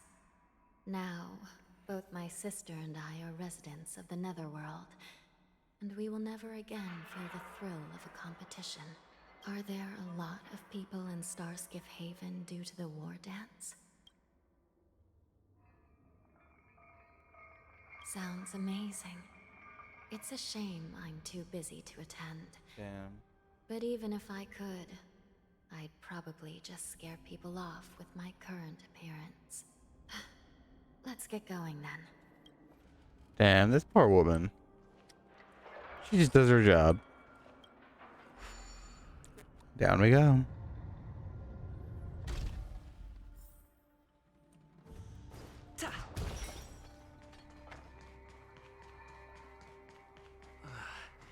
It's freezing. This place is filled with the cold air from the northern peak of the polar delve. Even the toughest long-life species would have a hard time enduring this. Damn. Did you hear something just now? Let me check it out. The Borison? Ugh, what an eyesore. This place is packed with boxes and crates. These crates, they look oddly familiar. A few days ago, the Spiritfarers received reports about an IPC transport ship that was attacked by Borison. Then, a bunch of those abominations were dumped into this place. I had a feeling there would be trouble during the war dance. But throwing both the pirates and the cargo in jail? That's a new one. The mechs that they create are no joke, though. I heard the Intelligentsia Guild crafted something dangerous. We have many records in the Hall of Karma about these wise ones. They love to tinker with forbidden technologies, always trying to push the limits of Ingenia. I caught a glimpse of the mechs in those crates, and they bear a striking resemblance to Borison. I wonder what they're planning this time. Well, business first. Let's keep moving. Honestly, though, yeah, what, like, why make the thing that looks like a oh, wait. Cutscene? Strange. I don't remember checking the containment facilities a second time. Anya, move.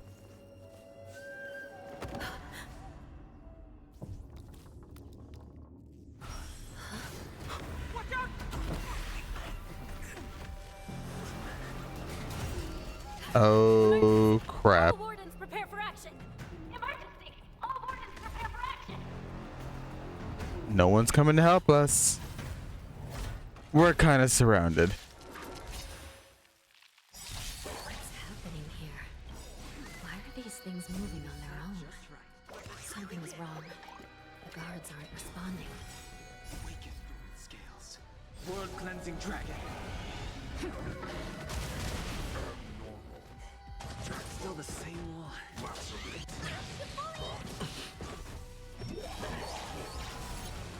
This thing is going wild, just like a Borison. Looks like we're on our own. Here, there's thunder.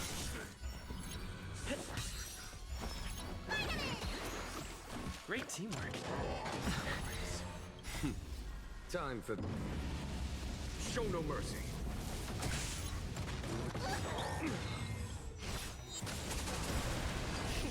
Time to question your prescription! Do not fret. The mood is set. Let the show begin! Meow. The times are changed.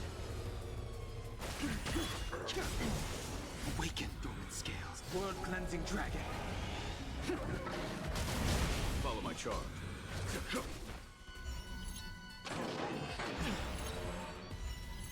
I sent a storm.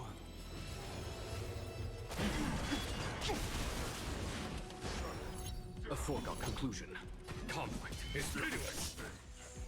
Stay in step.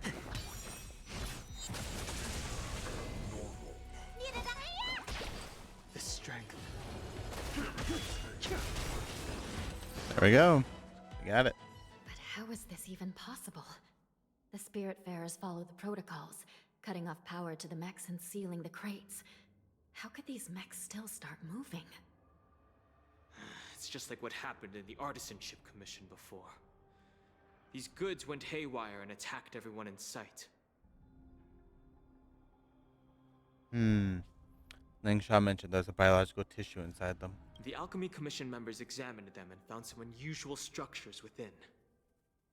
These things showing up in the shackling prison can only mean one thing. A prison break. And whoever delivered these goods clearly wanted them to go through the Xianzhou's strict inspection process to show the Skyfaring Commission and Cloud Knights how dangerous they were. They wanted these mechs to end up right here, in the shackling prison. If these things already started taking action while nobody was paying attention, then the whole prison is in trouble, I'm afraid. And to make things worse, another group of visitors just entered the depths of the shackling prison, the messengers from the Xianzhou Yaoqing. And the prisoner they came to visit might be the target whom these wolf-shaped mechs were delivered here for. If that vicious beast manages to break free, it will be a catastrophe for the Xianzhou Luofu. We need to go to Hanya and everyone else and kind of help them, you know. Moments prior. Here we are. Have we arrived already, Your Honor? Shouldn't there be a cage here? I've given you the diagrams for lighting the lanterns. Please take a look. 1, 2, 3. From where the bird is, straight across, kind of around, through. All right. See if I can do this.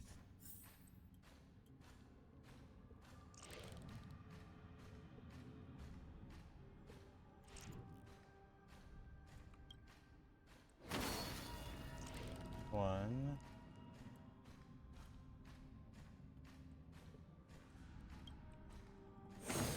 Two.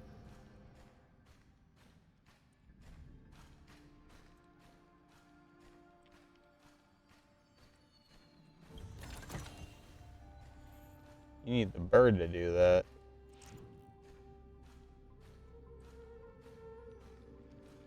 Three. Avian vision.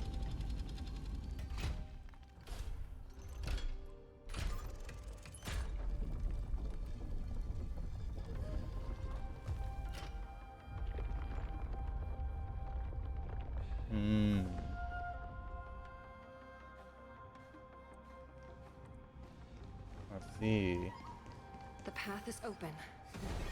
Once we descend to the bottom of the prison, please do not do anything reckless.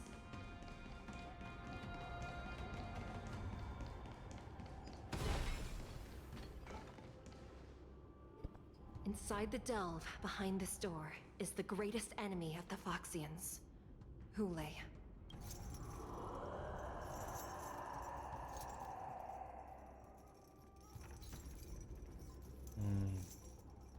The door's open. According to custom, envoys from the Yao Qing visit the Xianzhou Luofu once every century to check on this abomination's imprisonment and condition.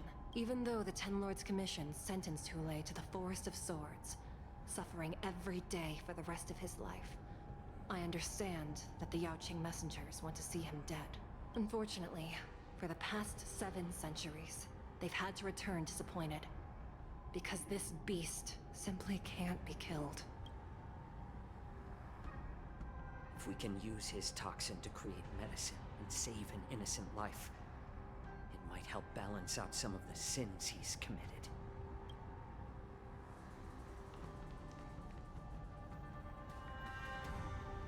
Could you be the key to a cure for the General, Hule?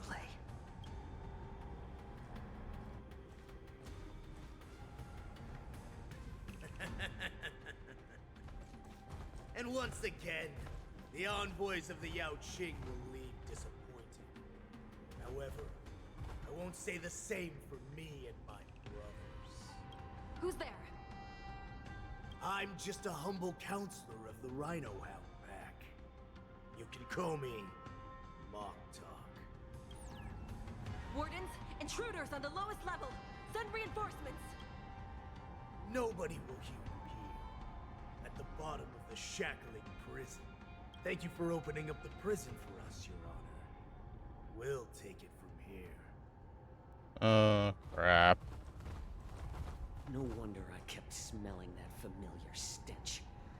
So it wasn't just my imagination. Do your thing, Morza. We mustn't let these abominations get any closer! I do it. Detestable things. There are too many of them. Once we were inside the shack, show no mercy. We found soldiers available for us everywhere. There's no time to lose. Conflict is meaningless. Let's improvise. Let me tend your wound. The mood is set. Let the show begin.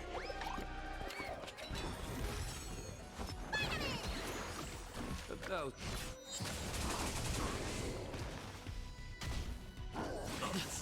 between us again. I suggest you surrender, pal. By your presence. Of course. I'll still kill you all. But I promise it'll be swift. Since you're already here, why not have a meal before the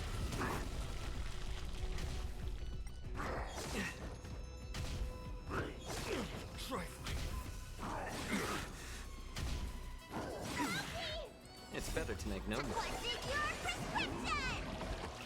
Great teamwork. A little more heat. A foregone conclusion. Here, this thunder. Show no mercy. Take your positions. You don't look so good.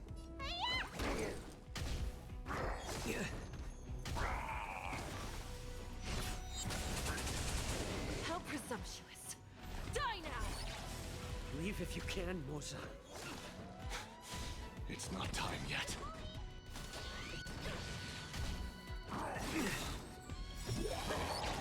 Time to make the hot pot even hotter. Presence. Since you're already here, why not have a meal before the leave?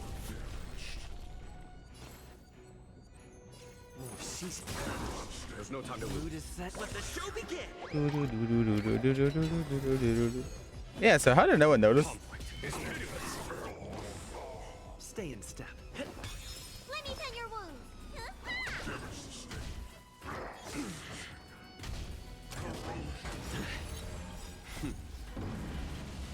show no mercy.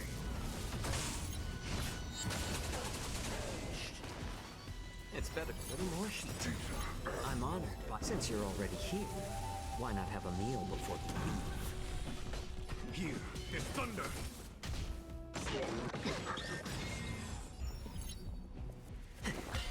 Need a doctor?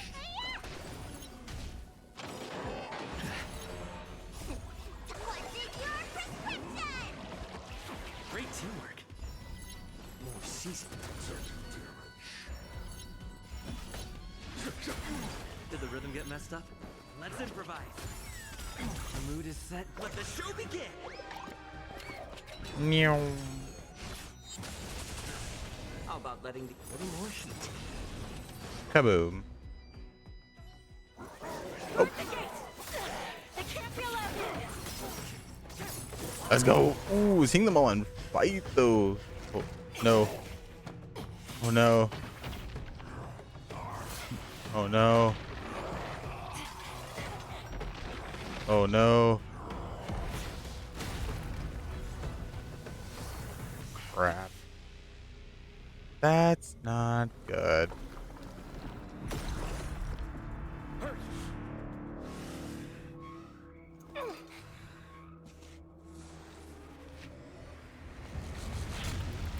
Oh crap. Drano.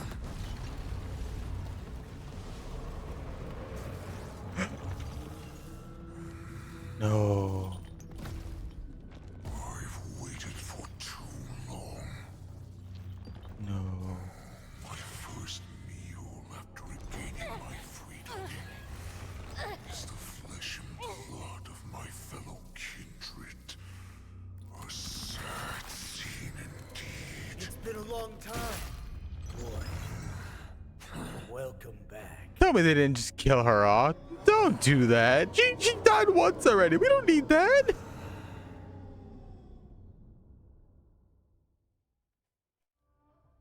She died once already. We don't need that BS. Come on. Verdant homes been around since our last hunt. Duran's whelp. Tell me your name. Oh, great Hule, nemesis of the Foxians and the hunter of all beings. I'm Moktok, a humble counselor of the Rhino Hound Pack. I am only one insignificant heir spawned from your bloodline. It's been at least 7 centuries since you led our pack through the hunting grounds of the stars. I'm thrilled to see that you are as cunning and skillful as ever. 7 centuries. 7 centuries have passed. But why have Duran's whelps grown to look like this? Tell me, Moktok, why have you grown to resemble our most despicable slaves and enemies, the Foxians? I've been commanded to release you from this cursed prison. It is Senjaya's will. That's why I had to take a magic pill, don the skin of a lowly beast, and play along with their hypocrisy. Since you have an escape plan, tell me, what's our next move to get off of this ridiculously large ship? My brothers and I will lock down this prison, trapping the prison guards inside. This will buy us some time. The rest of my crew, who are undercover like me, will secure the vessels for our escape. According to the plan, we only have a tight 2-hour window to get out of here. Originally, I intended to carry out the plan tomorrow, but they're planning to transfer you to the Xianzhou Yaoqing now. So I seized this opportunity to set you free. What a reckless plan, you idiot! Even if we manage to get the ships, our chances of escaping are slimmer than a Foxian slipping through my claws. But we have no other choice. The angel serving under the Master of Immortality sent me with a message. Only your return will end the prolonged divisions among the Borisin. Every one of my crew is ready to lay down their lives, if it means setting you free. A sneaky weakling like you is actually showing some reckless bravery with this plan. Fine. You'll get what you want. And all of Duran's whelps will too. Well then, my lord. We should leave now. Before we go,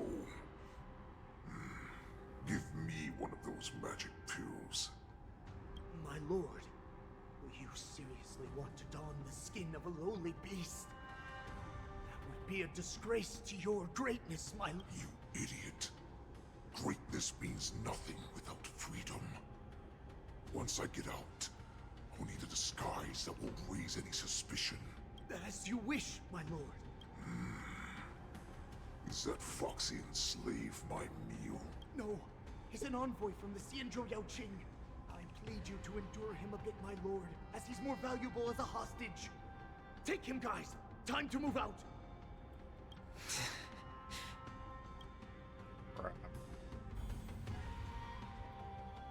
At the same time, realize the situation in the Madam Anya, the wardens in all areas are regrouping.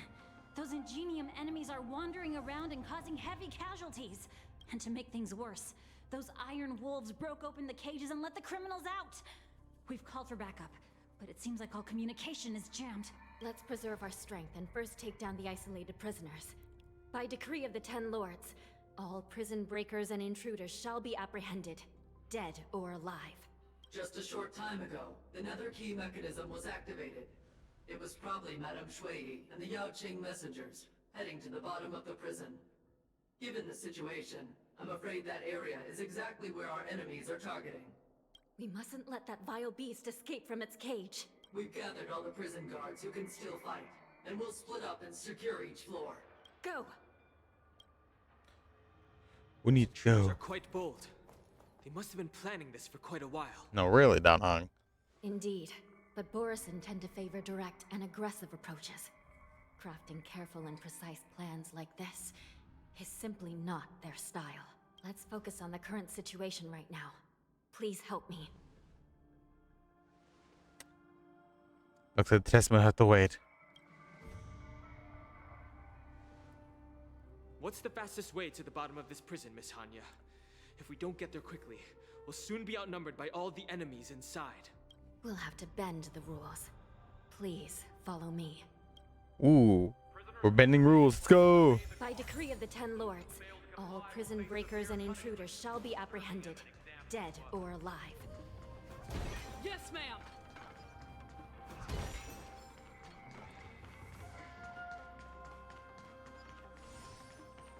You know what?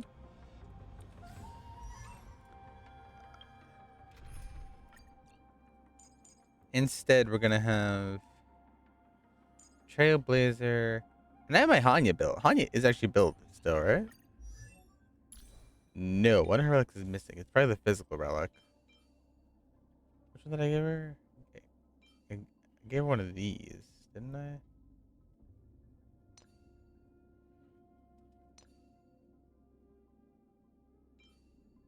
Oh no, I probably scrapped the one I gave her.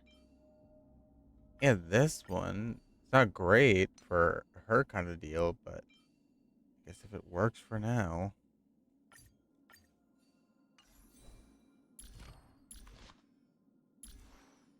Go. And then Trailblazer. Instead, do Preservation. And for Preservation, we will just have to Japar. Ew. Let the Japar. Japar. We'll have to borrow Japard stuff. Sorry, buddy. I need all this.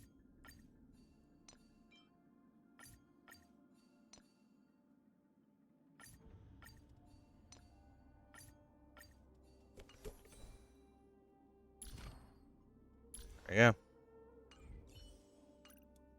Let's do it. Hold your position here. Yes, ma'am. We need a few tools if we want to reach the bottom quickly. Follow me to the next floor. The path is cut off. Someone must have altered the mechanism. No matter. It'll just require a bit more work to get through.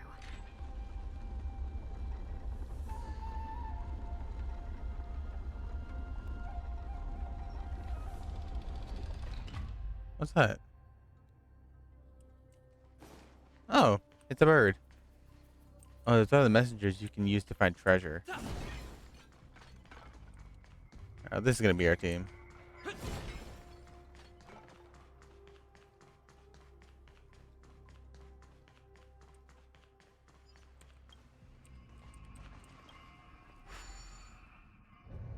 We need Some to. Spiritfarers occasionally use Ingenia from the Artisanship Commission to navigate the treacherous terrain here.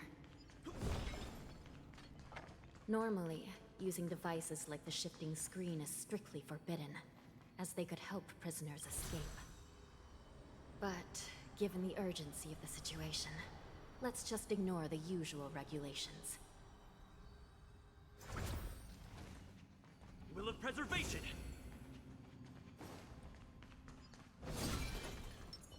Yield. Yield.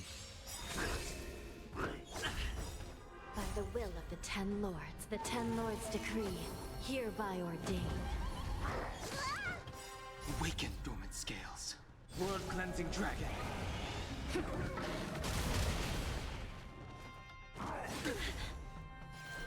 Recount.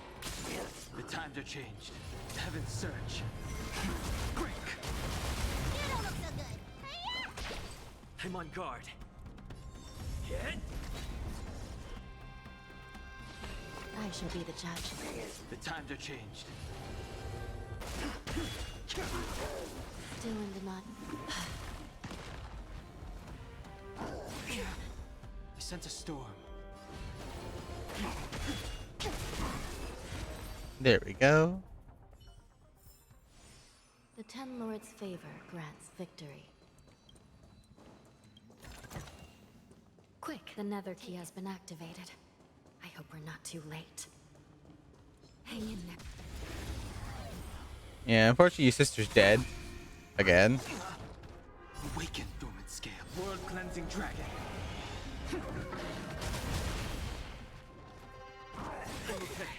By the will of the Ten Lords' decree, hereby ordained. Recount. The times are changed. Heaven's surge. Rise! Lance at the ready. This Lance is ablaze. Lance! Forward! I shall be the judge. The times are changed. Heaven's break.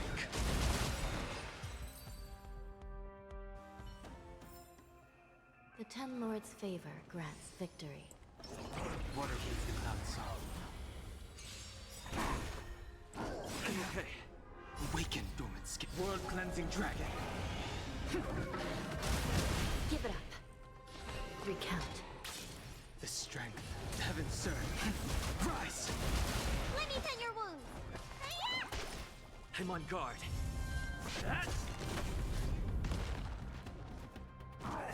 Crimes. I shall be the judge. Heaven serve. Break!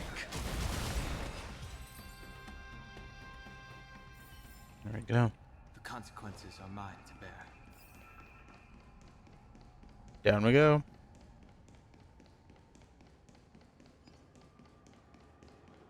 They're already on.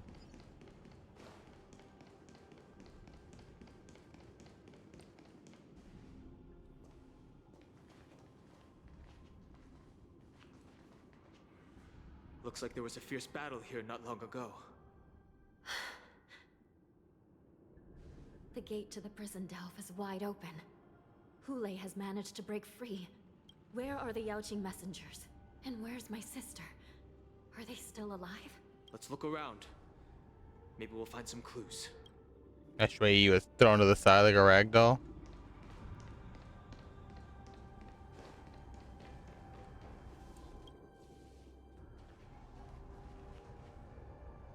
Shui is here.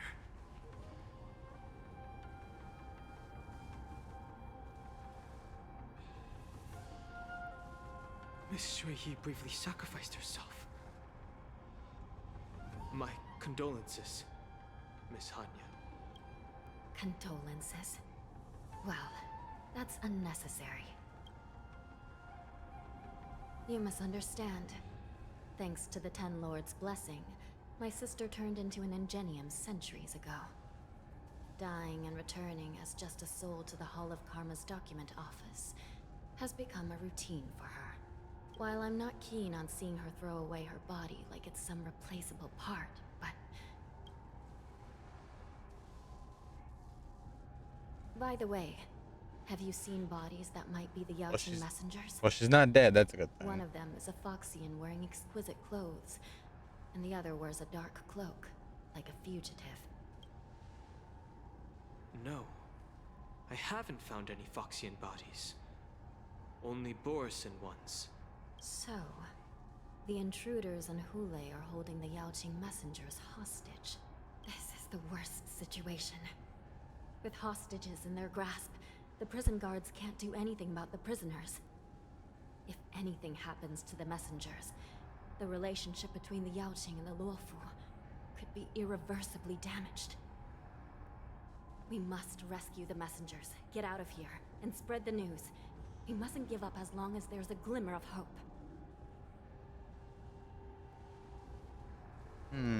Oh, gotta go. What have you found, Miss Hanya? A bird?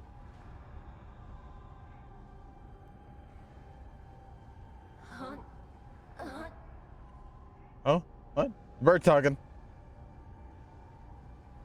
Cyber Spectre.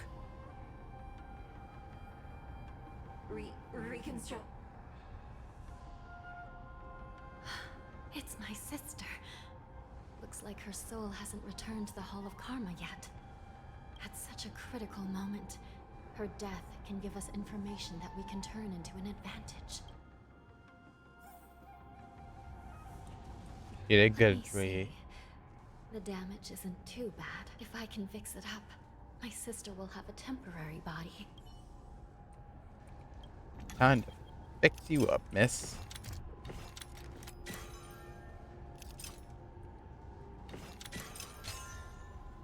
Bada bing, bada boom. Hanya, I'm back. Welcome back, sister. I don't know what kind of expression I should have at a time like this. Happy? Tears of joy? Forget it. I'm used to you coming back in all sorts of forms.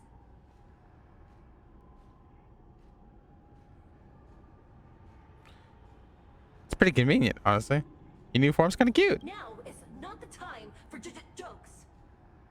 This cycle Crane can't hold all of me. Sister, what did you see when you were killed? One of the Yaoqing messengers escaped, and the other one was taken hostage and brought upwards? Besides the Borson, there were other intruders. Invisible. Invisible intruders? What does that even mean? How many conspiracies are tangled up in this mess? Do me a favor, sister. The intruders have cut off all communication between inside and outside the prison.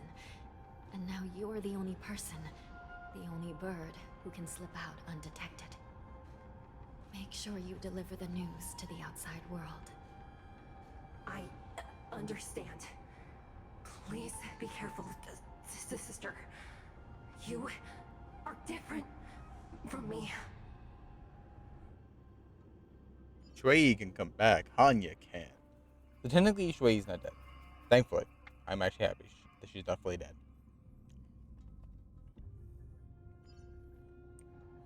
Time is running out, Miss Hanya. If we keep delaying, those Borison will escape from the prison. All right.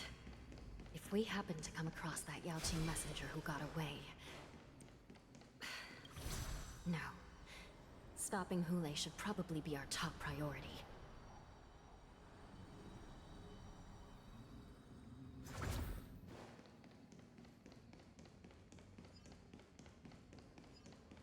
We need to go.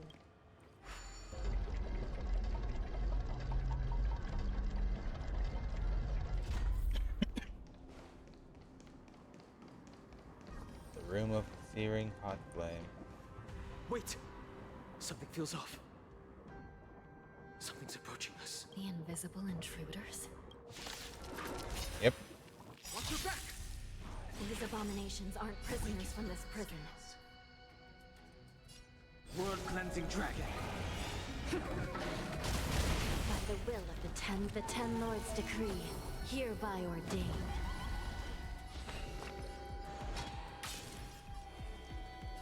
Heaven's surge. Rise!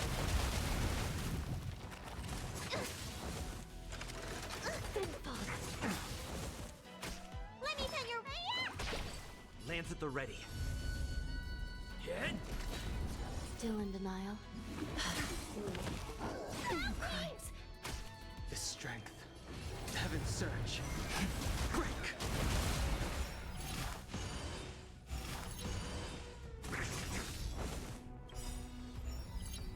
Lance ablaze. Lance! Forward! Give it up. Recount.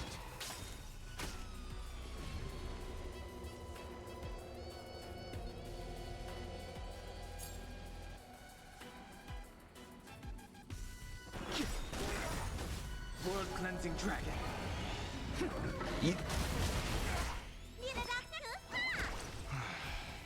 The prison management on the Lawfu is truly concerning. Who are you? Aren't you looking for me?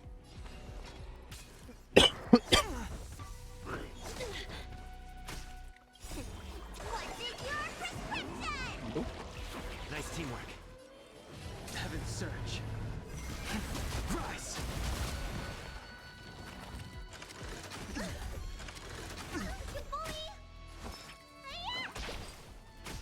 I'm on guard.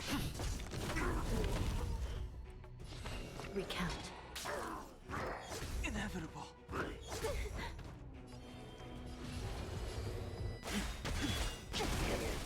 Awaken the world cleansing dragon. Still in denial? I shall be the judge.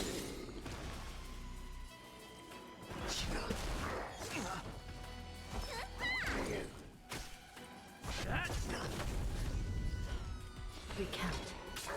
I sense a storm. Heavens, break! Just focus on the fight. The Ten Lords' decree, hereby ordained. Inevitable. Awaken, dormants. World cleansing dragon.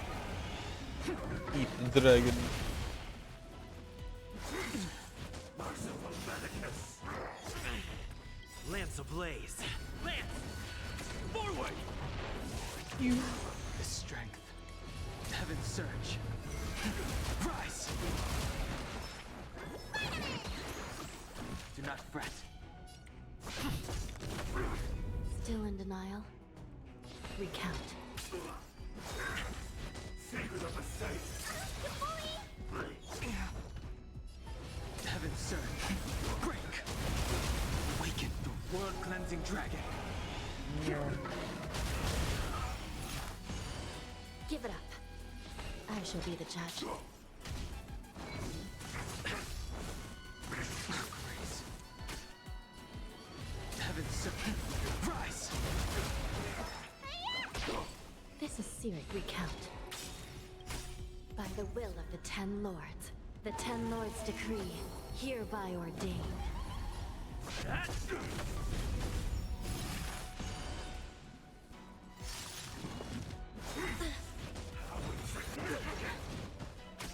sent a storm. Heaven's surge. Break! There we go. The consequences are mine. We found Moza at least.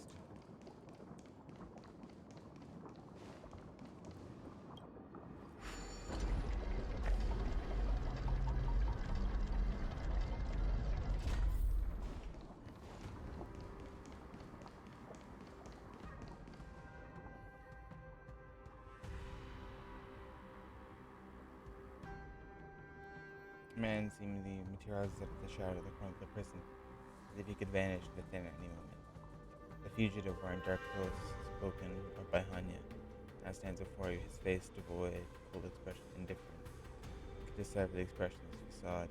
You're finally here. The prison management on the Lawfu is truly concerning. You already said that a moment ago. So what if I repeat it? It's the truth after all. The prison management on the Lawfu is truly concerning. Bro, at least 2 different groups of intruders infiltrated here.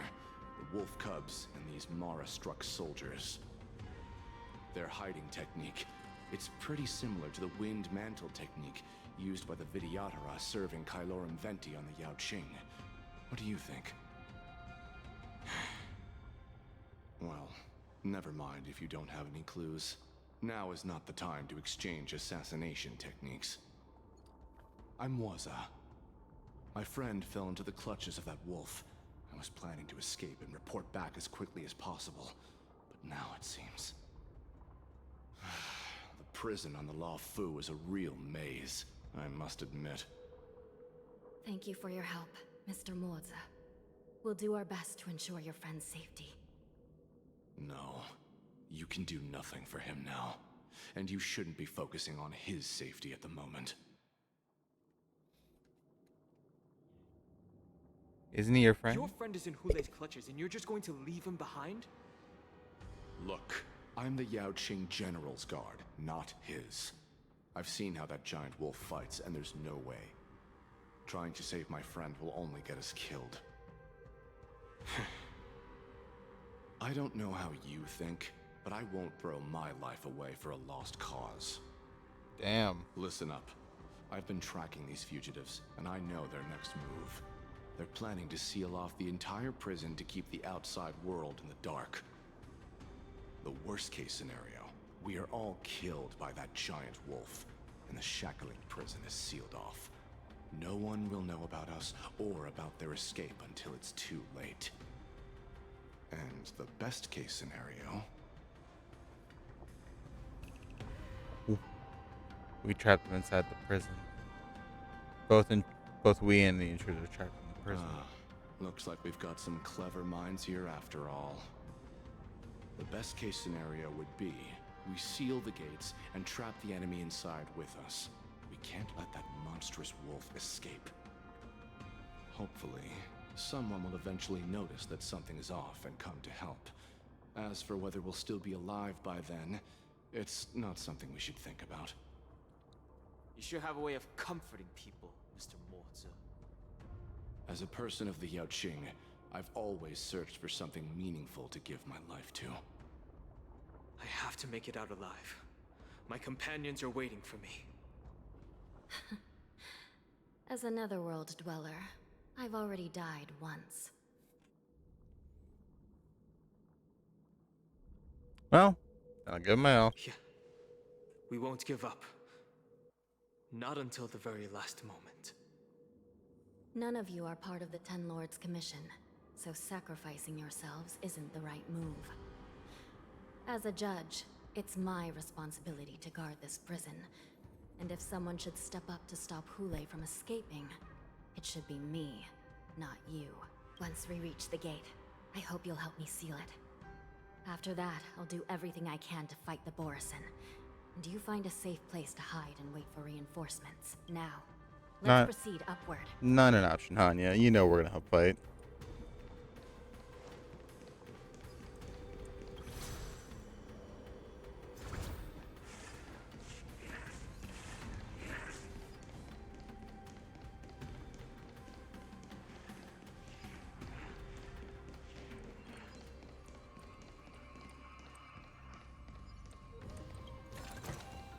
It's all yours. Hidden enemy right there.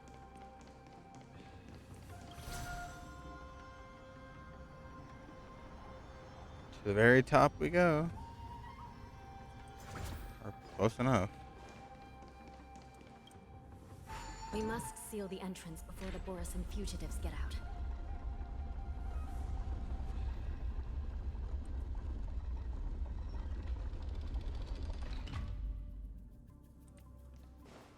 The prison wardens and mechanisms won't be able to hold them for long. Follow me.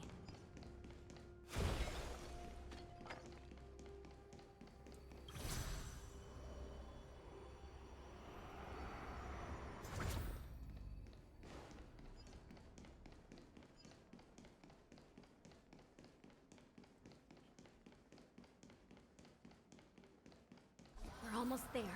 The gate is just ahead. And so are they. Bye. Ah, crap. I will hold them back. Don't let Hule escape.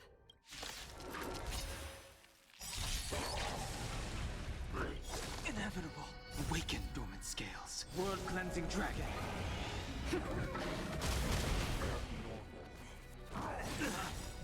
Lance ablaze. Lance! Forward! Smell of sin. I shall be the judge. Sinful. We sent a storm. Heaven's surge. Rise! Let me tend your wound. I'm on guard. What's in your prescription? Do not fret. This is serious. Recount. Crimes by the will of the Ten Lords' decree, hereby ordained.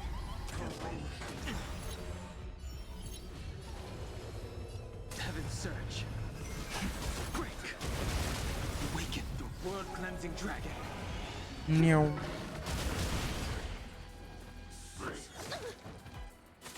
Give it up. I shall be the judge.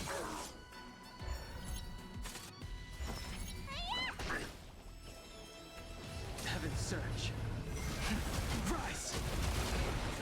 Lance will go that. Run. Stop him from escaping.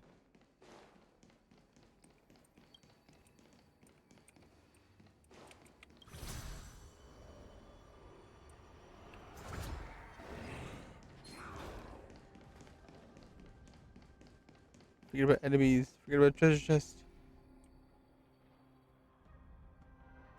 Shackling prison has become a killing field. The prison guard shall visit. This brings back such familiar memories. Memories of chasing, gnawing, and tearing. Oh, they're back. They're back. Boy. They've all come back. My lord, we're just one step away from freedom. As we pass through the gate, no one will be able to stop us. So this hostage is useless now. Kill him, Moktok. He's getting away. Do something, Jiao. It's just like the old days, you useless loser. Just do something! Maybe this Yao Qing messenger can strike a deal in exchange for his life. He can use his status to help us escape from the Xianzhou. What do you think, Mr. Jiaozhou?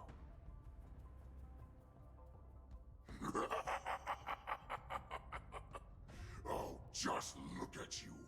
Fallen so low during my absence. You're even negotiating with livestock. As far as I recall, no one from the Yao Qing would ever consider a deal with Duran's offspring.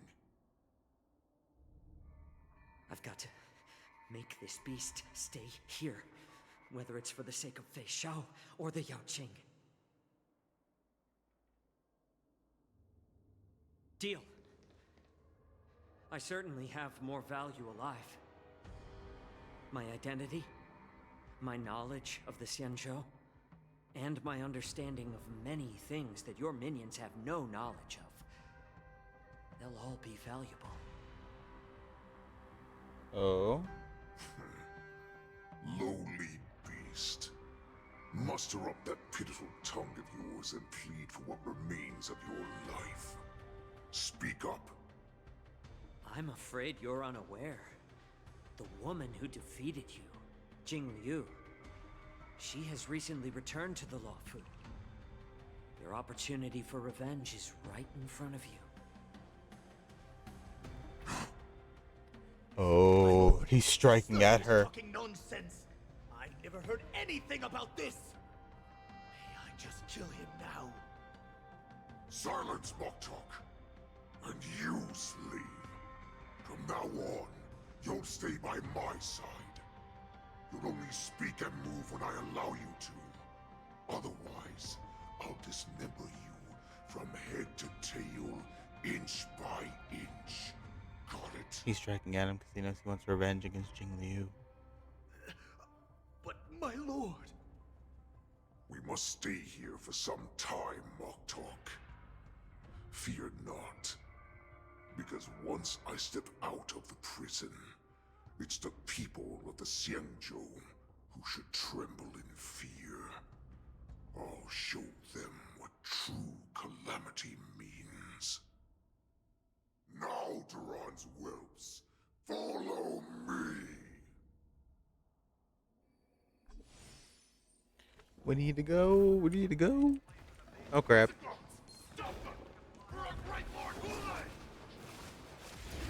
Ah, crap. I wasn't trying to hit him.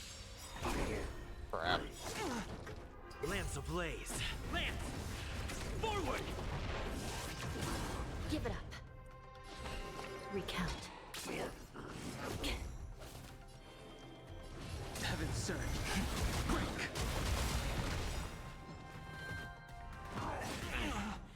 Awaken the world-cleansing dragon.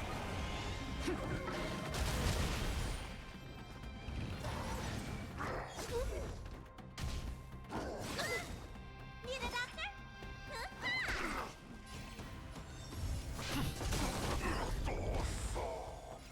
I shall be the judge. The times are changed.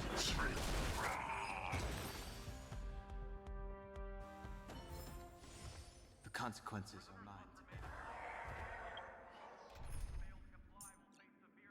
I'm just gonna do this because it makes my life easier.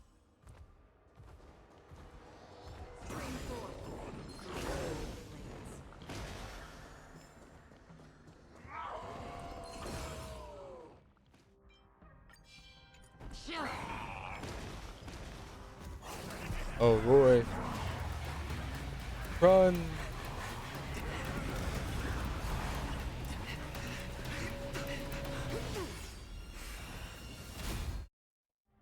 Well. Report! After we lost contact with the shackling prison, we received a message from a Psycrane. The prisoners have revolted and the criminal Hule is nowhere to be found. What about the Yaoqing messengers and the Nameless? No news at the moment. We're trying to restore contact with the shackling prison as soon as possible. I see. You're dismissed. Alright. General Jing Yuan, General Hua Yan. It's just as we suspected. The rise of the Ambrosial Arbor was not the end of things, but the beginning. The hand of the Ruined Legion has already sown the seeds of destruction. From this moment on, the Xianzhou Alliance will face an even greater challenge, from both the abominations of abundance and the destruction itself. If this is what they want, I'm always up for a challenge. Time for 3 great generals to show their might. As the Marshal Special Envoy, I'll dispatch the Lawfu Cloud Knights to pursue Hule myself. Looks like the hidden dregs have finally come to the surface. And as I said before, it's time to wash them away, once and for all. After a brief and disabling loss of communication with lockdown of the prison, the Express and Nameless have emerged unharmed, but one of the Yaoqing's envoys have been taken hostage. Meanwhile, the Borison warhead Hule, long confined in the prisons, has vanished without a trace. A pursuit between the hunter and the hunted will soon play out on the Xianzhou Luofu. And this is where the cliffhanger is going to be. Of course. Every touch. Every moment. Interlude. How dare you. Time to hunt. Jeez. Well. Lovely. We now have a lot to deal with.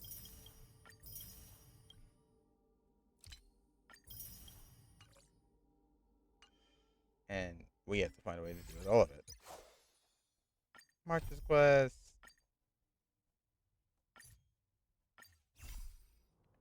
We'll navigate that next. For now, I'll do everything like I normally do offline. Just do a bit of grinding here and there.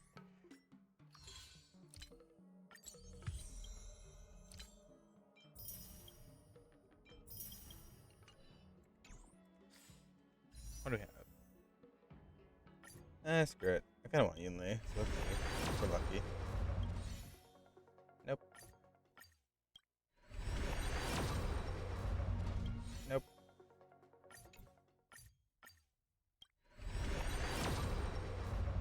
Nope.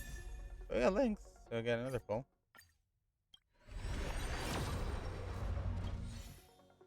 Nope.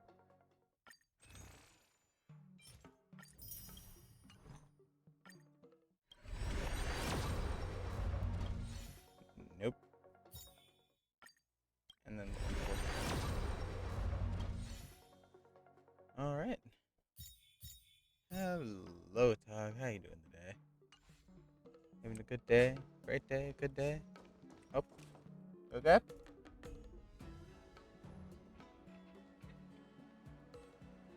Not again. I put the food away. What more does she want? There's water in the container. There should be none. It should be all boiled out by now.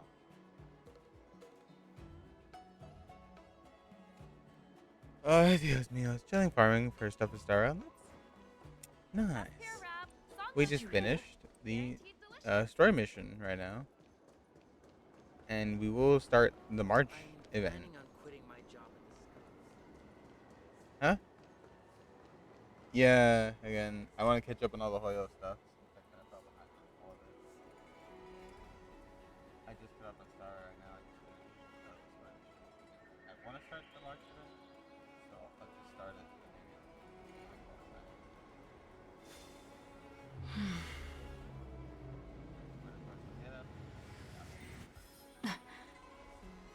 Alright, guys, at that point, I'm going to breakfast anyway.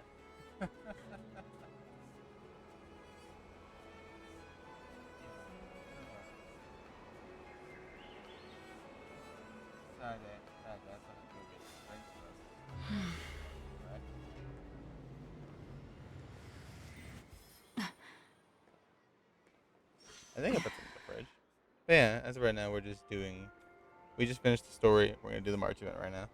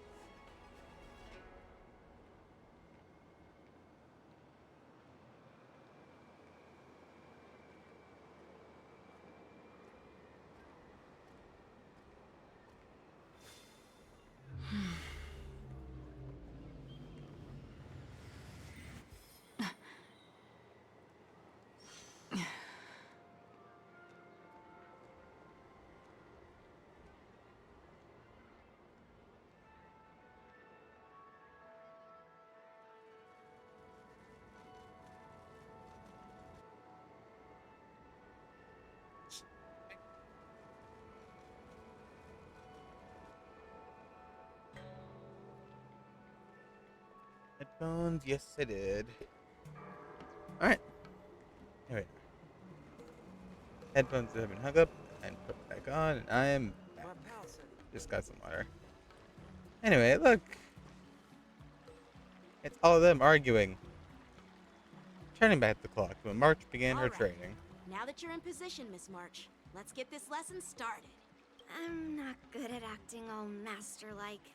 Since Grandpa asked me to teach you swordplay, I won't hold back any secrets. Oh, thank you so much, Masters. Oh, wait. Does this mean our training is only officially starting right now? After all, we need to watch you practice for a few days before we can figure out how talented you are. So, how'd I do, Master? You're definitely talented, Miss March. Hey, here you are. Did you hear that? These two masters just called me a swordplay genius. They didn't say all that. Watch out for overly generous Yanjo niceties, March. Oh, you're right. I almost got all excited for nothing. I'm just speaking my mind. Trust me, you're really talented. Did you hear that? I'm truly a genius.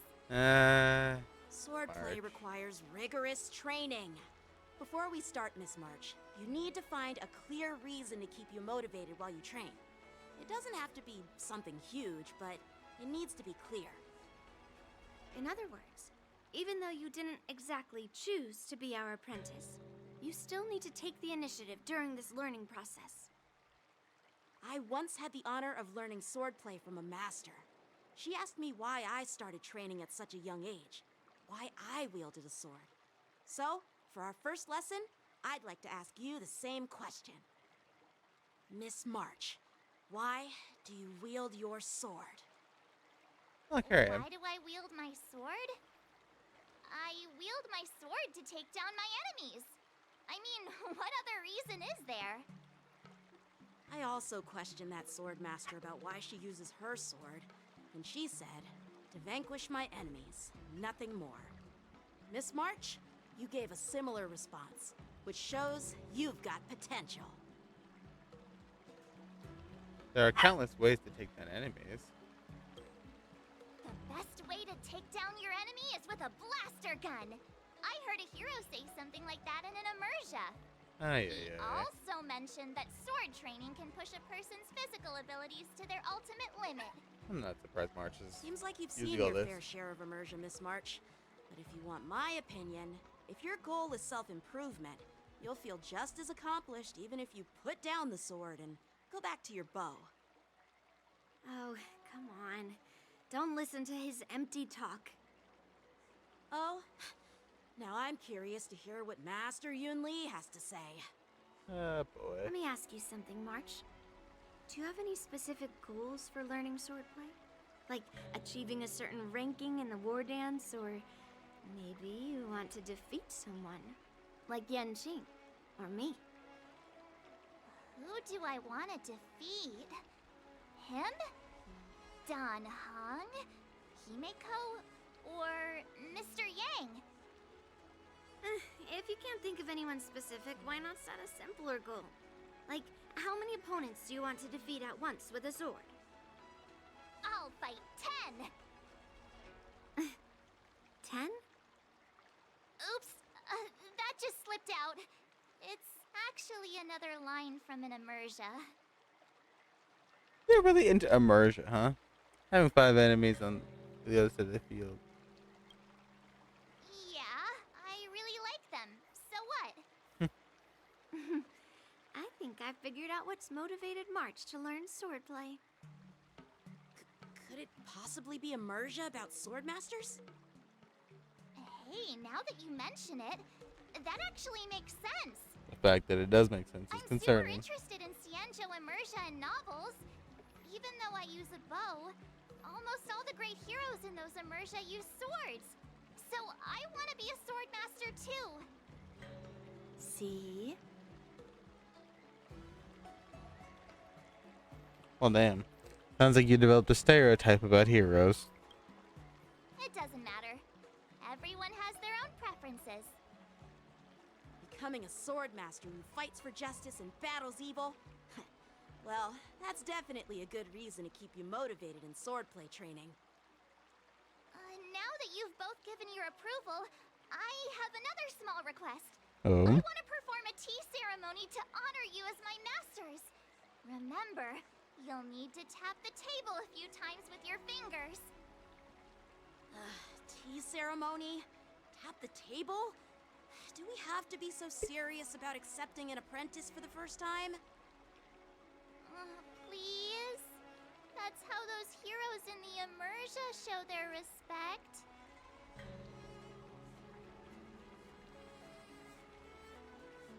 Let's play along. Play along? Let's just stop wasting time. Just treat us to some milk tea. And then we can start our real swordplay training, okay? Yeah! Alright, let's go! To the Sleepless Earl!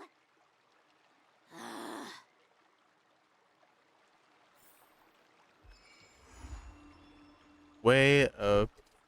Whatever blade. I cannot read that because I'm blind.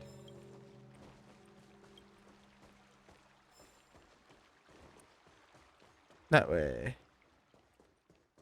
Honestly, March picking up the sword kind of feels weird. We've always seen like Preservation March with a bow. It's always been the power of cuteness. I'm planning on quitting my job.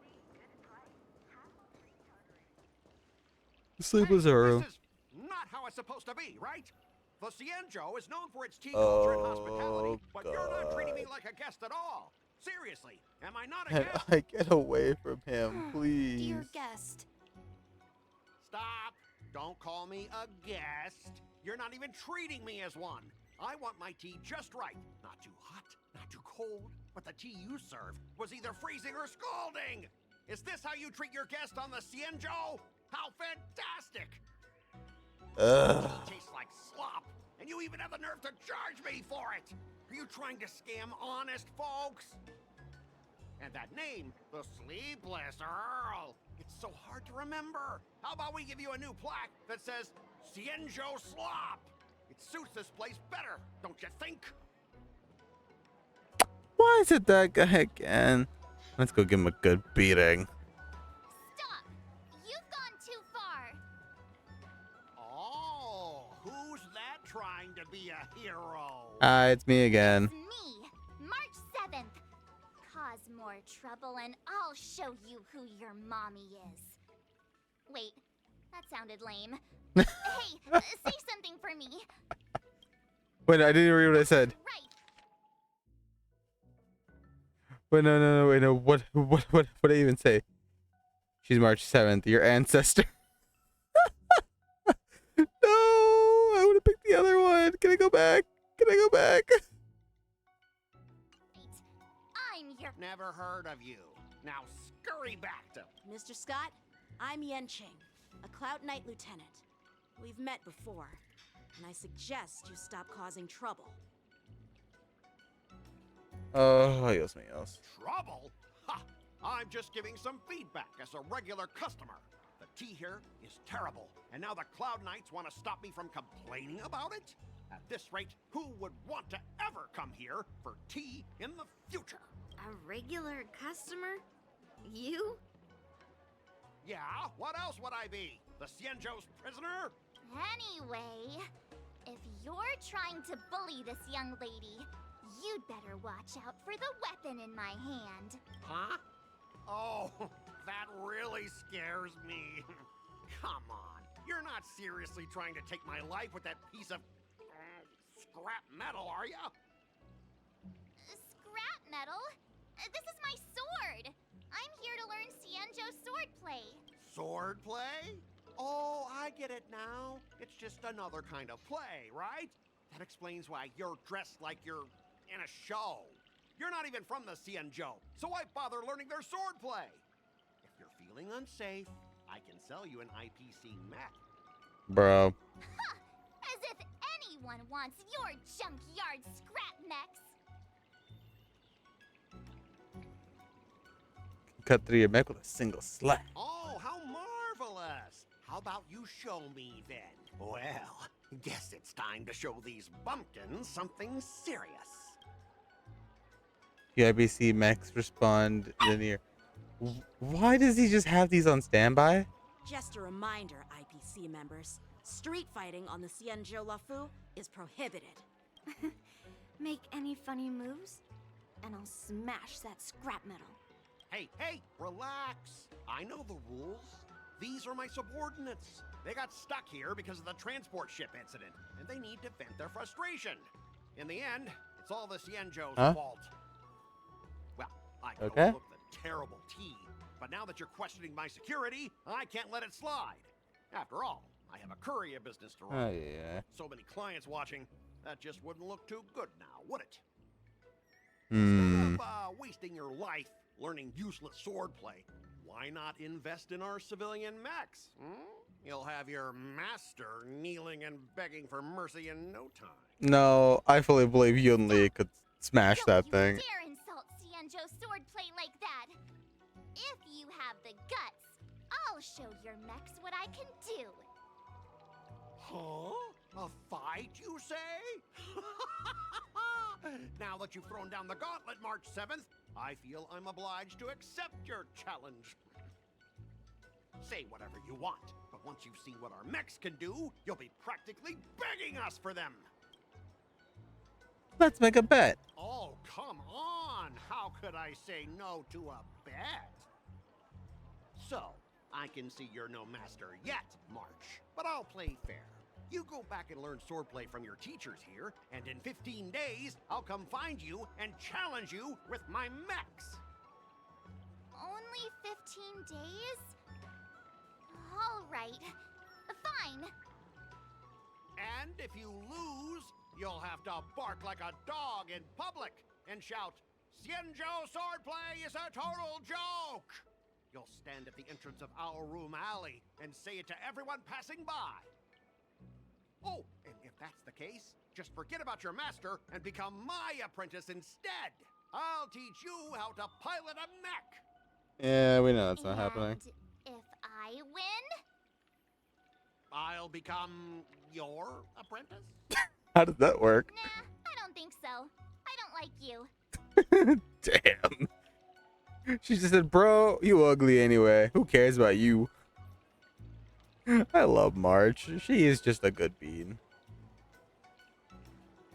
But yeah, Scott, I'm sorry, no one cares about you. We've had you for 3 events, and we all hate you already. Okay, how about this? If I lose, I'll squeal like a pig in public and say, IPC mechs are a total joke! And I'll even print that on every mech on the transport ship. Deal? Damn. So you changed from barking to squealing. And that's supposed to be a different story? This has happened before. Squealing isn't enough. You also need to apologize to the owner of the Sleepless Earl and take back what you said about Xianzhou swordplay.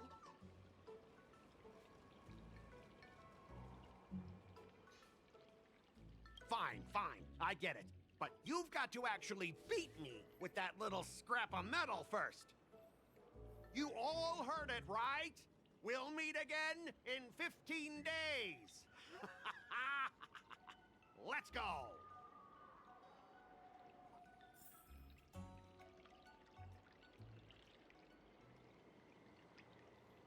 All right, well, this is March. Really? Still worried about the owner. Let's go check on her. Ugh. Those IPC guys just want to pick on an easy target so they can promote their scrap metal. So typical.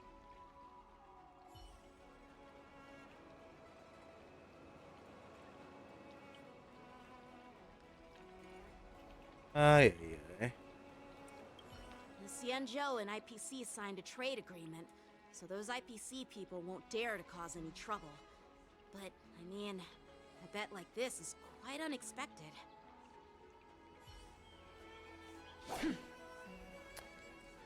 Well, that's not good.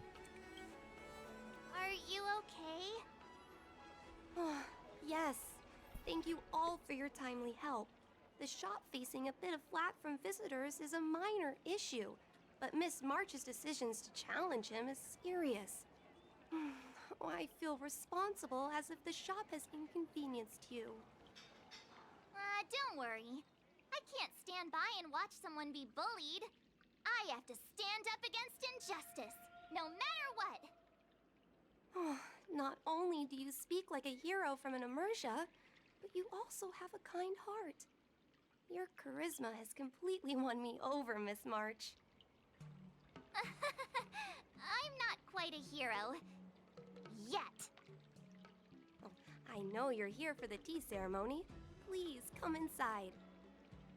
Thanks for the invitation, but right now, I just want to focus on practicing swordplay. Masters, let's save the tea for later. Sure, the tea can wait for now. However, I have a question, Miss March. How confident are you about the bet you just made?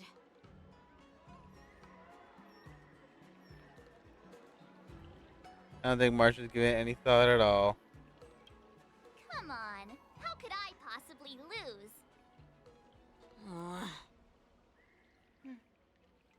You're right. It seems she really hasn't considered anything. I don't see any issue with it. Let March give it a shot. As long as she trains diligently, I believe she can easily deal with that hunk of IPC scrap metal. As long as she trains diligently. I'm now filled with determination, Masters. I'll learn swordplay well and teach that guy a lesson. You're my most trusted friend. You'll be my assistant teacher and make sure I learn swordplay properly. 3 teachers? Do I get paid to be an assistant? Hey, when have I ever treated you poorly? Masters, Mr. Teaching Assistant, let's go back and start the training now.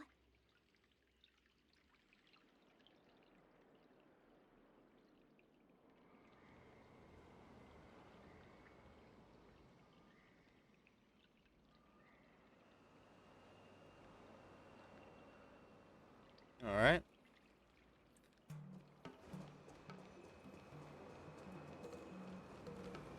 Oh boy. Go to the place in the backyard to help March with her sword training. Honestly, though, who likes Scott? If you like Scott, there's something wrong with you. The practice done. That IPC guy will show up in 15 days. I've got to become a sword master by then. Becoming a sword master in a mere 15 days is quite challenging. But we can't lose our momentum, Master Yunli. Momentum alone will only keep you going for about 3 days. If you really want to stick with it, you need a solid plan. No worries. I've found my professional teaching assistant to help me organize the lessons, so there won't be any problems.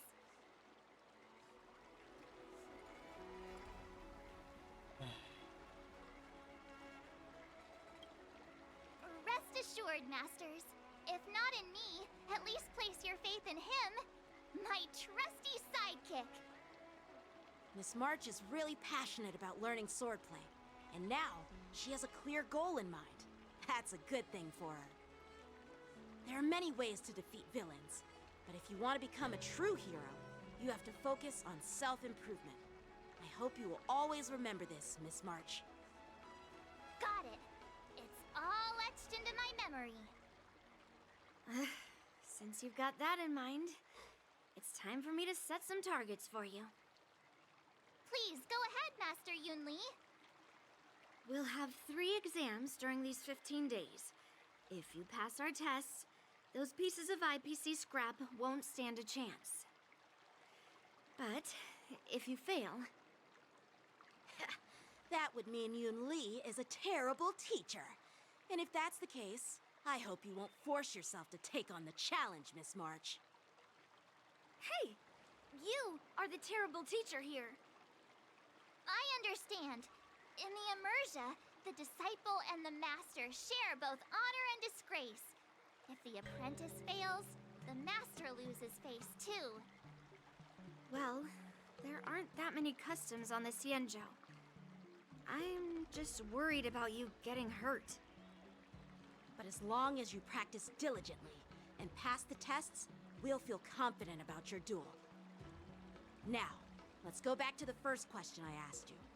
I'm sure you found a reason to wield your sword, right, Miss March? Absolutely! I wield my sword to become a hero! I want to fight for justice, punish the wicked, and make them quiver in fear and run away when they see me! Then keep that fire burning, and learn with all your heart. You haven't said much, Mr. Teaching Assistant. Any suggestions before we officially start training?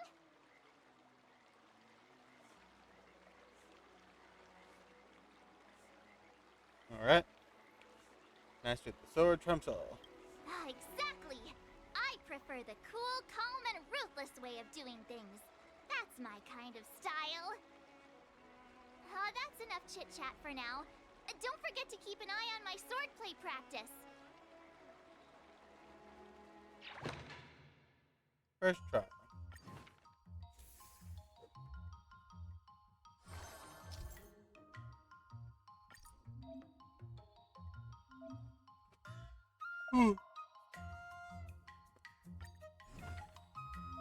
Oh.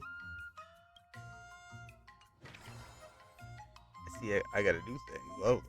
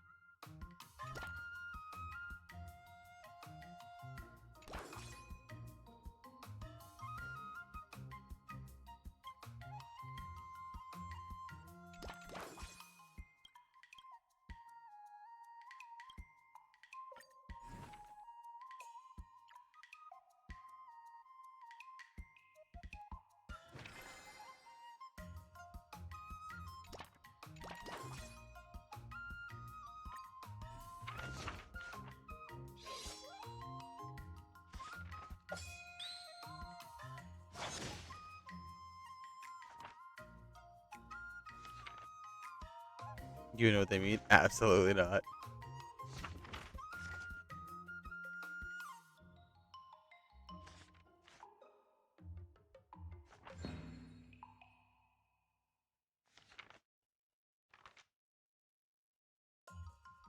Come on, Marge.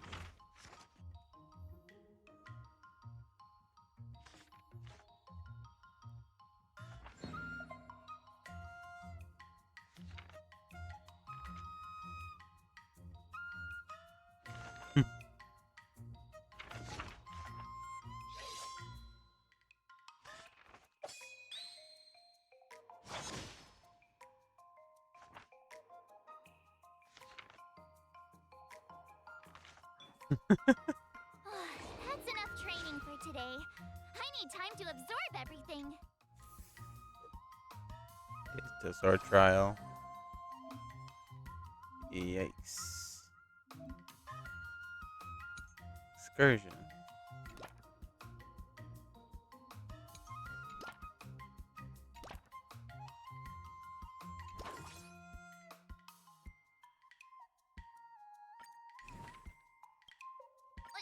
Did I really just learn that? I guess I am pretty awesome after all.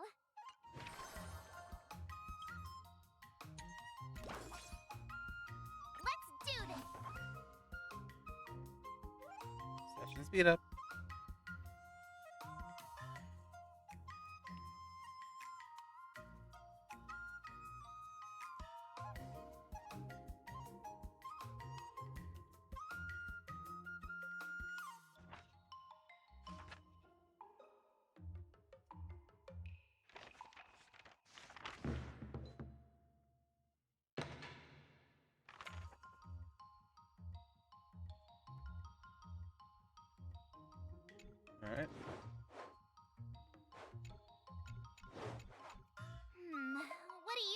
weekend.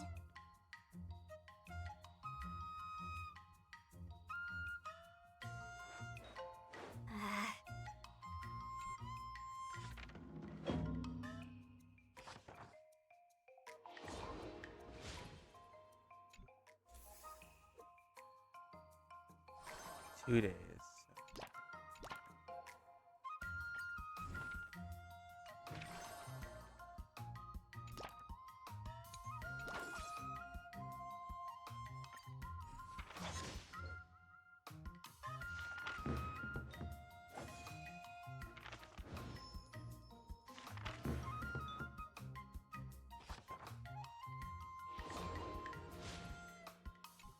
$150. I've done it.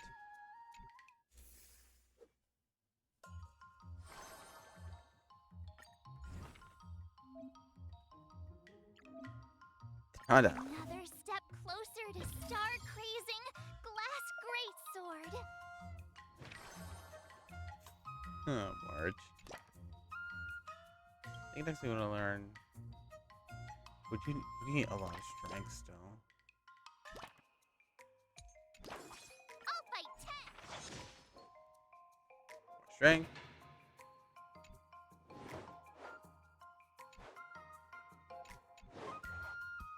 How should I go about this? I don't think so.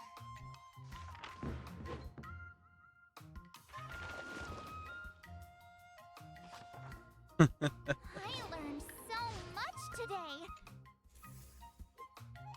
So trial 1. Today, you'll face your first test. It's all about the basics. Oh, I know. It's float like a butterfly, sting like a bee. That's boxing? But close enough, I guess. Close enough. Grasping the basics is crucial to mastering swordplay, Miss March. Focus on wielding your sword properly, making your thrusts swift and strikes brisk. And parries should be fluid and nimble. Got it. See? Even March is getting bored of your rambling. But I'm actually not bored at all. Miss March is still a novice, so I'm giving her some tips on the basics to help her better understand them. Neglecting the basics will only make you vulnerable in a fight. Even for an extraordinary sword master like you, Yunli. Just focus on your teaching. Why bring me into this? What? Didn't General Huyan offer you any guidance? Looks like your general hasn't told you to stop hopping around like a sparrow in a fight, huh? You guys, let's save the seminar for later. Miss March has been learning the basics of swordplay, and now it's time to put her knowledge to the test. Unsheath your swords and show me what you've got, March. According to the schedule, there's a test today, right? I'm ready. Oh boy. Let's do it. Yeah. Not very sportsmanlike. Azure Dragon, White Tiger, less cards, Wasp, dead!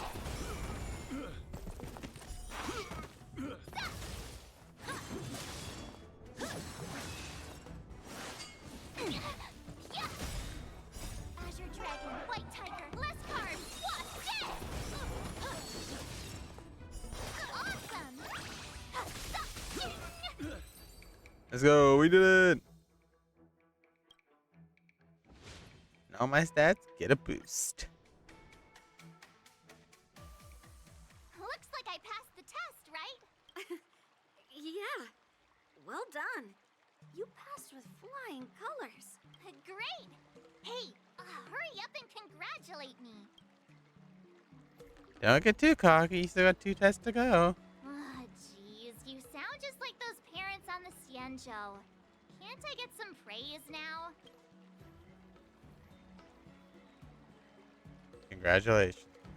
I couldn't have done it without my masters and you, Mr. Teaching Assistant. So if I were to take on that IPC guy now, what would you say are my chances? Low. You already have a martial arts background and plenty of real combat experience. With swordplay guidance from me and Yunli, if you were to challenge the IPC's security mechs now, I believe... You wouldn't stand a chance. Yep. Yun Li's right. No chance? Hey, are you trying to crush my confidence? I'm the kind of girl who performs better when I'm showered with praise, just so you know. Well, maybe you stand a chance if you use your bow. When you're taking on a mech.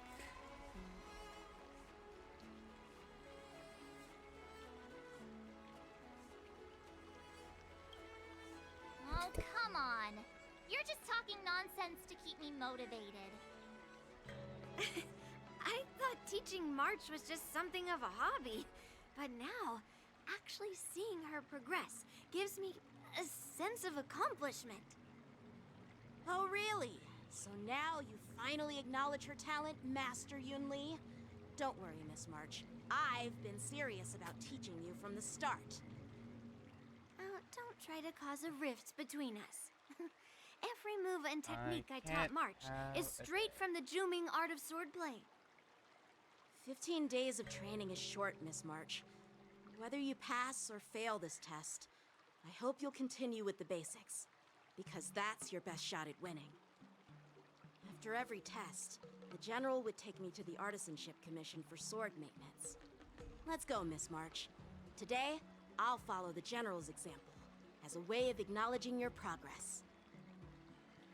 Thank you, Master Yanqing.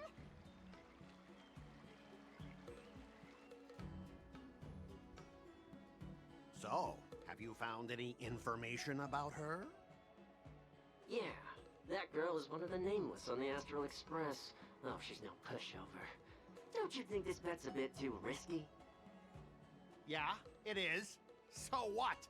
Have you seen those big shots in the Strategic Investment Department? Do they ever make safe bets?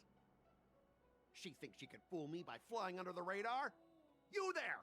Get me the most powerful mech we've got! Understood. Checking the inventory now. Now I'm curious to see what this 15-day crash course apprentice is really capable of.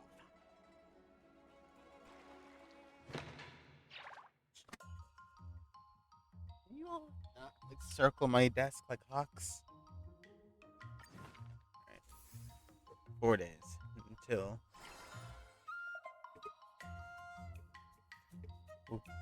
When raise my tenacity a lot, and then my strength.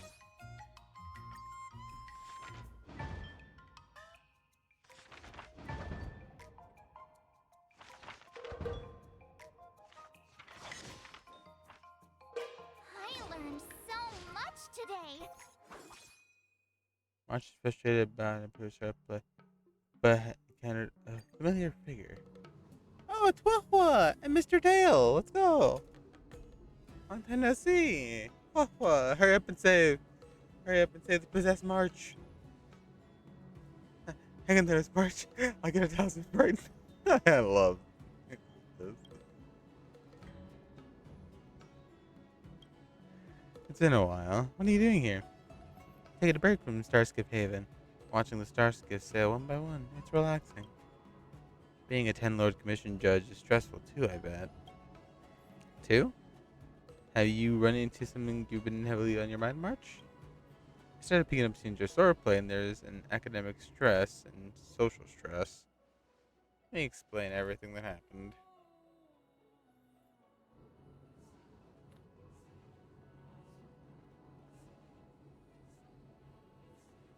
I think I get the gist of it. It's not easy to master the school swordplay in a short time.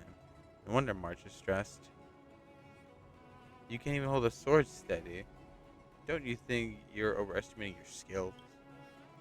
Sure, I can't hold it steady, but I'm better than you. You don't have any hands.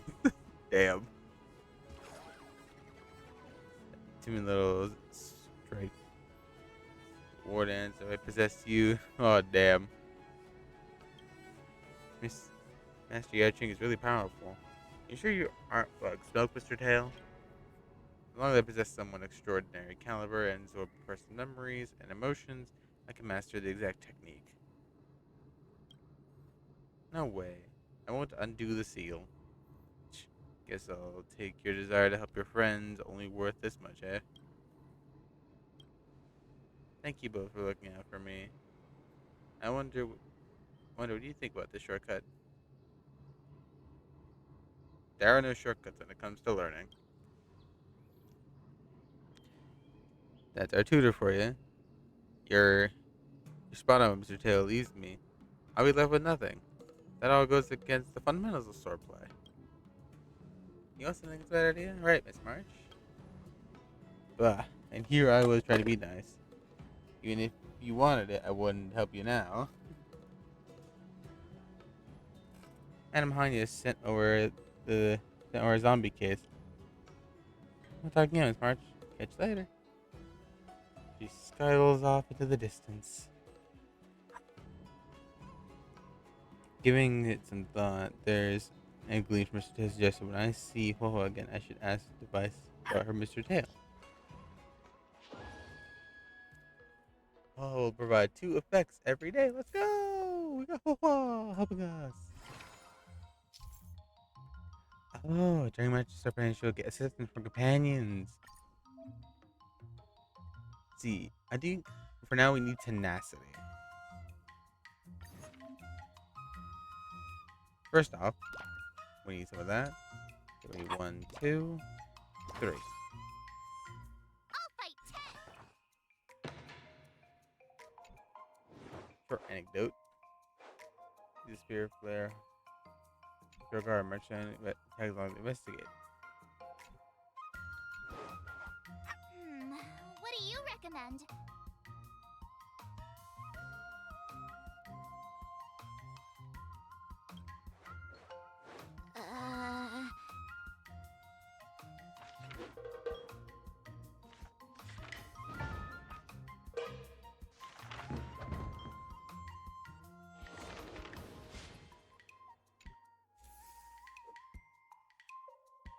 Well, I reached my goal for that. Increase next training efficiency by 100%.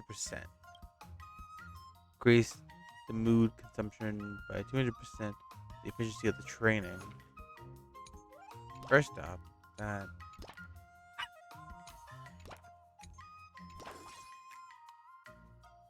Let's do this.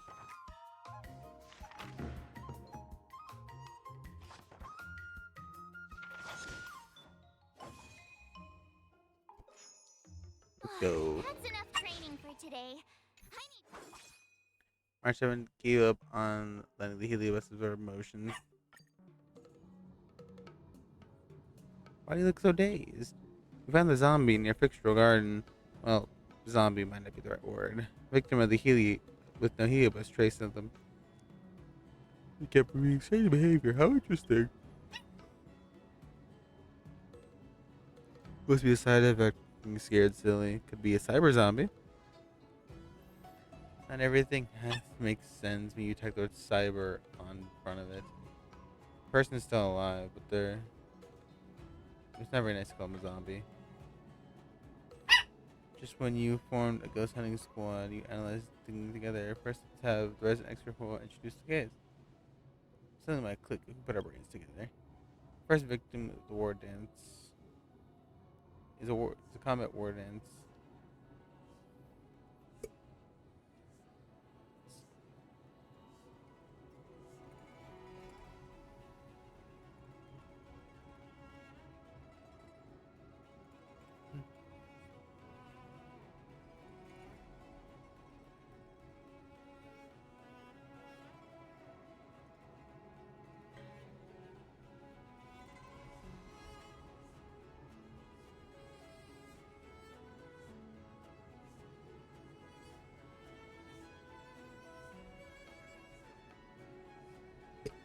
You're also a participant, March.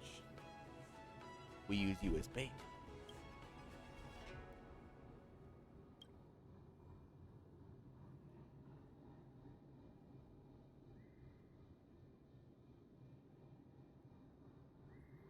Dragon, ventral, temperance. The hardest, the world, people. Finally, the two mission Spitfire Day Uncle.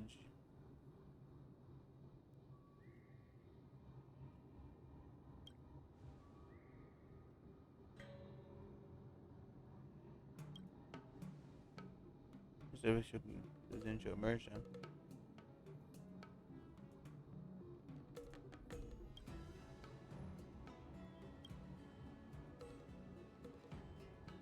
And touch some grass. That's wild. Damn. He literally told her, get your head out of books and start touching grass. Don't forget to do fortune contract with me. Good luck. Peace culprit soon. She scuttles off in a hurry.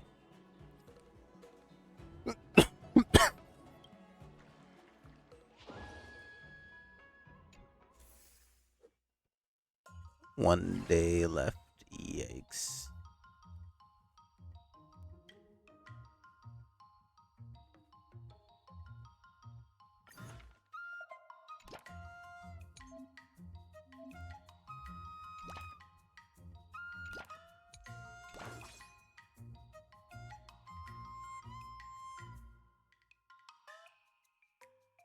I'll fight 10.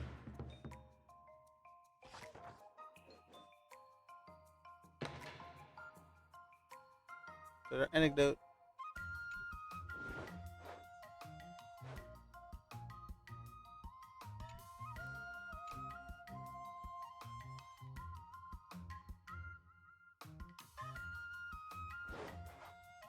How should I go about this?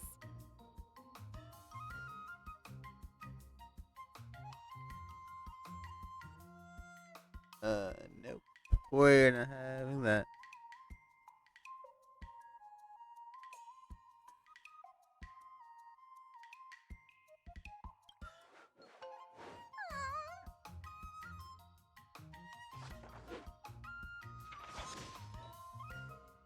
I learned so much today.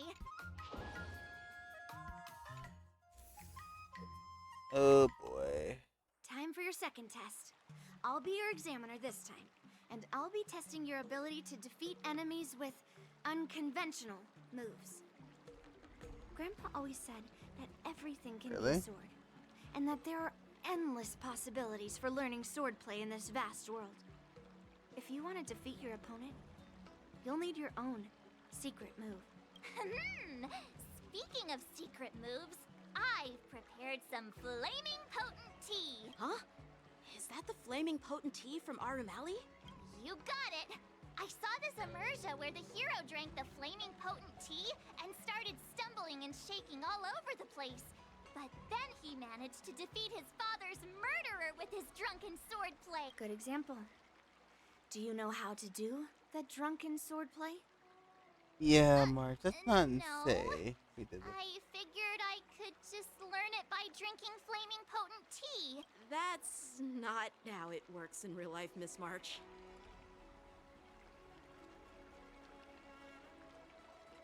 Any other tricks up your sleeve? Absolutely. I've learned a lot from my adventures. I've heard you've traveled a lot, Miss March. I'm excited to see how you incorporate your experiences into your swordplay moves. Your opponent this time is similar to the IPC mechs. Unsheath your swords and give it everything you've got.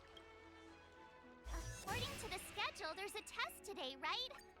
I'm ready. Another new move under my belt. I gotta find time to try it out. Let's see. 150 requirement. Oh boy, this is gonna be something. Well, let's see if it works.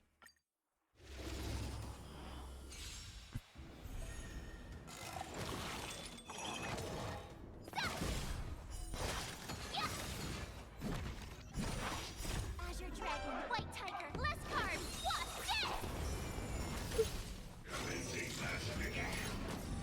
Yeah! Oh, I get it! Alright.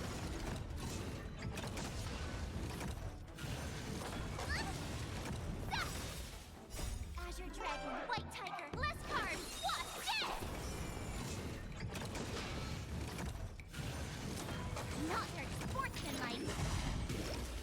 He's just a little dorky.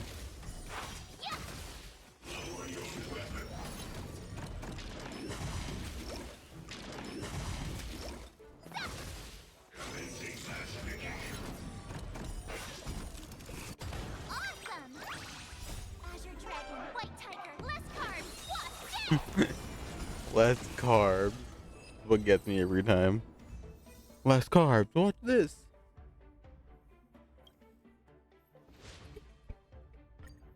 Hey, we did it.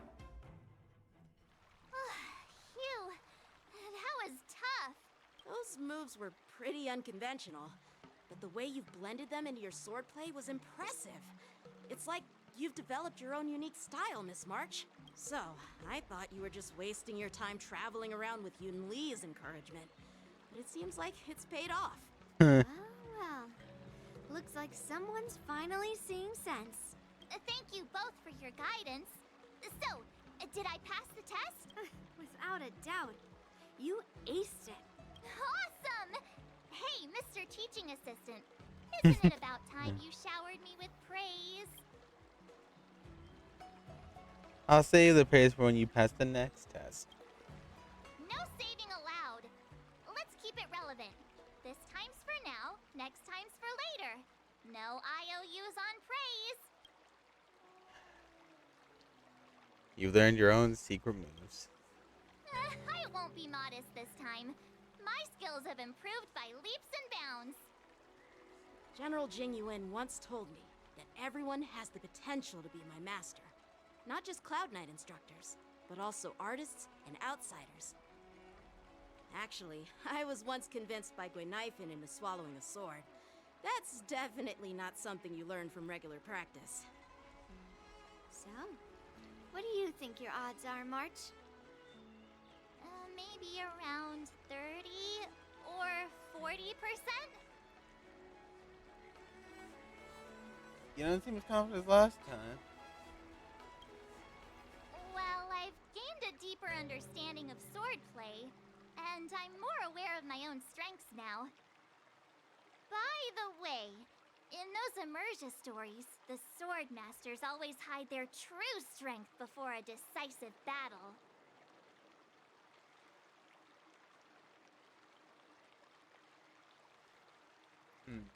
Yep, but those who boast they win end up losing. Yeah, that's usually how it goes. From the test, I can tell that you still need some time to master your swordplay. But you did pretty well. Milk tea is on me today. Yeah!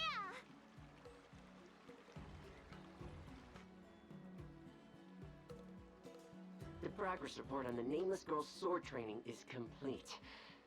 What should I do now, Specialist Scott? Huh? Boy. Are you being sarcastic or something? I mean, don't I have other important tasks to do? It feels like a bit of a waste of time to keep tabs on some random girl's swordplay training. A waste of time? No! This is about safeguarding the reputation of the IPC and the honor of the Amber Lord. Are you saying that March 7th can actually take down an Arumaton from the Artisanship Commission with a sword? Come on, an Arumaton is no match for our state-of-the-art mechs. Go and strengthen our mechs even further.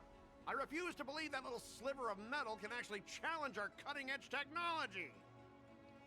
But the armor's already pretty thick. No, it's not enough. Reinforce it more. If I lose face, it's like losing face for the IPC and the Ember Lord. Can we afford to let that happen? Understood.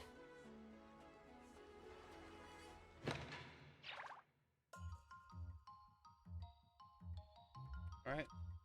The final sword trial.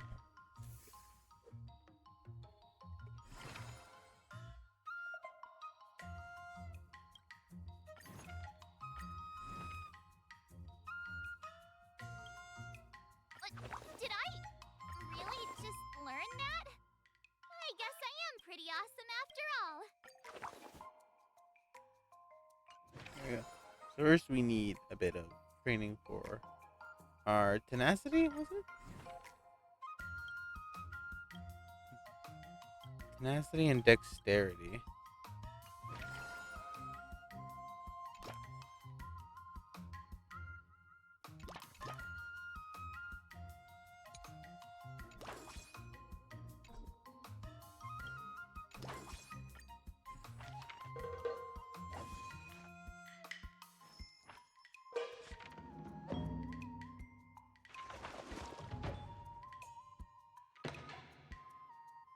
Sword art anecdote.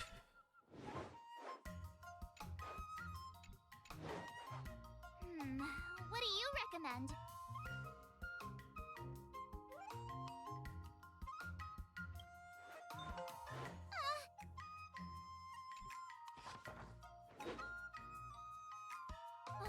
That's enough training for today. I need time. Go to the escapade location. Oh, we got a Poho. Help horror solve the zombie case and marches right for stroke guard in the middle of the night. The Haley bus is focused on taking warden and its contestants as you expected.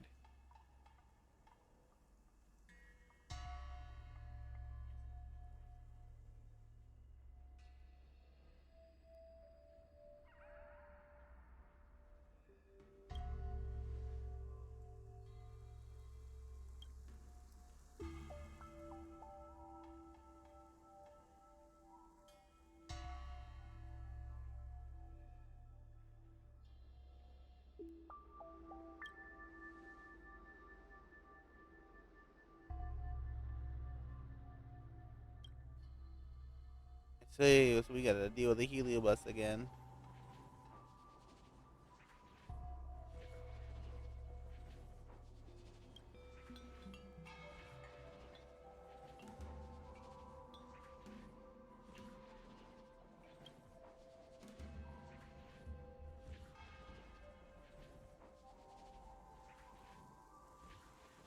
You know, you're supposed to learn them. What if I don't want to learn them?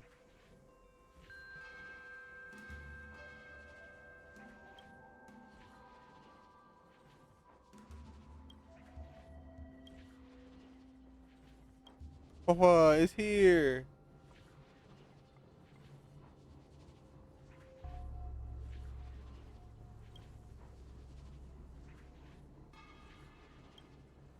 So I can't move my arms and legs.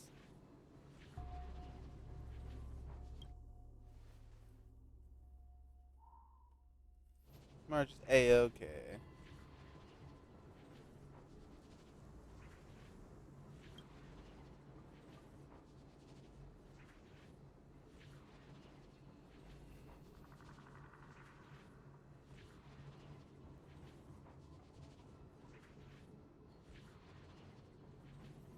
I see. Alright. Well, hey. It's fair. I pity one like Heliobus. This massive magnitude of information will overload our minds and render us immobile. The path of learning isn't a one-way street.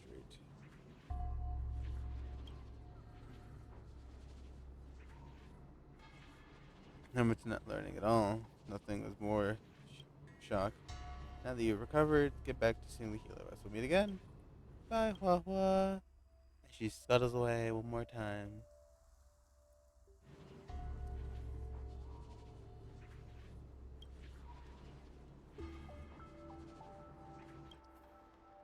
We go grab food.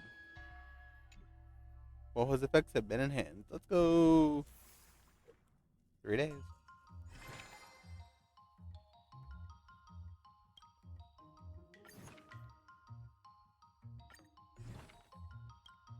Another new move under my belt. I gotta find time to try it out.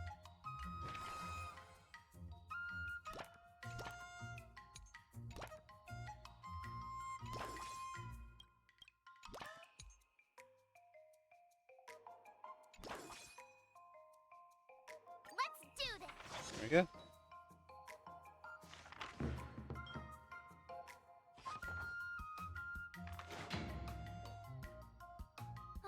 That's enough training for today.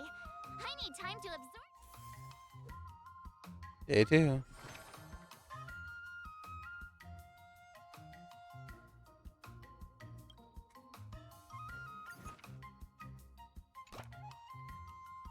All swords and no play makes March a dull girl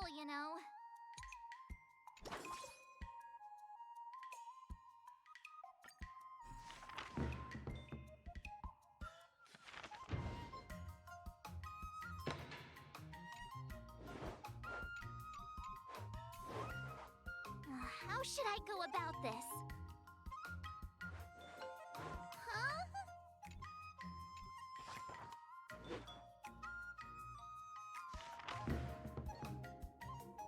I learned so much today. Escapade. Tenno's commission is already sealed with the Heliobus, who is eager to act as a tutor. It won't be harming anyone anymore. The war dance participants who fell for his antics are slowly recovering their senses.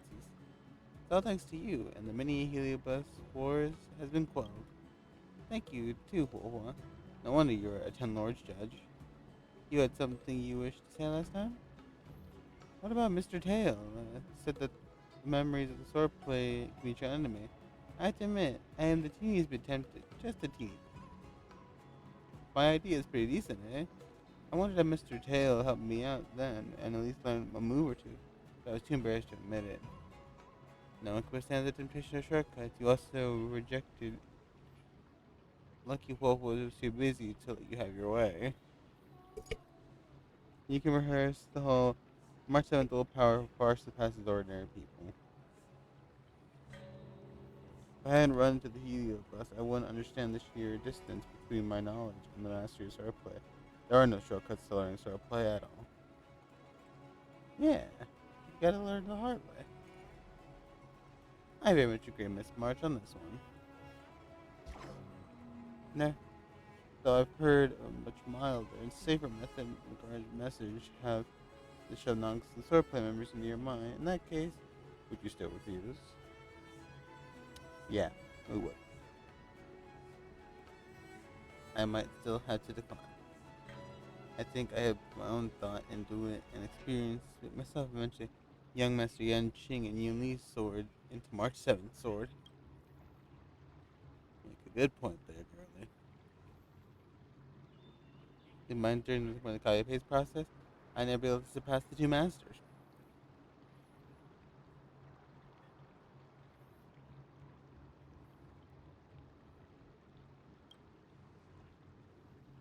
For me, being a pearls of wisdom, that should I obtain new heights and new swordplay, right? Spreading passages helps a book lighten up. Alright, yeah, Mark, you learned. You've learned so much, I'm proud. Thanks, Mr. Tanahua.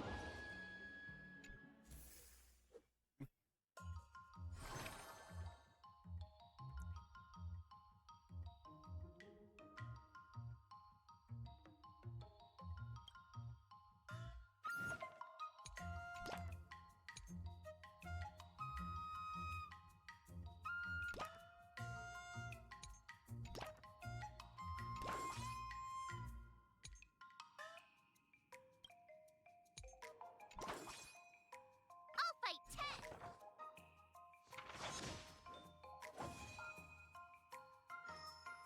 192. I learned so much today! Final day. Before we start the test, there's something I need to tell you, Miss March. I've received a challenge letter from Scott. He's made thorough preparations, contacting the Realm Keeping Commission, and getting approval for a martial arts exchange event. He even chose Arumali as the venue. Seems like he has some connections there. However, according to the rules, the person receiving the challenge letter has the right to decline the challenge. Declining would be like admitting defeat. Of course I'll accept it. But before that, you need to pass the final test. The graduation exam. The graduation. Is that it? You don't want to teach her anymore, Master Yan Qing? No way. Master Yan Qing has been great to me. Well, it's not really graduation. It's just that the opponent for this exam is your master, Yanqing. When General Jing Yuan was teaching me swordplay, he used to personally spar with me during crucial moments to assess my skills. After all, the master should be the one who is most aware of their students' strengths and weaknesses. But, Master Yan Qing, facing you in a duel... Oh Do I boy. really stand a chance? How will we ever find out if you don't even try? Are you only scared because I'm your opponent, Miss March? Unsheath your swords and get ready, Miss March. The duel starts now. Let's The go. final test. I'm a little nervous. Oh, come on, March 7th. You got this.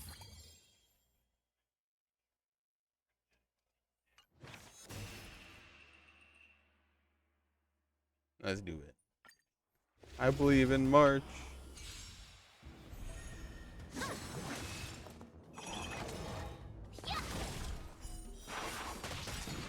Azure Dragon, White Tiger, less cards. Watch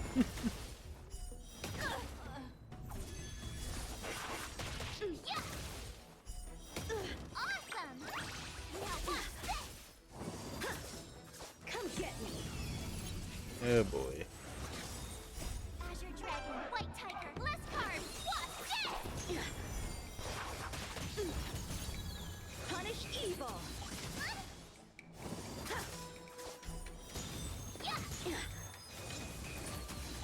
Not very sporty, I'm just Mike. warming up. Azure Dragon, White Tiger, less cards. Watch this! Oh, I get it!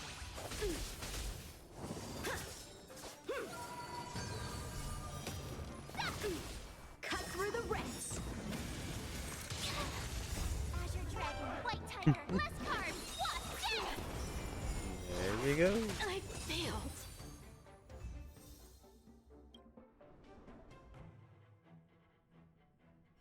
Not bad. You've made it this far, Miss March. You've passed the exam. Oh! All the tests are over, and the real trial's about to begin. I get your point, but this isn't the time for deflections. Quickly, say something nice about me. Congratulations. You're now a member of the Best in Yanjing Club. Actually, I didn't defeat Master Yenching. With your swordplay skills, you can effortlessly take down IPC Max, March. Yeah, I'm pretty confident too. But looking back, haven't you learned something more important than just swordplay? Yeah, I've not only learned swordplay from masters, but I've also met a bunch of people and gained a lot of insights from my experiences. Those experiences will nourish your sword skills. It's just like Master Yunli said. Everything can be a sword. And there are endless possibilities for learning swordplay in the vast world. That actually makes sense. Now, I'd love to hear your suggestions on how to defeat Scott.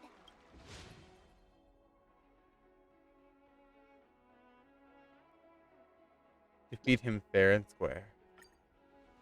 Yeah, I'll show Scott the power of the Xianzhou swordplay that he despises.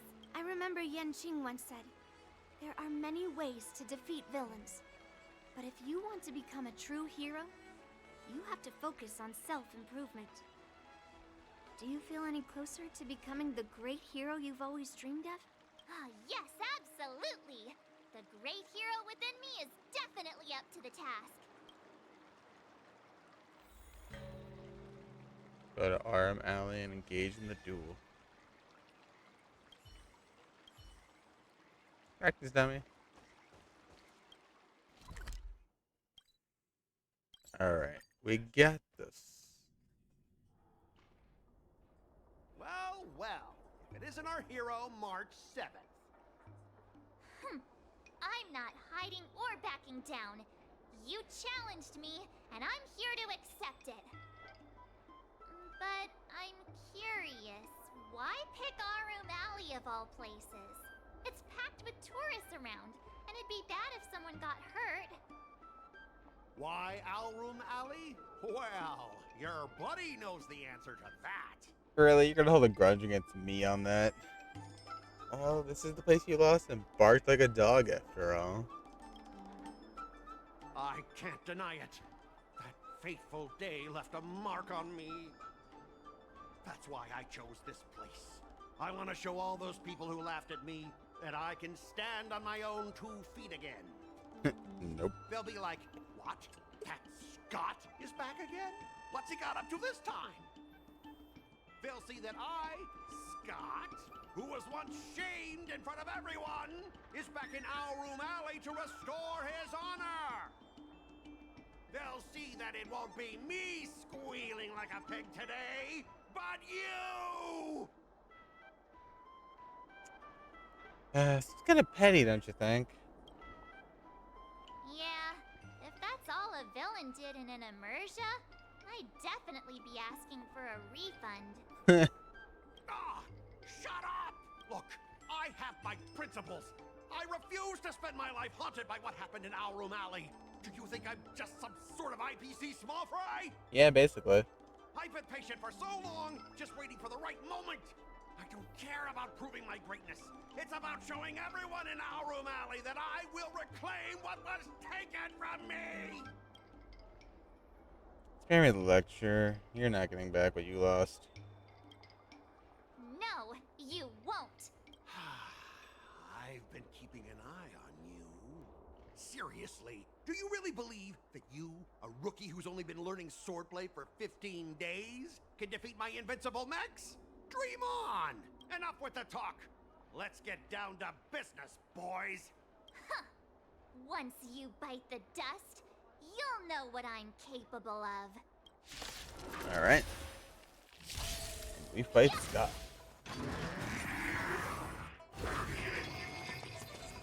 Yikes. This is gonna be an uphill struggle, but I know March is up to it. Okay. Azure Dragon, White Tiger, less carbs, wasp, dead!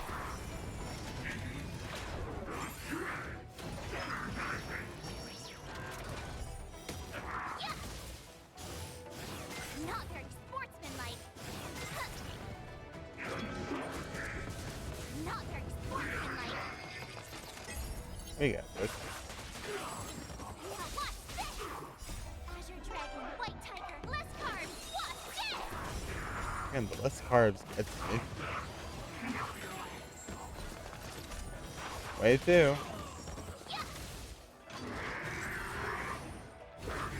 I believe in her. Awesome! Azure Dragon, White Tiger, less carbs, wasp, dead!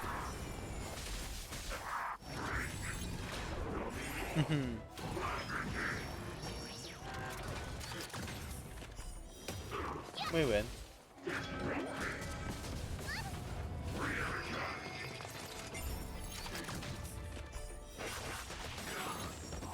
Azure Dragon, White Tiger, less carbs, wasp, dead! Oh, I get it! And win. Oh, Scott. Ready to squeal. You pathetic losers! How did you all lose to that rookie? Hey, stop blaming others! Didn't you lose to me too? So, does that mean I have to? No way! This can't be happening! How could a tiny piece of scrap metal defeat the IPC's mechs? You guys must have cheated! This doesn't count! I demand a rematch! Scrap metal, huh? The key to victory is never the weapon. It's the person wielding it! Let's not forget our bet.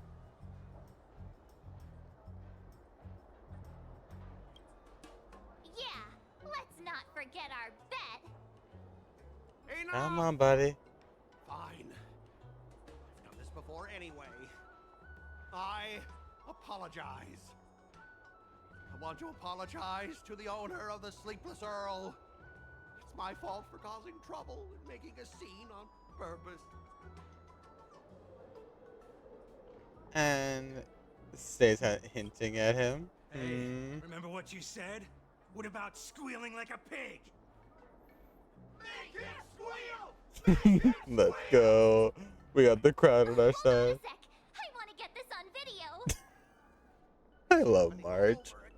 I love March. All right, but before I squeal like a pig, there's something else I want to say. IPC mechs are a total joke. Oink! Oink, oink. Oink. Karma. Sweet, sweet karma. I love making this man suffer. Making Scott suffer gives me serotonin.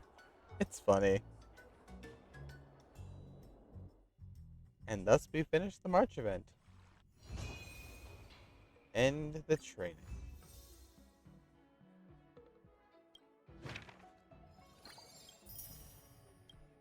There's a lot more to this though, unfortunately. Stopped me on the road earlier. They said I was a 1 in a million super talented martial arts genius. Oh boy, this is gonna be a long one, ain't it?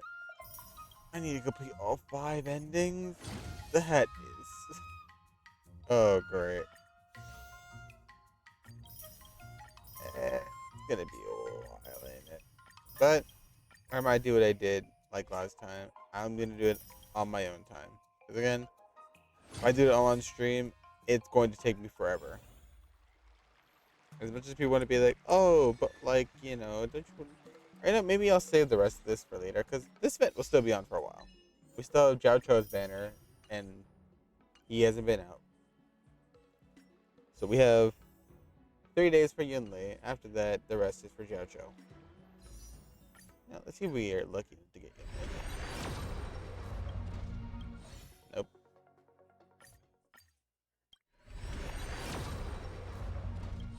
Nope. Last one.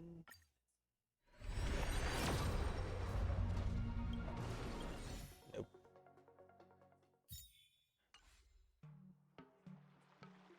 That'll be what we call it for the day. I do feel a bit tired. I've been at this for 6 hours. Navi with a mustache just staring at you all. Judging you all. Alright. Let's find someone to raid. Even though I know it's even live right now. Y7 is live. And he reached 800 followers. Let's go. Let's go, Y7. We're gonna raid Y7 because he is good for it. We haven't raided him. Wow. Is Y7 is live playing Cyberpunk. So, without further ado, everyone has a good night, morning, day, wherever the hell you exist. Without further ado, I'm gonna call it a night, and I will see you all later when I play Withering Waves with Solar. Without further ado, later.